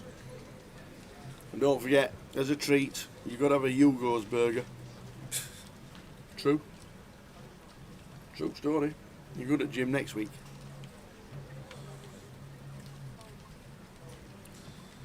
You can thank me for that, Gus. Said months ago Palace would get to the FA final. Mateta is unbelievable and a handful. I named my dream team at the start of the season, my FBL, Bakuna Mateta, for Mateta. He was in my team, and as soon as I took him out, that's when he started performing.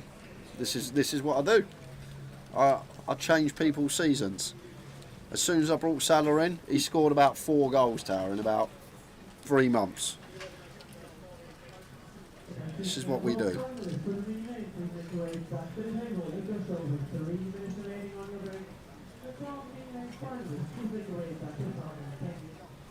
But I think, yeah, I think that Palace team are a decent team. Just needed some time to get going. Some relegation thoughts about them early on in the season. Look at Brian Ruiz at PSG. He was at Fulham, says Dashhound. What a player. Did you watch the game yesterday? Which one? That Fua. Oh my word, what a player. Is it Fua? What for? For PSG. Oh, PSG right, Arsenal in right. Champions League. Oh my word. The way he just glides past people. He's got like all the tricks, but just...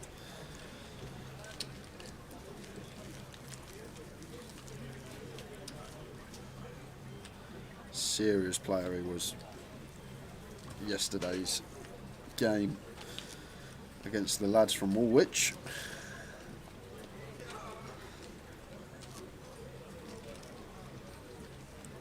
There's 7 minutes left on the clock.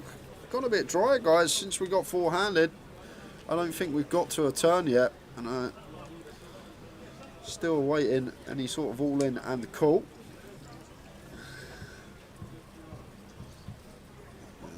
Jack 10 for Vic here on the button.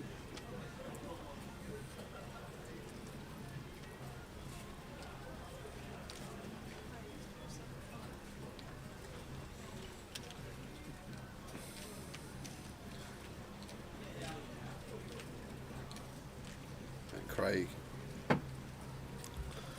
Just going to 3-bet call, I guess. We try and induce 10s four-handed.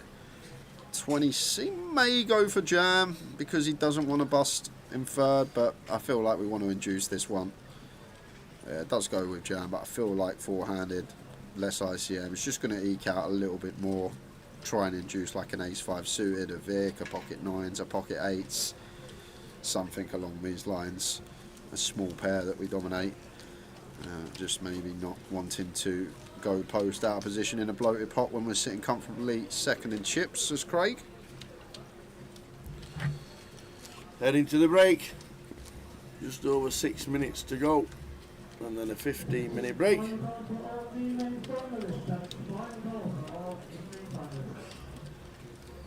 a 15-minute break. And then we should be crowning a champion the next session. Yeah, if we don't, I'd be shocked. 160, 200, 250, 300k we'll be playing the last half hour of the next session. If we get that. Andy says all of it. Can we have a flat? Just open Or towers. just click? We got aces, just don't need to 13 bigs. We can definitely just go for open here. Like if we had 10, yeah, it's whatever. We're probably not going to have any opens off 10, so maybe have to jam. But off 13, we can still definitely have some steals. It's a huge hand. We want some action with it.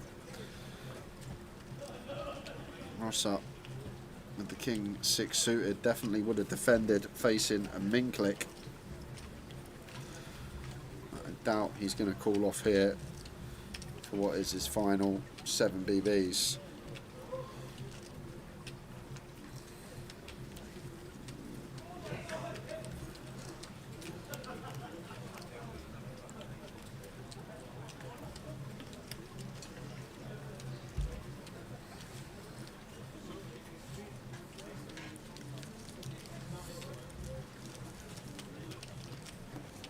Final 4. Rosa down at 7 bigs. Needing help now.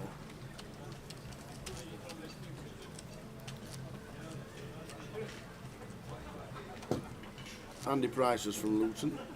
Vic Meta from the Luton area as well. Won a GUKPT here. And also second in the GUKPT is Vic.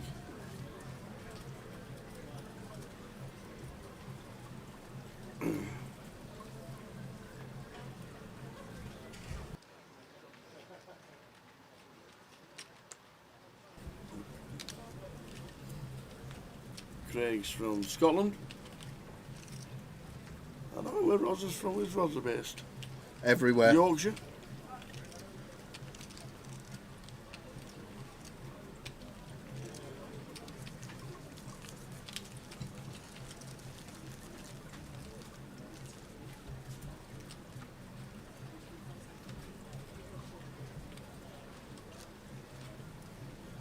No, it don't sound like he's from Yorkshire.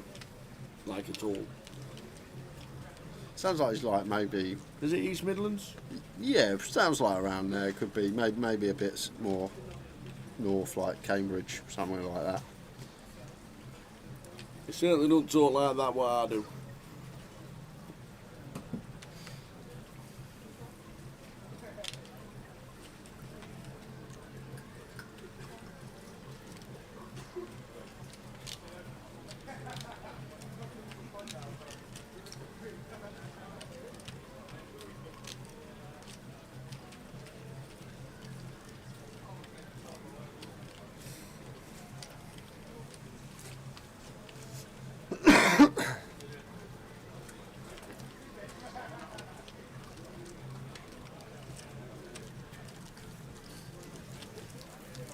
He's got Worcester on a Hendon, says Richie Burner. Worcester. Well, there you go. Once again, just get him through. Worcester.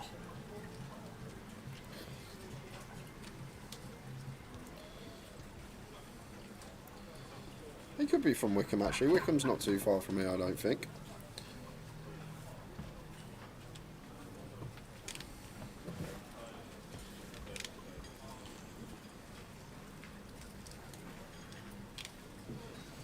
So ducks for Rosser in the go.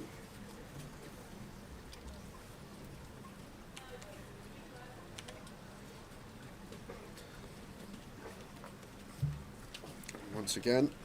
Should be last stand of the sesh. 1.5 minutes to go. 15-minute break. I thought Wickham was well up north. Wickham's down the M40.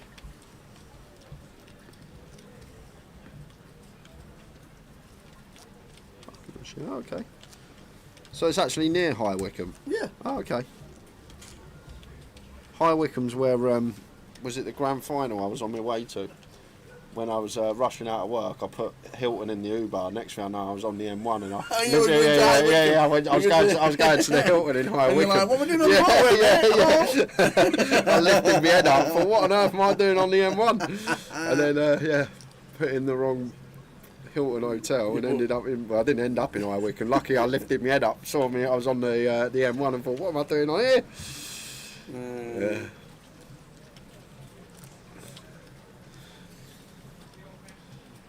Yeah, things can change, but it is looking like that's gas at the moment.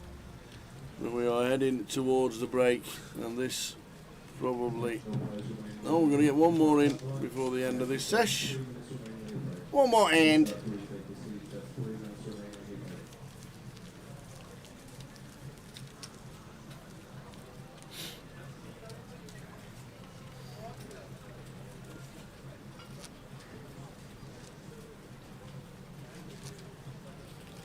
Last stand, 10 seconds to go. Here come the cards. 15-minute break straight after this. Every hand for the last 45 minutes seems like it's been a raise and take to. I bet you this one. 5 minutes into the goes to the river. river. Andy's going to his break. Off he goes. Break time. Craig's on his break. I'm off, he says. Rosa. Queen 7, the old computer hand. In the bin. Mate jam. Nah, in the bin. He's coming back. Straight after the break. Don't want to get entangled with old Vic Meta. He's off for his 15 minutes cool down. Told you. I think we jam. There's the jam. Nailed it. There's the fold. We'll take 15. See you in 15 minutes, See you in guys. 15 minutes.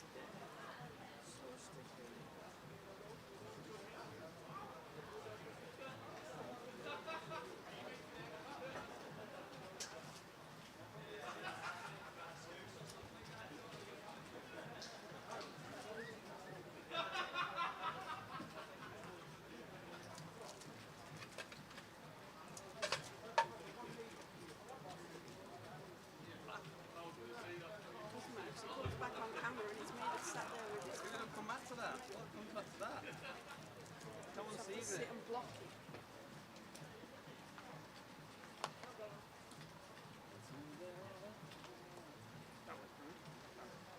Stuck on that desk.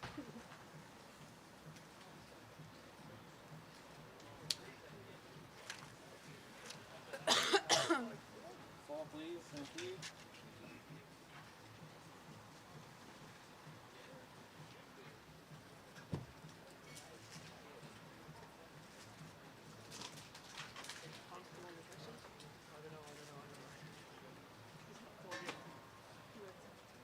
Have you been told it? Like told what when to be used? No. Yeah, what now I've been commenting. Well, they've got Monday, Tuesday, Wednesday. That's it. You know, potentially. I said Wednesday, Thursday. Yeah. But we'd have to travel Wednesday night because I've got to do the video on Tuesday morning.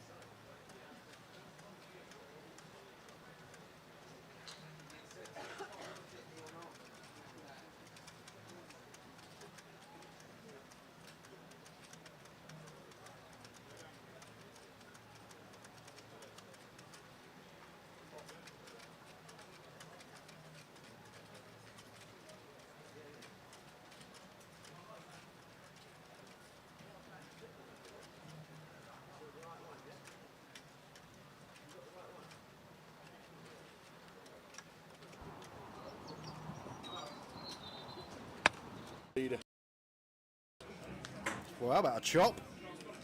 We're gonna chop it up for 4 or a queen.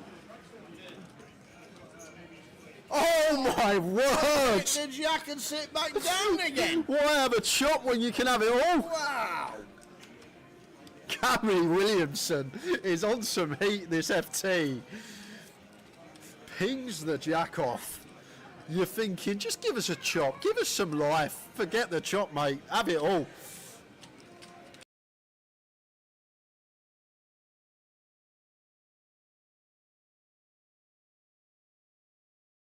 Do you want to last longer for the main event? I go, yeah, if you want one, Tell. He goes, I want 10 to 1 though. 10-1. So I was like, yeah. He goes, I want 10-1. I go, I don't think it's worth me while. Yeah. Oh my. He wanted 1 versus 10. I was like, I don't think I can take that tell, unfortunately, especially with my main event track record as well. But he wanted 10-1. Oh, dear. I would have given him 2s perhaps, but 10s. It should just be an even money split, shouldn't it? It should yes be. or no? Oh dear, 10-1. But he always, this is what Terry does when you have a last longer with him. He always wants a price, and what he will say, but you're better than me. That's what he will usually say.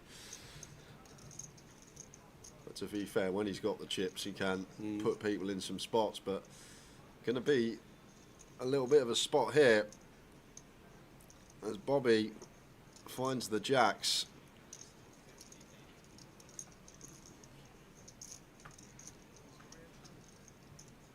Damn, Dr. T. I remember meeting Teddy on the first break of the World Series one year. Starting to take a 60,000. He had 210,000 after 2 hours. Oh dear, imagine bagging up 210 at the end of the day. Yeah, you'd love that, wouldn't you, for day Absolutely. one? Well, it might be short and sweet for TJ because real hand. it has gone in pre. A proper hand has all ended up. It's ended up with like 400 bigs in the middle.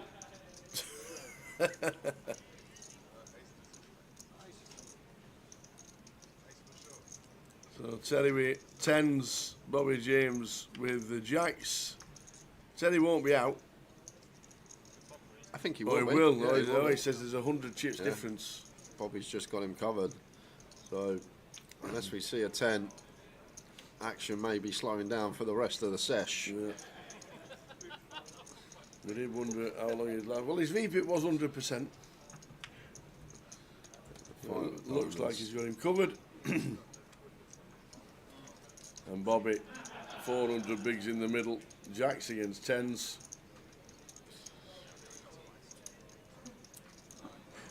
Just working it out, see if he has him covered, and he has by, like I say, 100 chips.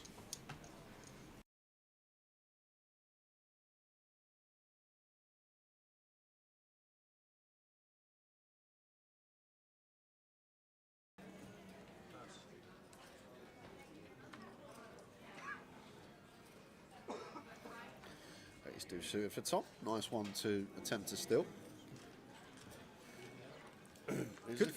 Is the feet, sorry.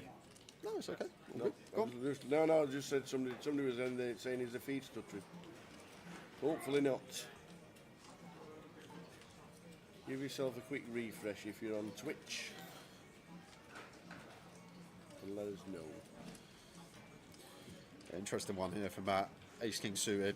Slightly too much to jam, such a strong hand. 30 bigs. Yes, we're out of position, but want to try and induce something here from Tom, like against an Ace 5 suited, against like a Queen Jack suited, like hands that can potentially go for the 4-bet rip in terms of a bluff LP versus blinds. And Ace Deuce of Hearts, maybe not like the prime combo, but if we are going to pull some 4-bet bluffs in the form of a jam, we do like choosing some suitable ace stuff, but we prefer having the Ace 5, the Ace 4 suited. Maybe if we just shove any suited wheel ace, we're definitely going to be overdoing it. So we'll see what Tom comes with. But I feel like Ace 5 suited obviously going to be the prime candidate. We also like some suited Broadway stuff, like some Queen Jack suited, some King Jack suited to go for the 4-bet send. But he's going to take this avenue here as Tom, which I'm surprised about, Tower. Generally, Ace Deuce. we are getting a nice price in position. But in general, I'm shocked to see this. Where are we in this hand with an ace high flop? Ace 5 Jack.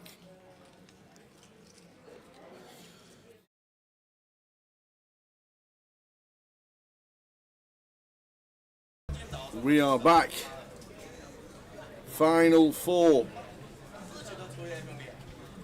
Craig McCairn's in seat number 2. Michael Rosamond in seat number 4. Vic Meta in seat number 6. And Andy Price in seat number 8. 2468. 2468. Never too late. Here we go. Final 4 in the mini.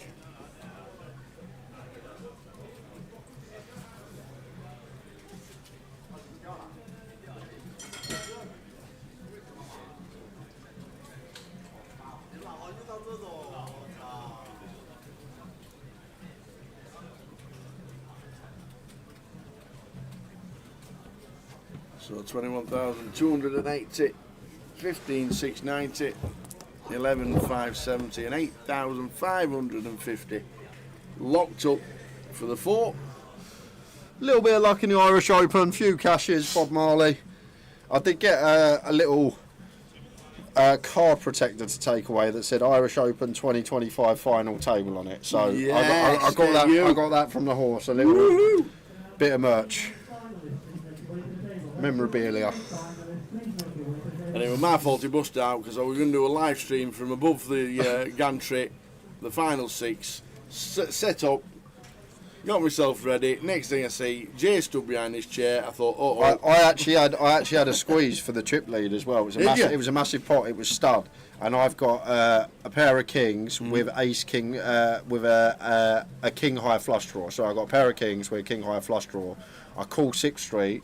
And I've only got like 80k left into $1 million. And then matey puts me in, I'm squeezing my last card and I need a diamond. It's a red ace. So no matter what, I've got aces up and I'm flicking the chip to call. And he goes flush, and then I've got to squeeze again to try and find, I've got to try and find the diamond. But there we are, back to the action. Second hand of the session, Andy Price is all in for his 10 big blinds. Craig has him dominated with King Jack of clubs. Fine jam from Andrew, perfectly fine here. Ain't nothing away from running into it. Well, take some chops. Queen to chop, king to chop, king to chop, 8 to chop, 8 to chop. So, gonna need some chop outs or a 7, but it's the 4 of hearts. So first hand back, we are gonna lose Andrew. Well played, Andrew. Andy Price, local to Luton, finishing 4th for £8,550. Well done, Andrew. Then there were 3.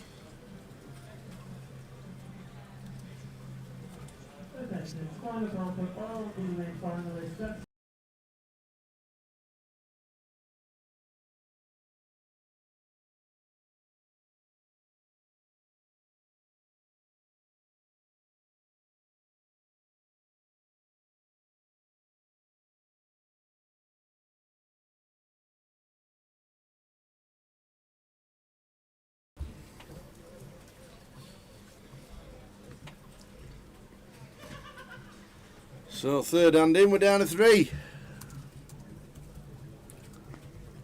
Vic with a queen deuce. Let's go Craigie, says Martin Byrne. How are we doing, Martin? Craig has just been over to Ireland as well. Same as Vic.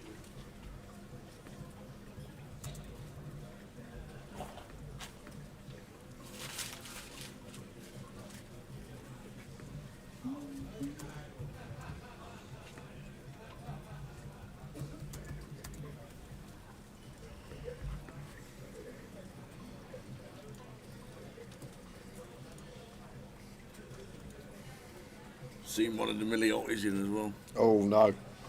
Only one of them. Might be able to get him. Tony's in. Tony's in. Gary's at home. Yeah. We the Milliotis. We ran Luton. Nice 5-figure score.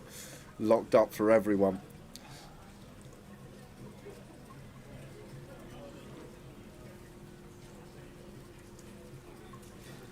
Kings for Craigie boy.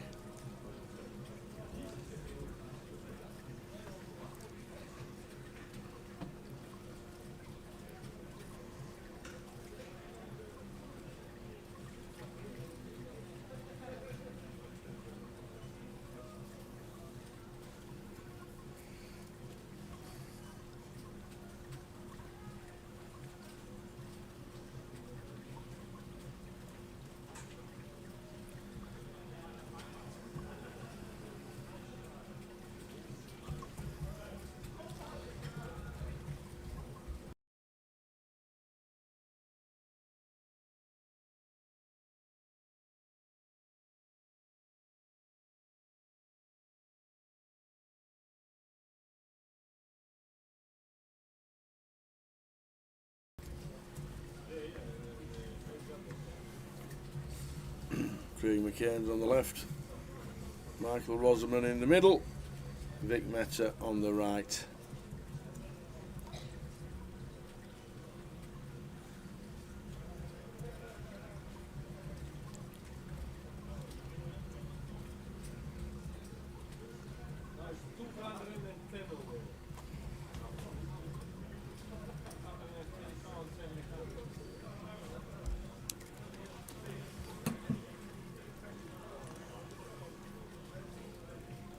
Free-handed, kings back to back. Unbelievable.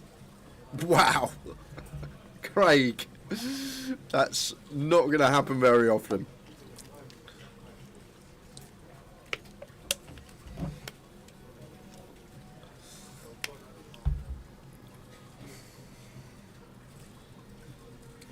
Just probably need to go a mil in position here, Tal. I don't think you need to go any more than a million.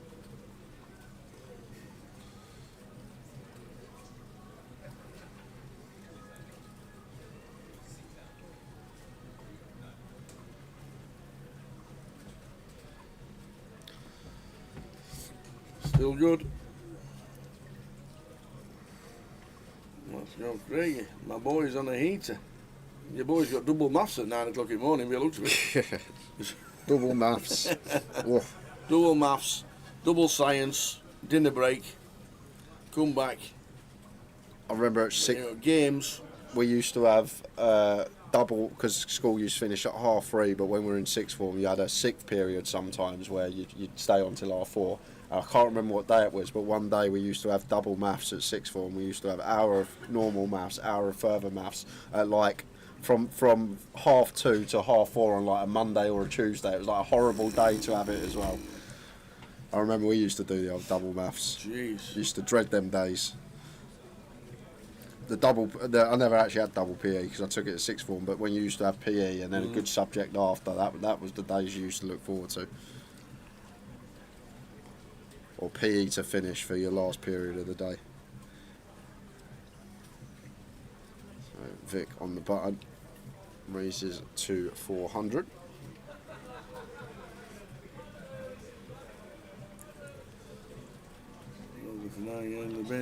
I used to love double PE at the end of the day.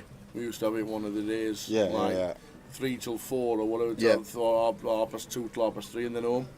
When we used to do cross country, we used to just run home. We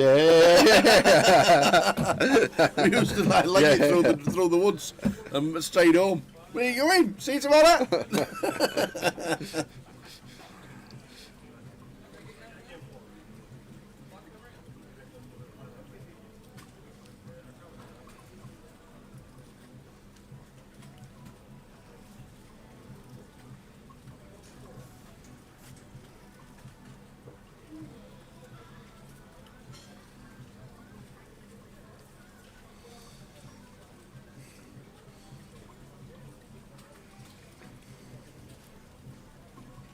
£250 was the buy-in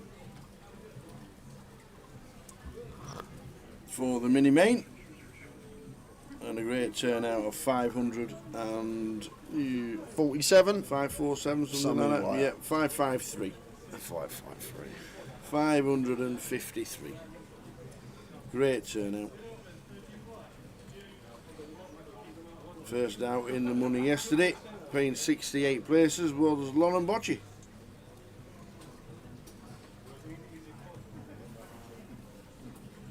Gareth Wright cashed.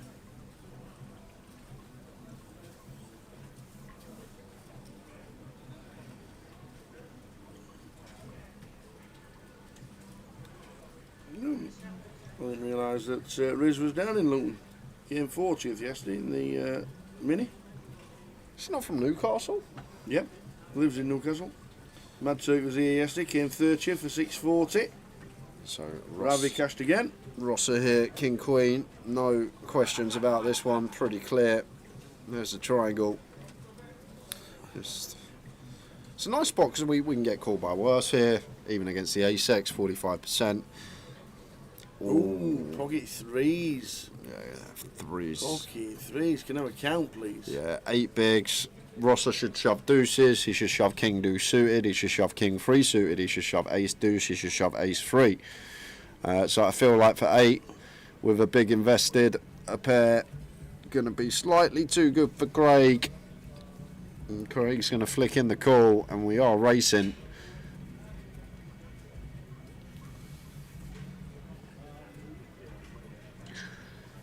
So Martin Byrne said he's on a heater. Will it continue? Can he win this flip with the trays? Will we be going heads up? Michael Rosman needs to hit paint.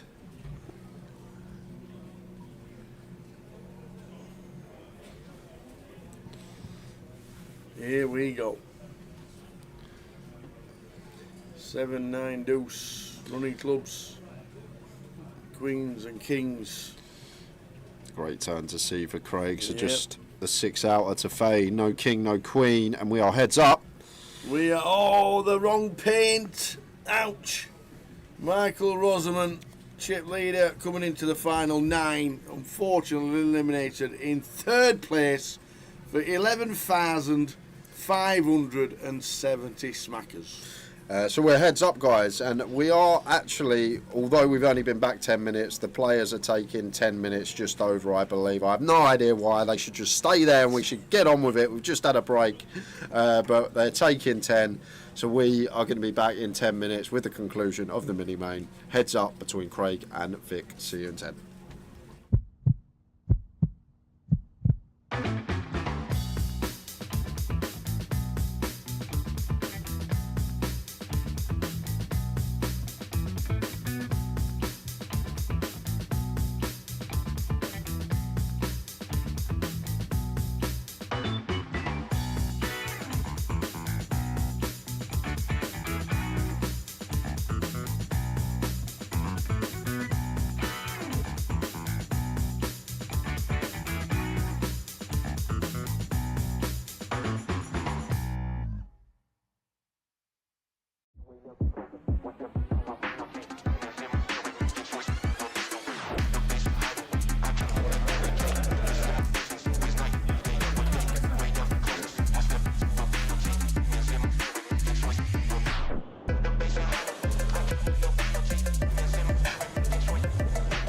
Now I don't want to see a jack or a 6.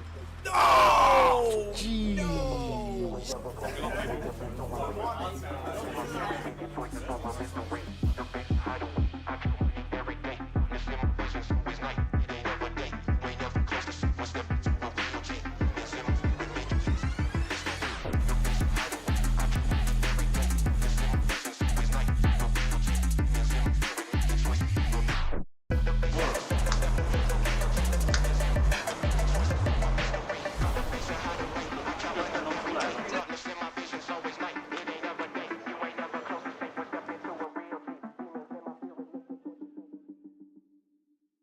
Ladies and gentlemen, on Wednesday we announced a £1 million prize pool for the 2nd year running at Goliath. We can now announce that there are 10,585 runners currently, meaning it's the biggest tournament we have ever held in Great Britain and anywhere else outside of Las Vegas. Ladies and gentlemen, you are now part of history! The Goliath is the biggest it has ever been, and people are still buying it.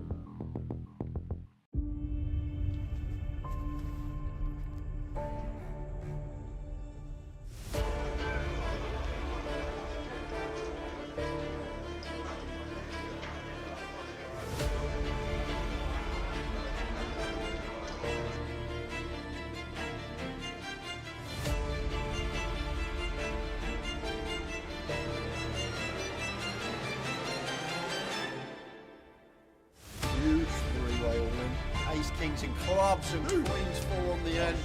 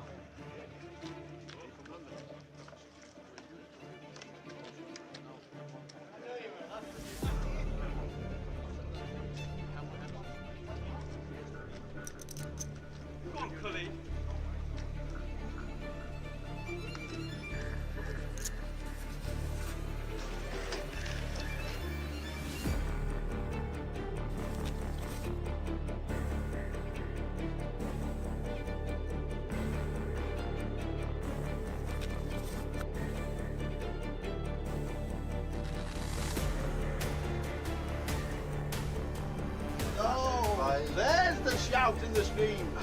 There is the shout in the stream. Let's go, he says.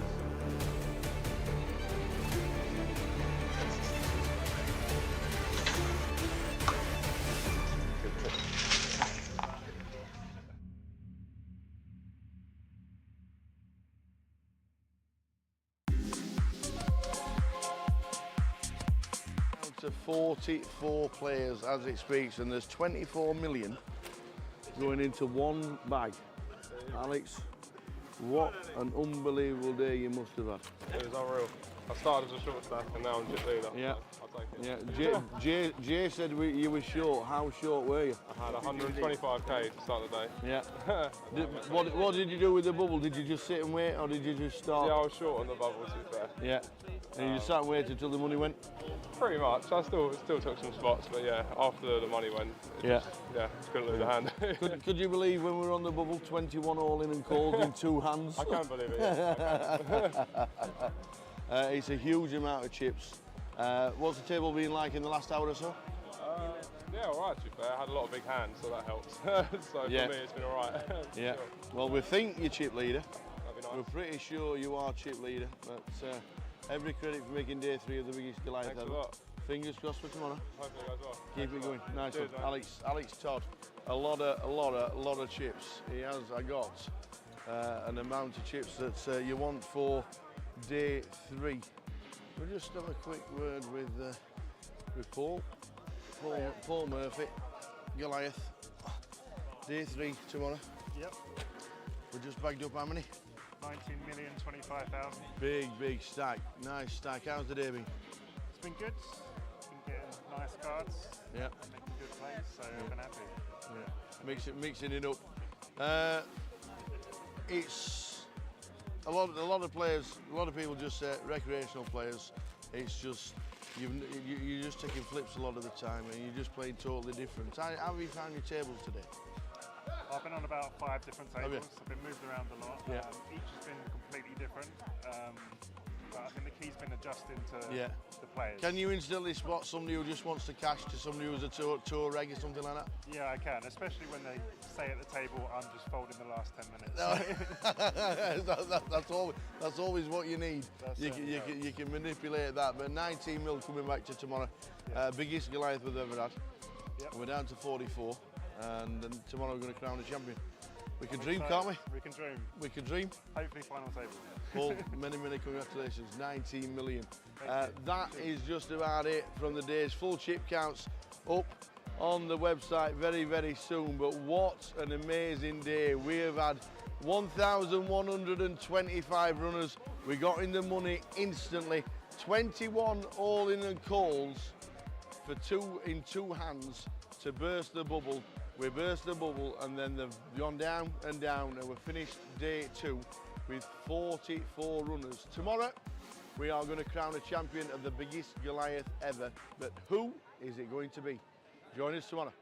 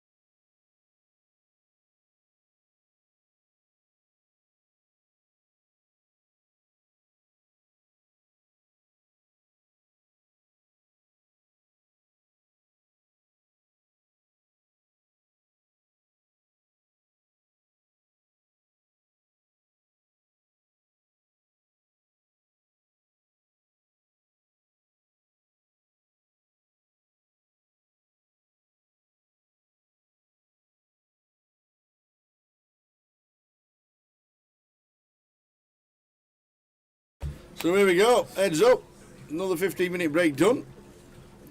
No more, lads, no more. Let's get this done. It's unbelievable. Let's get this winner. They should have done a JP. If you want your money, no break. Sit at the table. If you get up, DQ. That's what they should have done. Oh dear.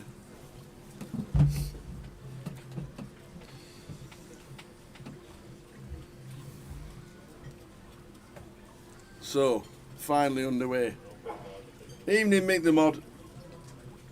How we doing, pal? How's his poker career going? He's a full-time grinder in the Aliyah now, ain't he? Smashing it. He's smashing it. He's Mick the Mod. He's going to change his Twitch name soon to Mick the God.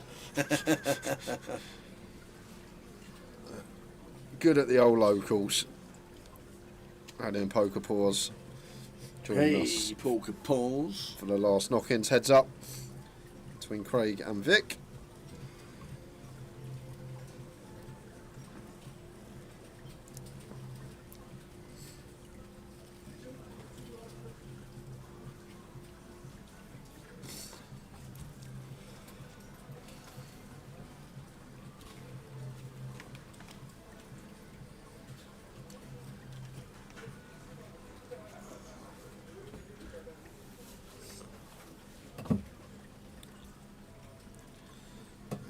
Hearts for Vic on the button of 25. One that we would be getting in pre if we were met by a jam from the blinds.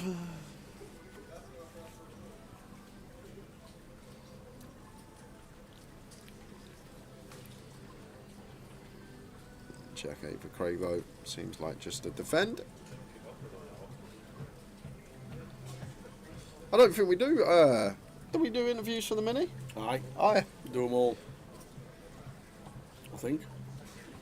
We do them all.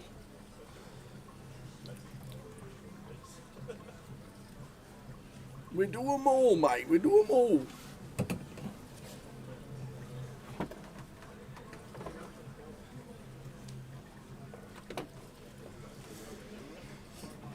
We do them all. Likely to still have the best of it with ace-9 high. Heads up here as Vic. Gonna see bet. Just flush out 2 live cards of Craig.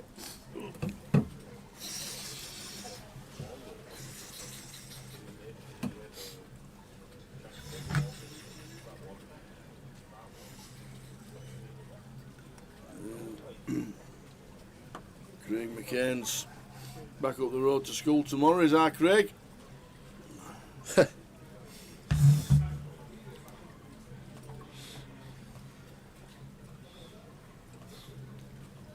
No deals done as yet. 21,280 and 15,690.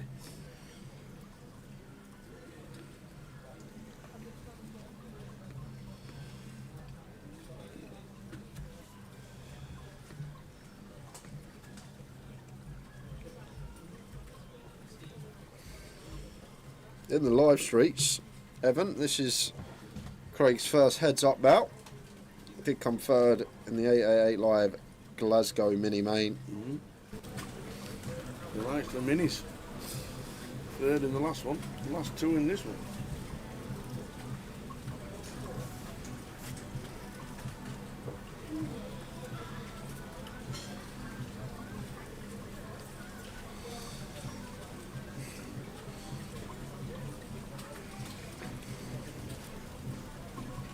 £250 was the buy-in.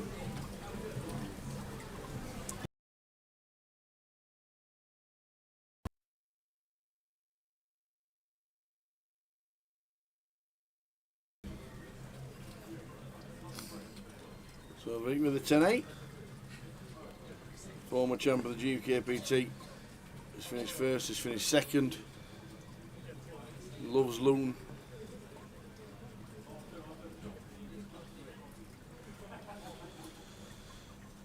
All in here for Craig, no messing about.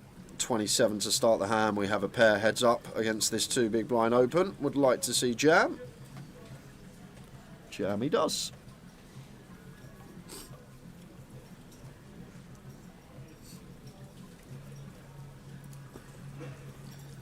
Well, the Irish mini main was unbelievable, wasn't it? 6,400 runners he got for the €250. Million guarantee. I didn't win a pot in any mini Irish Open. How many tries did you have? I had 3 max late reg tries. Okay. I had three max late reg tries, and it was so funny because on the third one, first 2 bullets, I ran into aces. Third one, I ran into aces. I just laughed. I went aces again. Yep, just laugh, nodding my head. GG guys, but I didn't win a single pot in the old mini Irish Open. Not one. Over 3 bullets. Yeah, they were max late reg for a spin up stack, but didn't win a single pot in that one. So I'm guessing he done better than me, Martin. 1.3 million in the prize pool. Unbelievable numbers.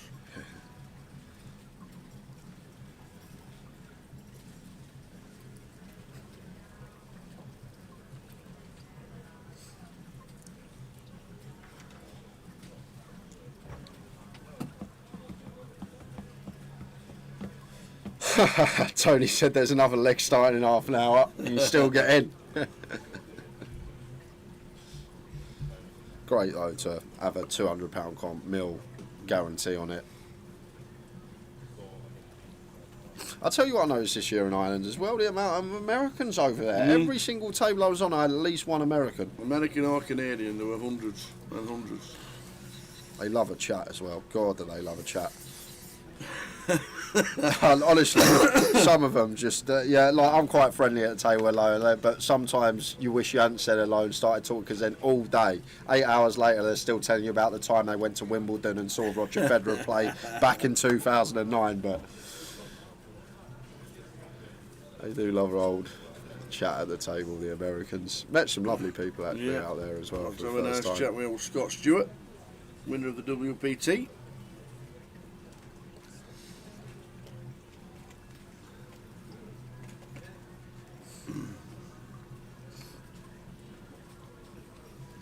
And all his entourage. Good laugh.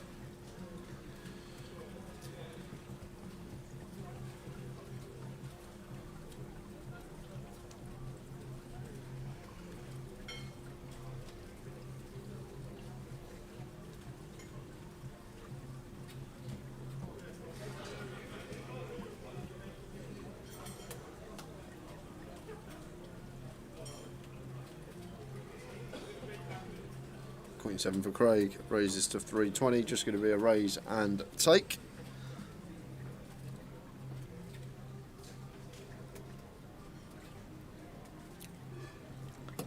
And they go, eh? A lot to the Canadians, eh?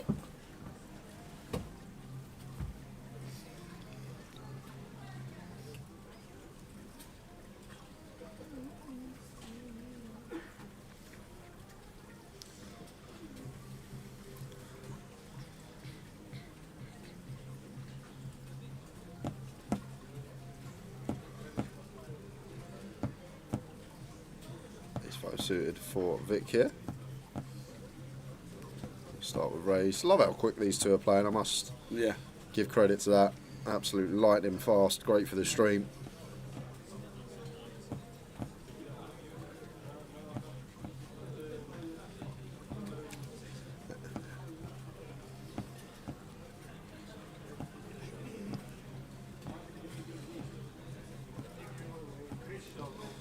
They do like it, Dean. Honestly, like, but I think you say American Canadians, it's the same thing really. But it's just like the most random thing. Like you fold your hand and they can't wait to talk to you. Do you eat much fish and chips? Like just random generic stuff. Like just they've always got something else to ask you. Not in Dublin, it was 20 quid. What's it? 20 quid fish and chips. Yeah, you're gonna love this.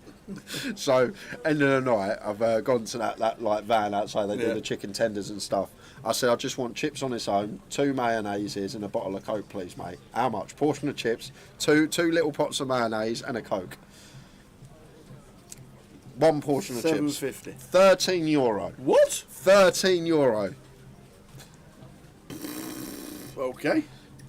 They were charging €2 per dip, which is 4. They were charging €6 for the chips, and then obviously €3 for the bottle of Coke, which I thought was quite cheap considering the pricing of everything else. But them vans outside, they just take the proverbial, as you say, Tal. They know it's poker players, and they're going to pay, so they can just price it up as much as they like. Same in Vegas, really, though. Everything overpriced out there, as there's a walk for Craig with ladies.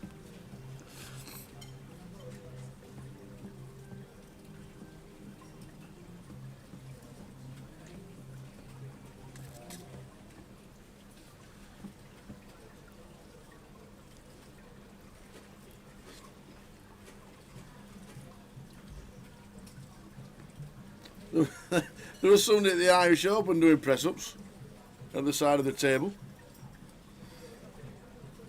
I nearly joined in. Yeah, all right. What you should have done, said you should have sat on his back and said, "See how you get on now, mate." Should have said, "Can you do one now?" Bit of extra weight on the back.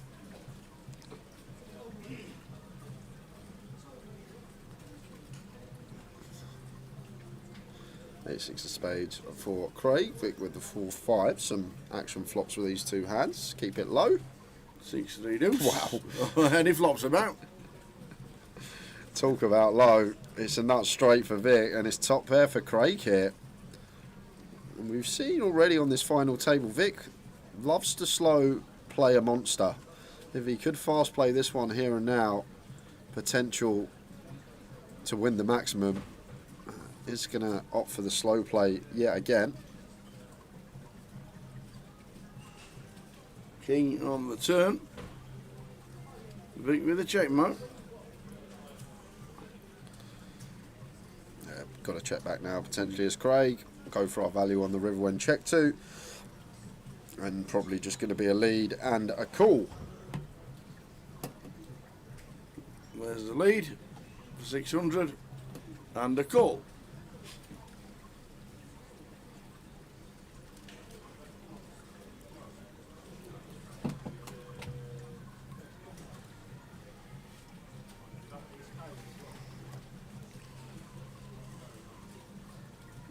.9 to 5.1, 37 and 32 bigs.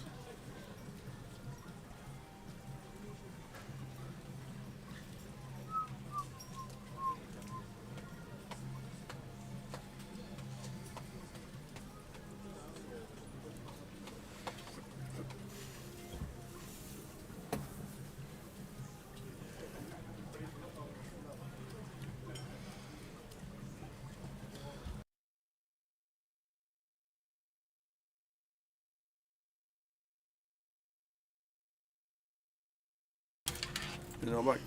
So there's a little bit of a chat. What's that mean? Unfortunately, because we can't hear the table sound, we can't hear them chatting away. Can't hear the table sound, unfortunately, guys.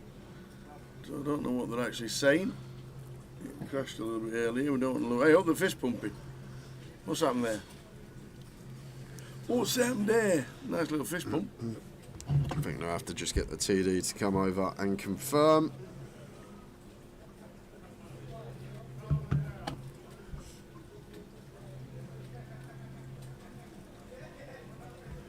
Something has happened. And unfortunately, we can't hear what's happening at the table because the table noise has crashed and we can't stop it, start it, because we'd lose the action, and the action's more important.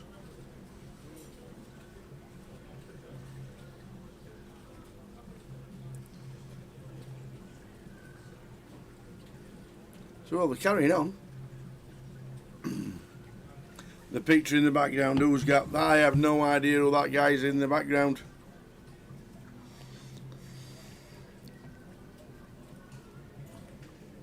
So, ace-8 of diamonds for Vic.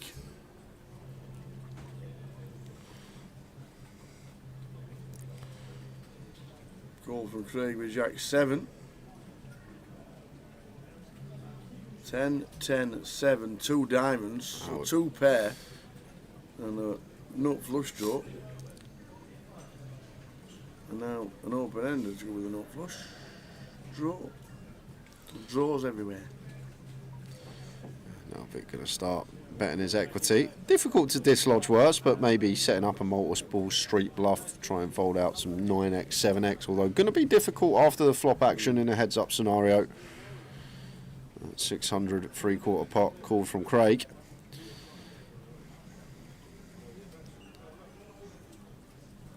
And pairs of 7. Now Vic just gets to check this back and show down the ace high. Not going to see it's a rivered boat for Craig with the Jack-7. Takes the lead 6.9 and 4.1.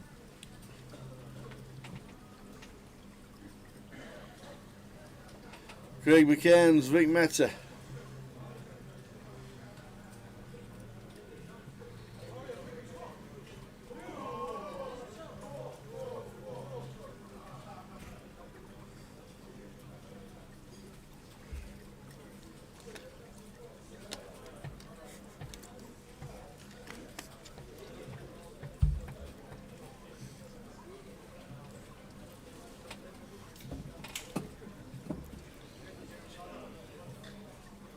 Ace Jack. Yep. Ace Jack for Craig. But neither of these two really been limping, just been playing raise first stint. Craig takes that one. Up to 7 milli again. 7 plays 4.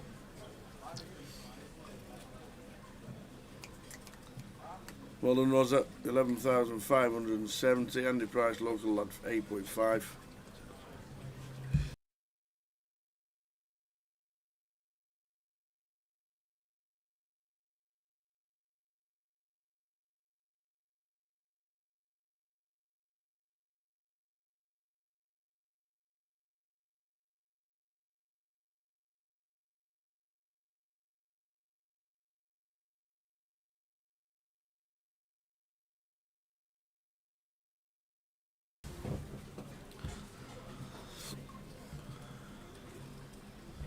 Vic with the Queen-6.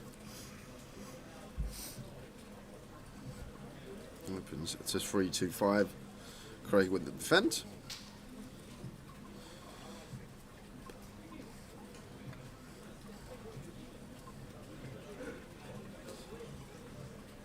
I'm just getting the better of Vic on these boards.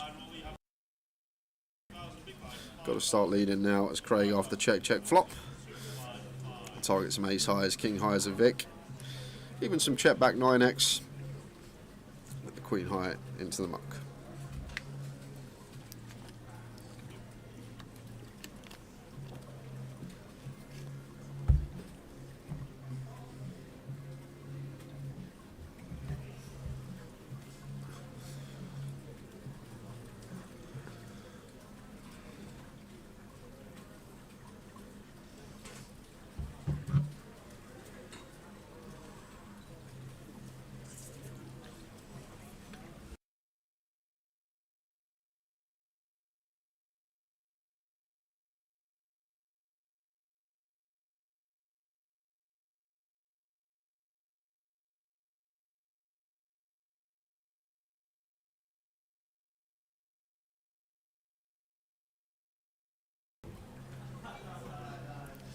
Raise and take.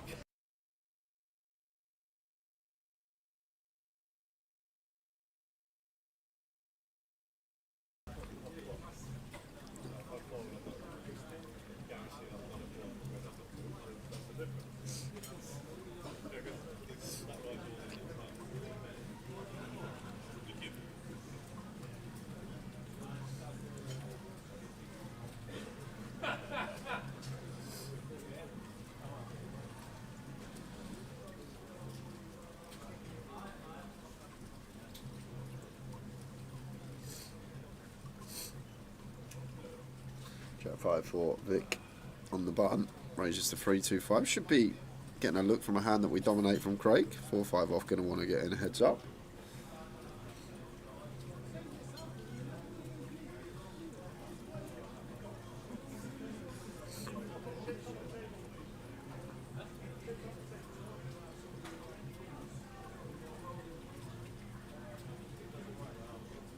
Queen 8-8. See bet from Vic should do the trick.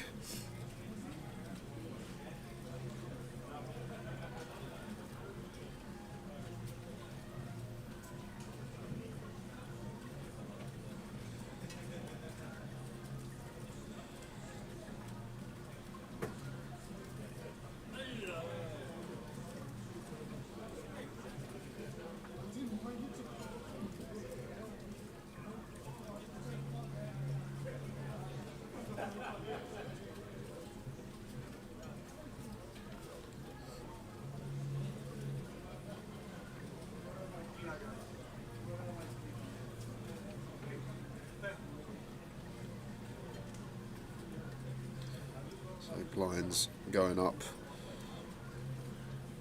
100k, 200k now.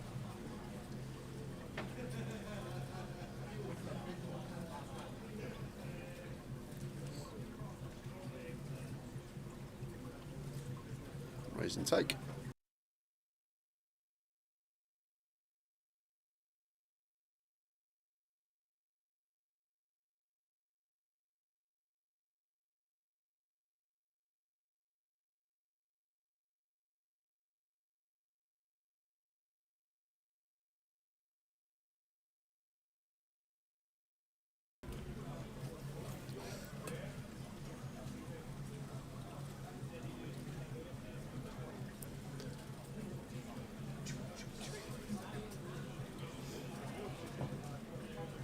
You see a nice look at the old MPL in the background there, the top 5.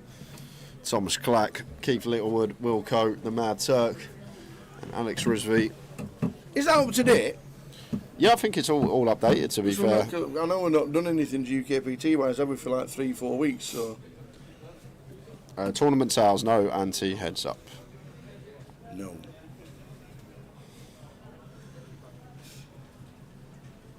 And there's the winner of the background of the one last year, Mr. Matt Davenport.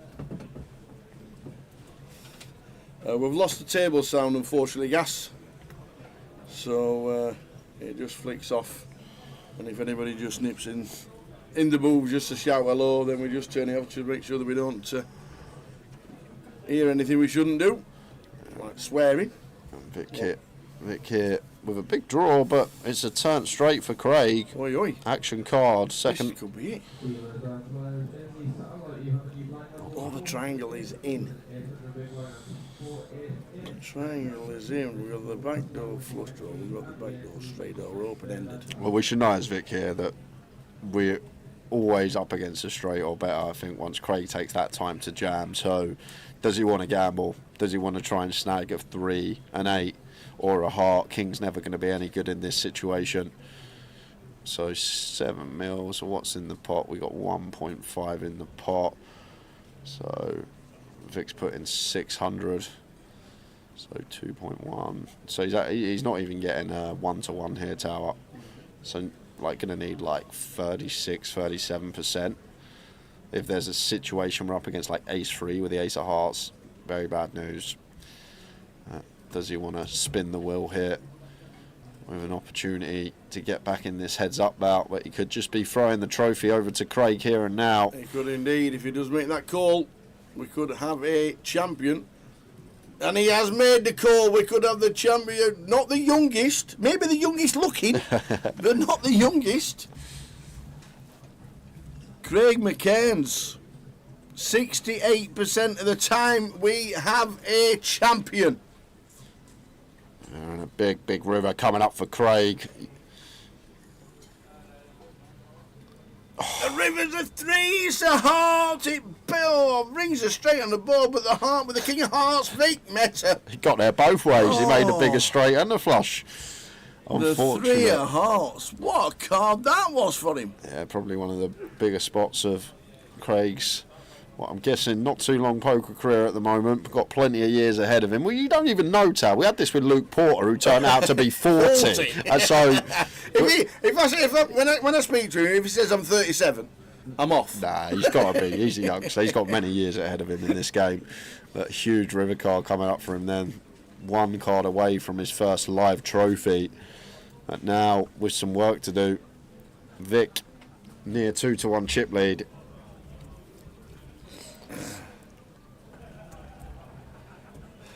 Oh, big Steph's there. Oh, it's Steph. Unbelievable. 68% of the time we have a champ.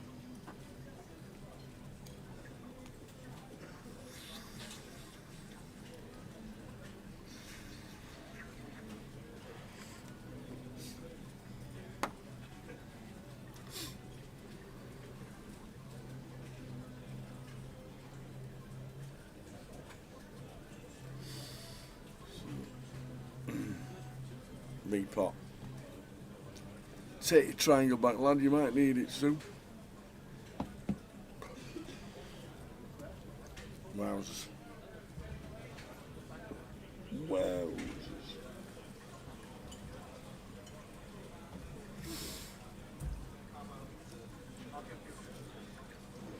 We could have had a champ.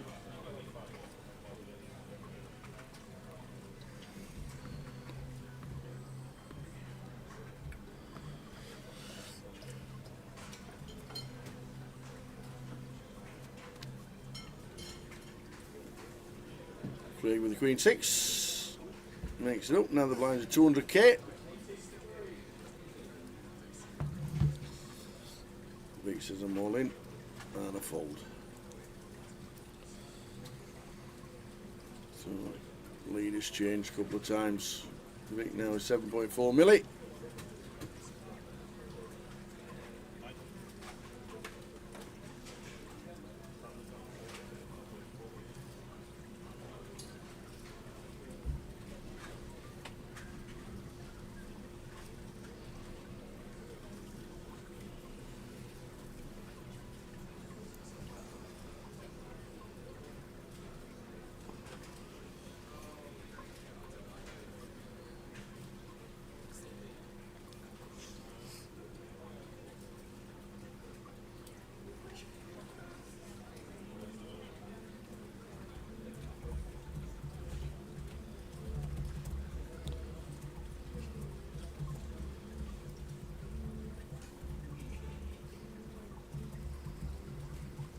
So Vic with the King 7. Should be good enough for a raise. Yeah, all of aces. Oh, Craig's found 10s. Oh, here we go again. So Craig could be back to where he was. The all-in that just occurred when Vic rivered a flush could be meaningless if Craig can hold here. We'll win this just over 2 and 3 times. Vic could be champion if a king is found. Here we go. Oh, if a king's found now, it won't mean anything. We're going to need a running straight. And that's it. Dead.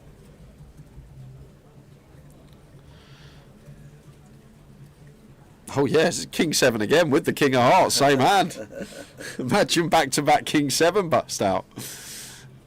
So Craig back to where he was basically. So we might as well just forget about the hand that occurred before that one, and our dealers just basically counted all the chips in all the stacks, sorted it all out. Switch around.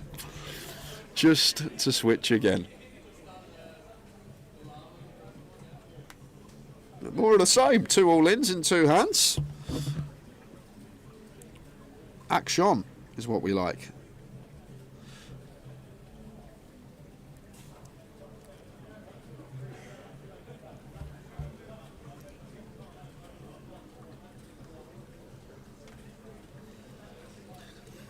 So count all the chips yet again. Pass them all back yet again.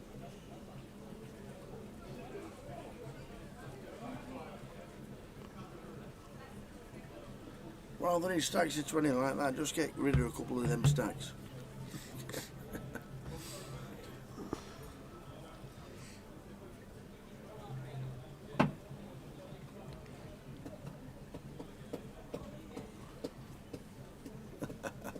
Irish mini bullets covered.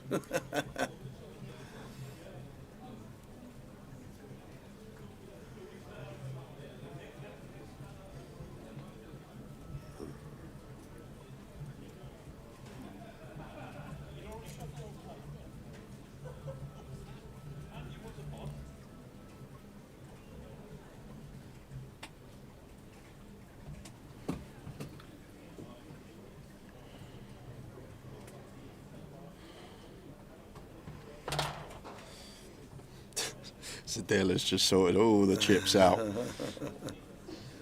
Queen 7 this time.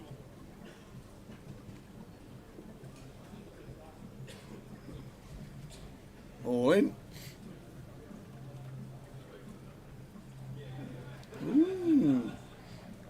Juicy one.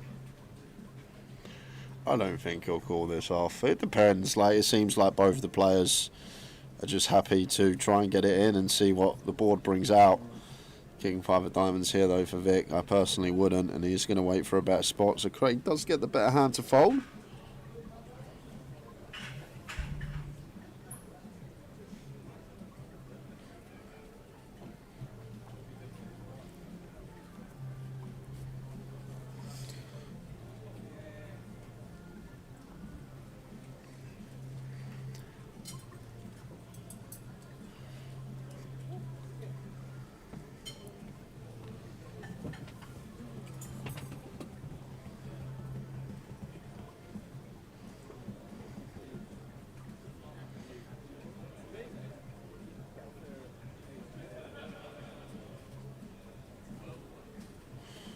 Vic with 10-8. One gappers and a call. Here we go again. Ace 9 for Craig. You had a chance to get all the chips back again. Yeah, level. Oh. So if Ace 9 holds, excuse me, we have a champion. Vic is all in. We hit an 8. So a date with an 8 for Vic. Now Craig needs the turn or river to see an ace or a 9, or we carry on. 5 of hearts no good, so down to 6 outs. Do we carry on? Yes, we do. Back again.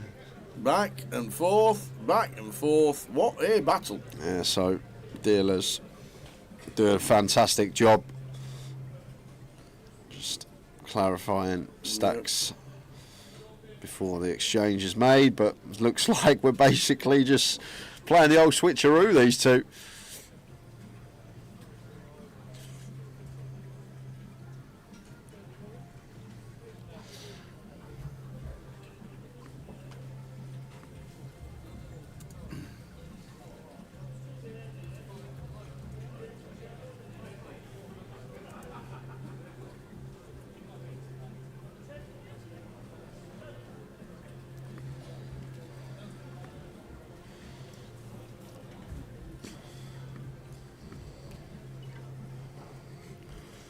This dealer's counted 3.7 million out more times. Yeah. What's the prize breakdown for the MPL? I have no idea what it is.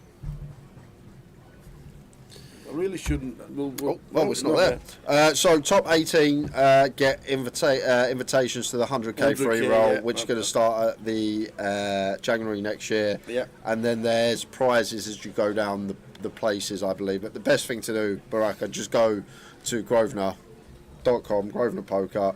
Go to the MPL section. All the regulations, rules, instructions will be on that page. But if you're in the top 100, that's where the money is. And it's your best 20 results this year and not just turning up and getting points.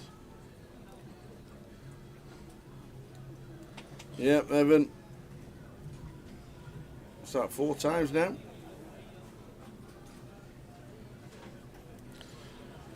For all ends and calls, yet to have our champion, but Vic with the lead once again. Surprised at that from Craig. 6-7 off, heads up, just into the mark. 18 bigs, could definitely go for complete, but he saved himself half a BB because Vic would have been setting him in with the ace-9.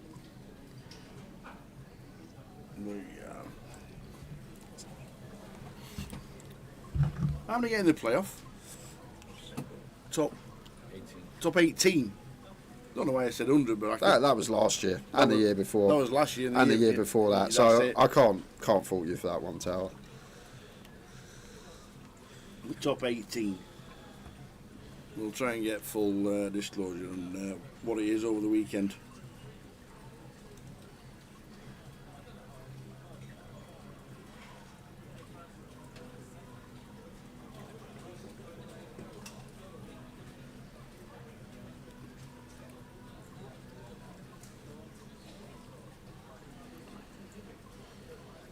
He's done it once, he's done it more than once.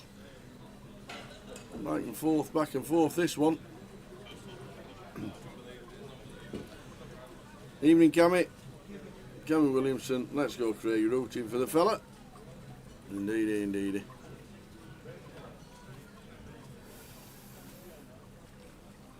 Craig with the Queen 10.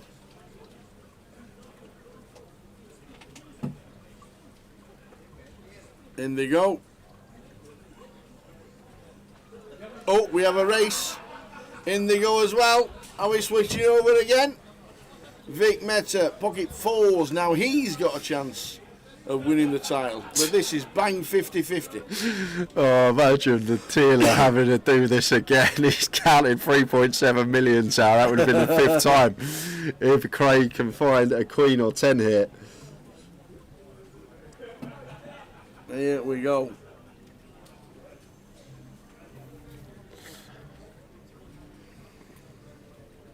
No Queen or 10 there.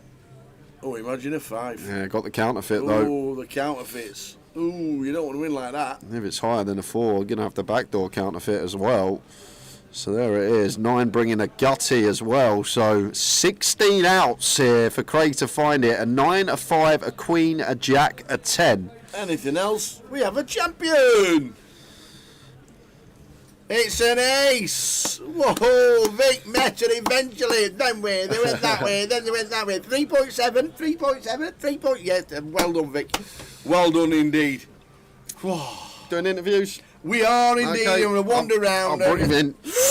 Not that much, trying to say. There's a bigger gap there. Yes, we're going to have a chat with the boys. We'll have a quick chat. I'm going to wander round, so I'll have a quick shout out and I'll see you back in here in 5 minutes' time. So Tower going to have a head down to the floor, guys. But what a turnout for this one. 553 entries to kick things off for the mini-main on stream this evening. Deal was done between the guys. They split it down the middle and played on for the final 10%. Vic taking that home, plus the trophy. Already has a main event title here at Luton and in the mini-main to the collection. So Vic Meta is our champion. Tower going to be coming down to the floor. I was about to go and show you what you're coming tomorrow, but I'm guessing me and Tower will be jumping back into the booth, so I will save that for after the interviews. Vic waiting to have a chat with the main man. I'm not sure if we're grabbing Gareth, but it looks like we are as Tower looks to his right. I'm guessing it's going to be Gareth coming in for the runners-up interview first, and then we will go to Vic, and then we will come back to the booth guys to show you what we are streaming tomorrow and for the rest of the week. So he's calling him now. Tower on the floor with our runner-up. Good, mate. How are you? Well done. Cheers. Cheers. People in the chat box want to know what the first lesson is tomorrow. double maths, double English, back at school. Aye. Somebody said I there's thought, no way. I thought that would come out on the final table. Aye, 20. I'm 20. 20 years 20 old. years old. You've just been over to Dublin as well. Aye, that was a tough trip. Yeah. I'm in cash the main and then fired a lot of bullets to the mini. No joy. Everybody did. But you do like minis because the 888 in Scotland, third. Aye, I did good. Now we've got a second. I know, I done well now. Aye, third, second. Yeah. Hopefully the next one's a first. The next one. Aye. You started to play a lot more. You're travelling around a lot more. And playing again? I have started to play more often. I used to just play cash games, and I've sort of got more into tourneys and stuff, and I'm enjoying playing them now. So just got to keep playing them till. Excellent. Aye. It's been a pleasure Cheers, watching mate. you. Cheers. Right, really, thanks really very good, much. and it could have gone either way as well. Could have got. I just got. I ran amazing up until it. So losing the flips at the end. Nice one, buddy. He is off to collect his one because he's just finished taking. Well done, Craig. Come on, me, you. Here we go. Talking about somebody who likes minis. I tell you what, well done, buddy. Thank you. You just love Luton. We've had a second in the GUKPT. We've had a win in the GUKPT. We've now got the mini. Yeah. Yeah. Because these tournaments, they're not easy. Yeah, I mean, I play the most here as well, so the chances I'm going to get the most results here. I normally play the main event here in the mini, but yeah, I've been looking forward to speaking to you again on the microphone because last time it was second, and this time we managed to get the first. So yeah, definitely a good run in Luton. Yeah, great turnout as well. Superb numbers, and a good final table to watch. What's it like sat down here? Yeah, it was really interesting. Some interesting characters and players on the table. A good mix. Yeah, I mean, it was a really entertaining final table. A lot of fireworks at the beginning, but yeah, it was good, and I'm sure it's a good watch at home as well. Yeah. And then it could have gone either way. Yeah, heads up, it could have gone either way. I mean, like it's often the way. We're just going to get in with flips. Lots of flips could go either way, but yeah, I mean, fantastic for Craig come second. I mean, yeah, he's got school on school to get up for, but what a fantastic player and good result from such an early age. So wish him all the best. Absolutely, nice words, Vic Meta. Absolutely fantastic. Just going to get the trophy. So can we have a massive round of applause, please, for the champion of the mini, Mr. Vic Meta. Another trophy for this man, another trophy, and well deserved. Top stuff. You do play some super stuff. Thank you. Well done, buddy. Jay, finish it off. There we have it, guys. That is it from us this evening. Craig McKern's in second, Vic Meta taking the title. I don't know who Gareth is. Who's Gareth? I don't know. I didn't say Gareth, to be fair. I definitely didn't say Rewind Gareth. it. I said Craig. I didn't say Gareth. Rewind it. The chat's winding me up. 100% said Craig. Gets out there. I'm like, oh, you, what's your name? Gareth. Gareth just turned up. Long day. You're like Bousey, just turns up. The thing is, I always laugh at you for having the two names on a piece of paper. I know why now. I know why. It's up there. 3 times I said it. I didn't say Gareth, Mick. No, it wasn't me. I'm watching it, Mike. I am watching it, Mike. Apologies, Craig. I don't know where it comes from. Highlight reel. Enjoyed that. I enjoyed it too. Enjoyed that because that was to and fro either time. Poor old deal had to count 3.7 million at 5 times. I know. 5 times had to count it. But no, that was good. And that is the screaming schedule for the rest of the week. We've got the high roller. It is literally one person off the 100,000 guarantee as it stands right now. Great effort for the first day of the high roller. That's fantastic. Well done to everybody out there. There'll be quite a few bangs tomorrow. We might even flick somebody in. You never know. Vic might just be jumping in again. I think he might get him for the last level. You never know. Really enjoyed that. That was a cracker. And if you want to get involved with Luton for the rest of the festival, this is it, because there's a lot of guarantees on there. 100,000, as we said, in the high roller, 250,000 in the main event. Nice. There's 50,000 in the cup. There is plenty going on in Luton, but as I said on the previous screen, we're back in at 12:20 for the high roller tomorrow. We are looking forward to that. And well done yet again, Mr. Vic Meta, winning in Luton. He loves this place. He does. Not easy winning tournaments, but Vic Meta seems to do it more than most in Luton. Well done to him. Really enjoyed it. Great stream. Thanks to you guys as always. It's always a good laugh in there, and more to come from 12:20 tomorrow when we concentrate on crowning a champion of the high roller. We will see you, and we never know, Gareth might play, or is it Craig? Anyway, see you tomorrow. Ta-ta. Good night.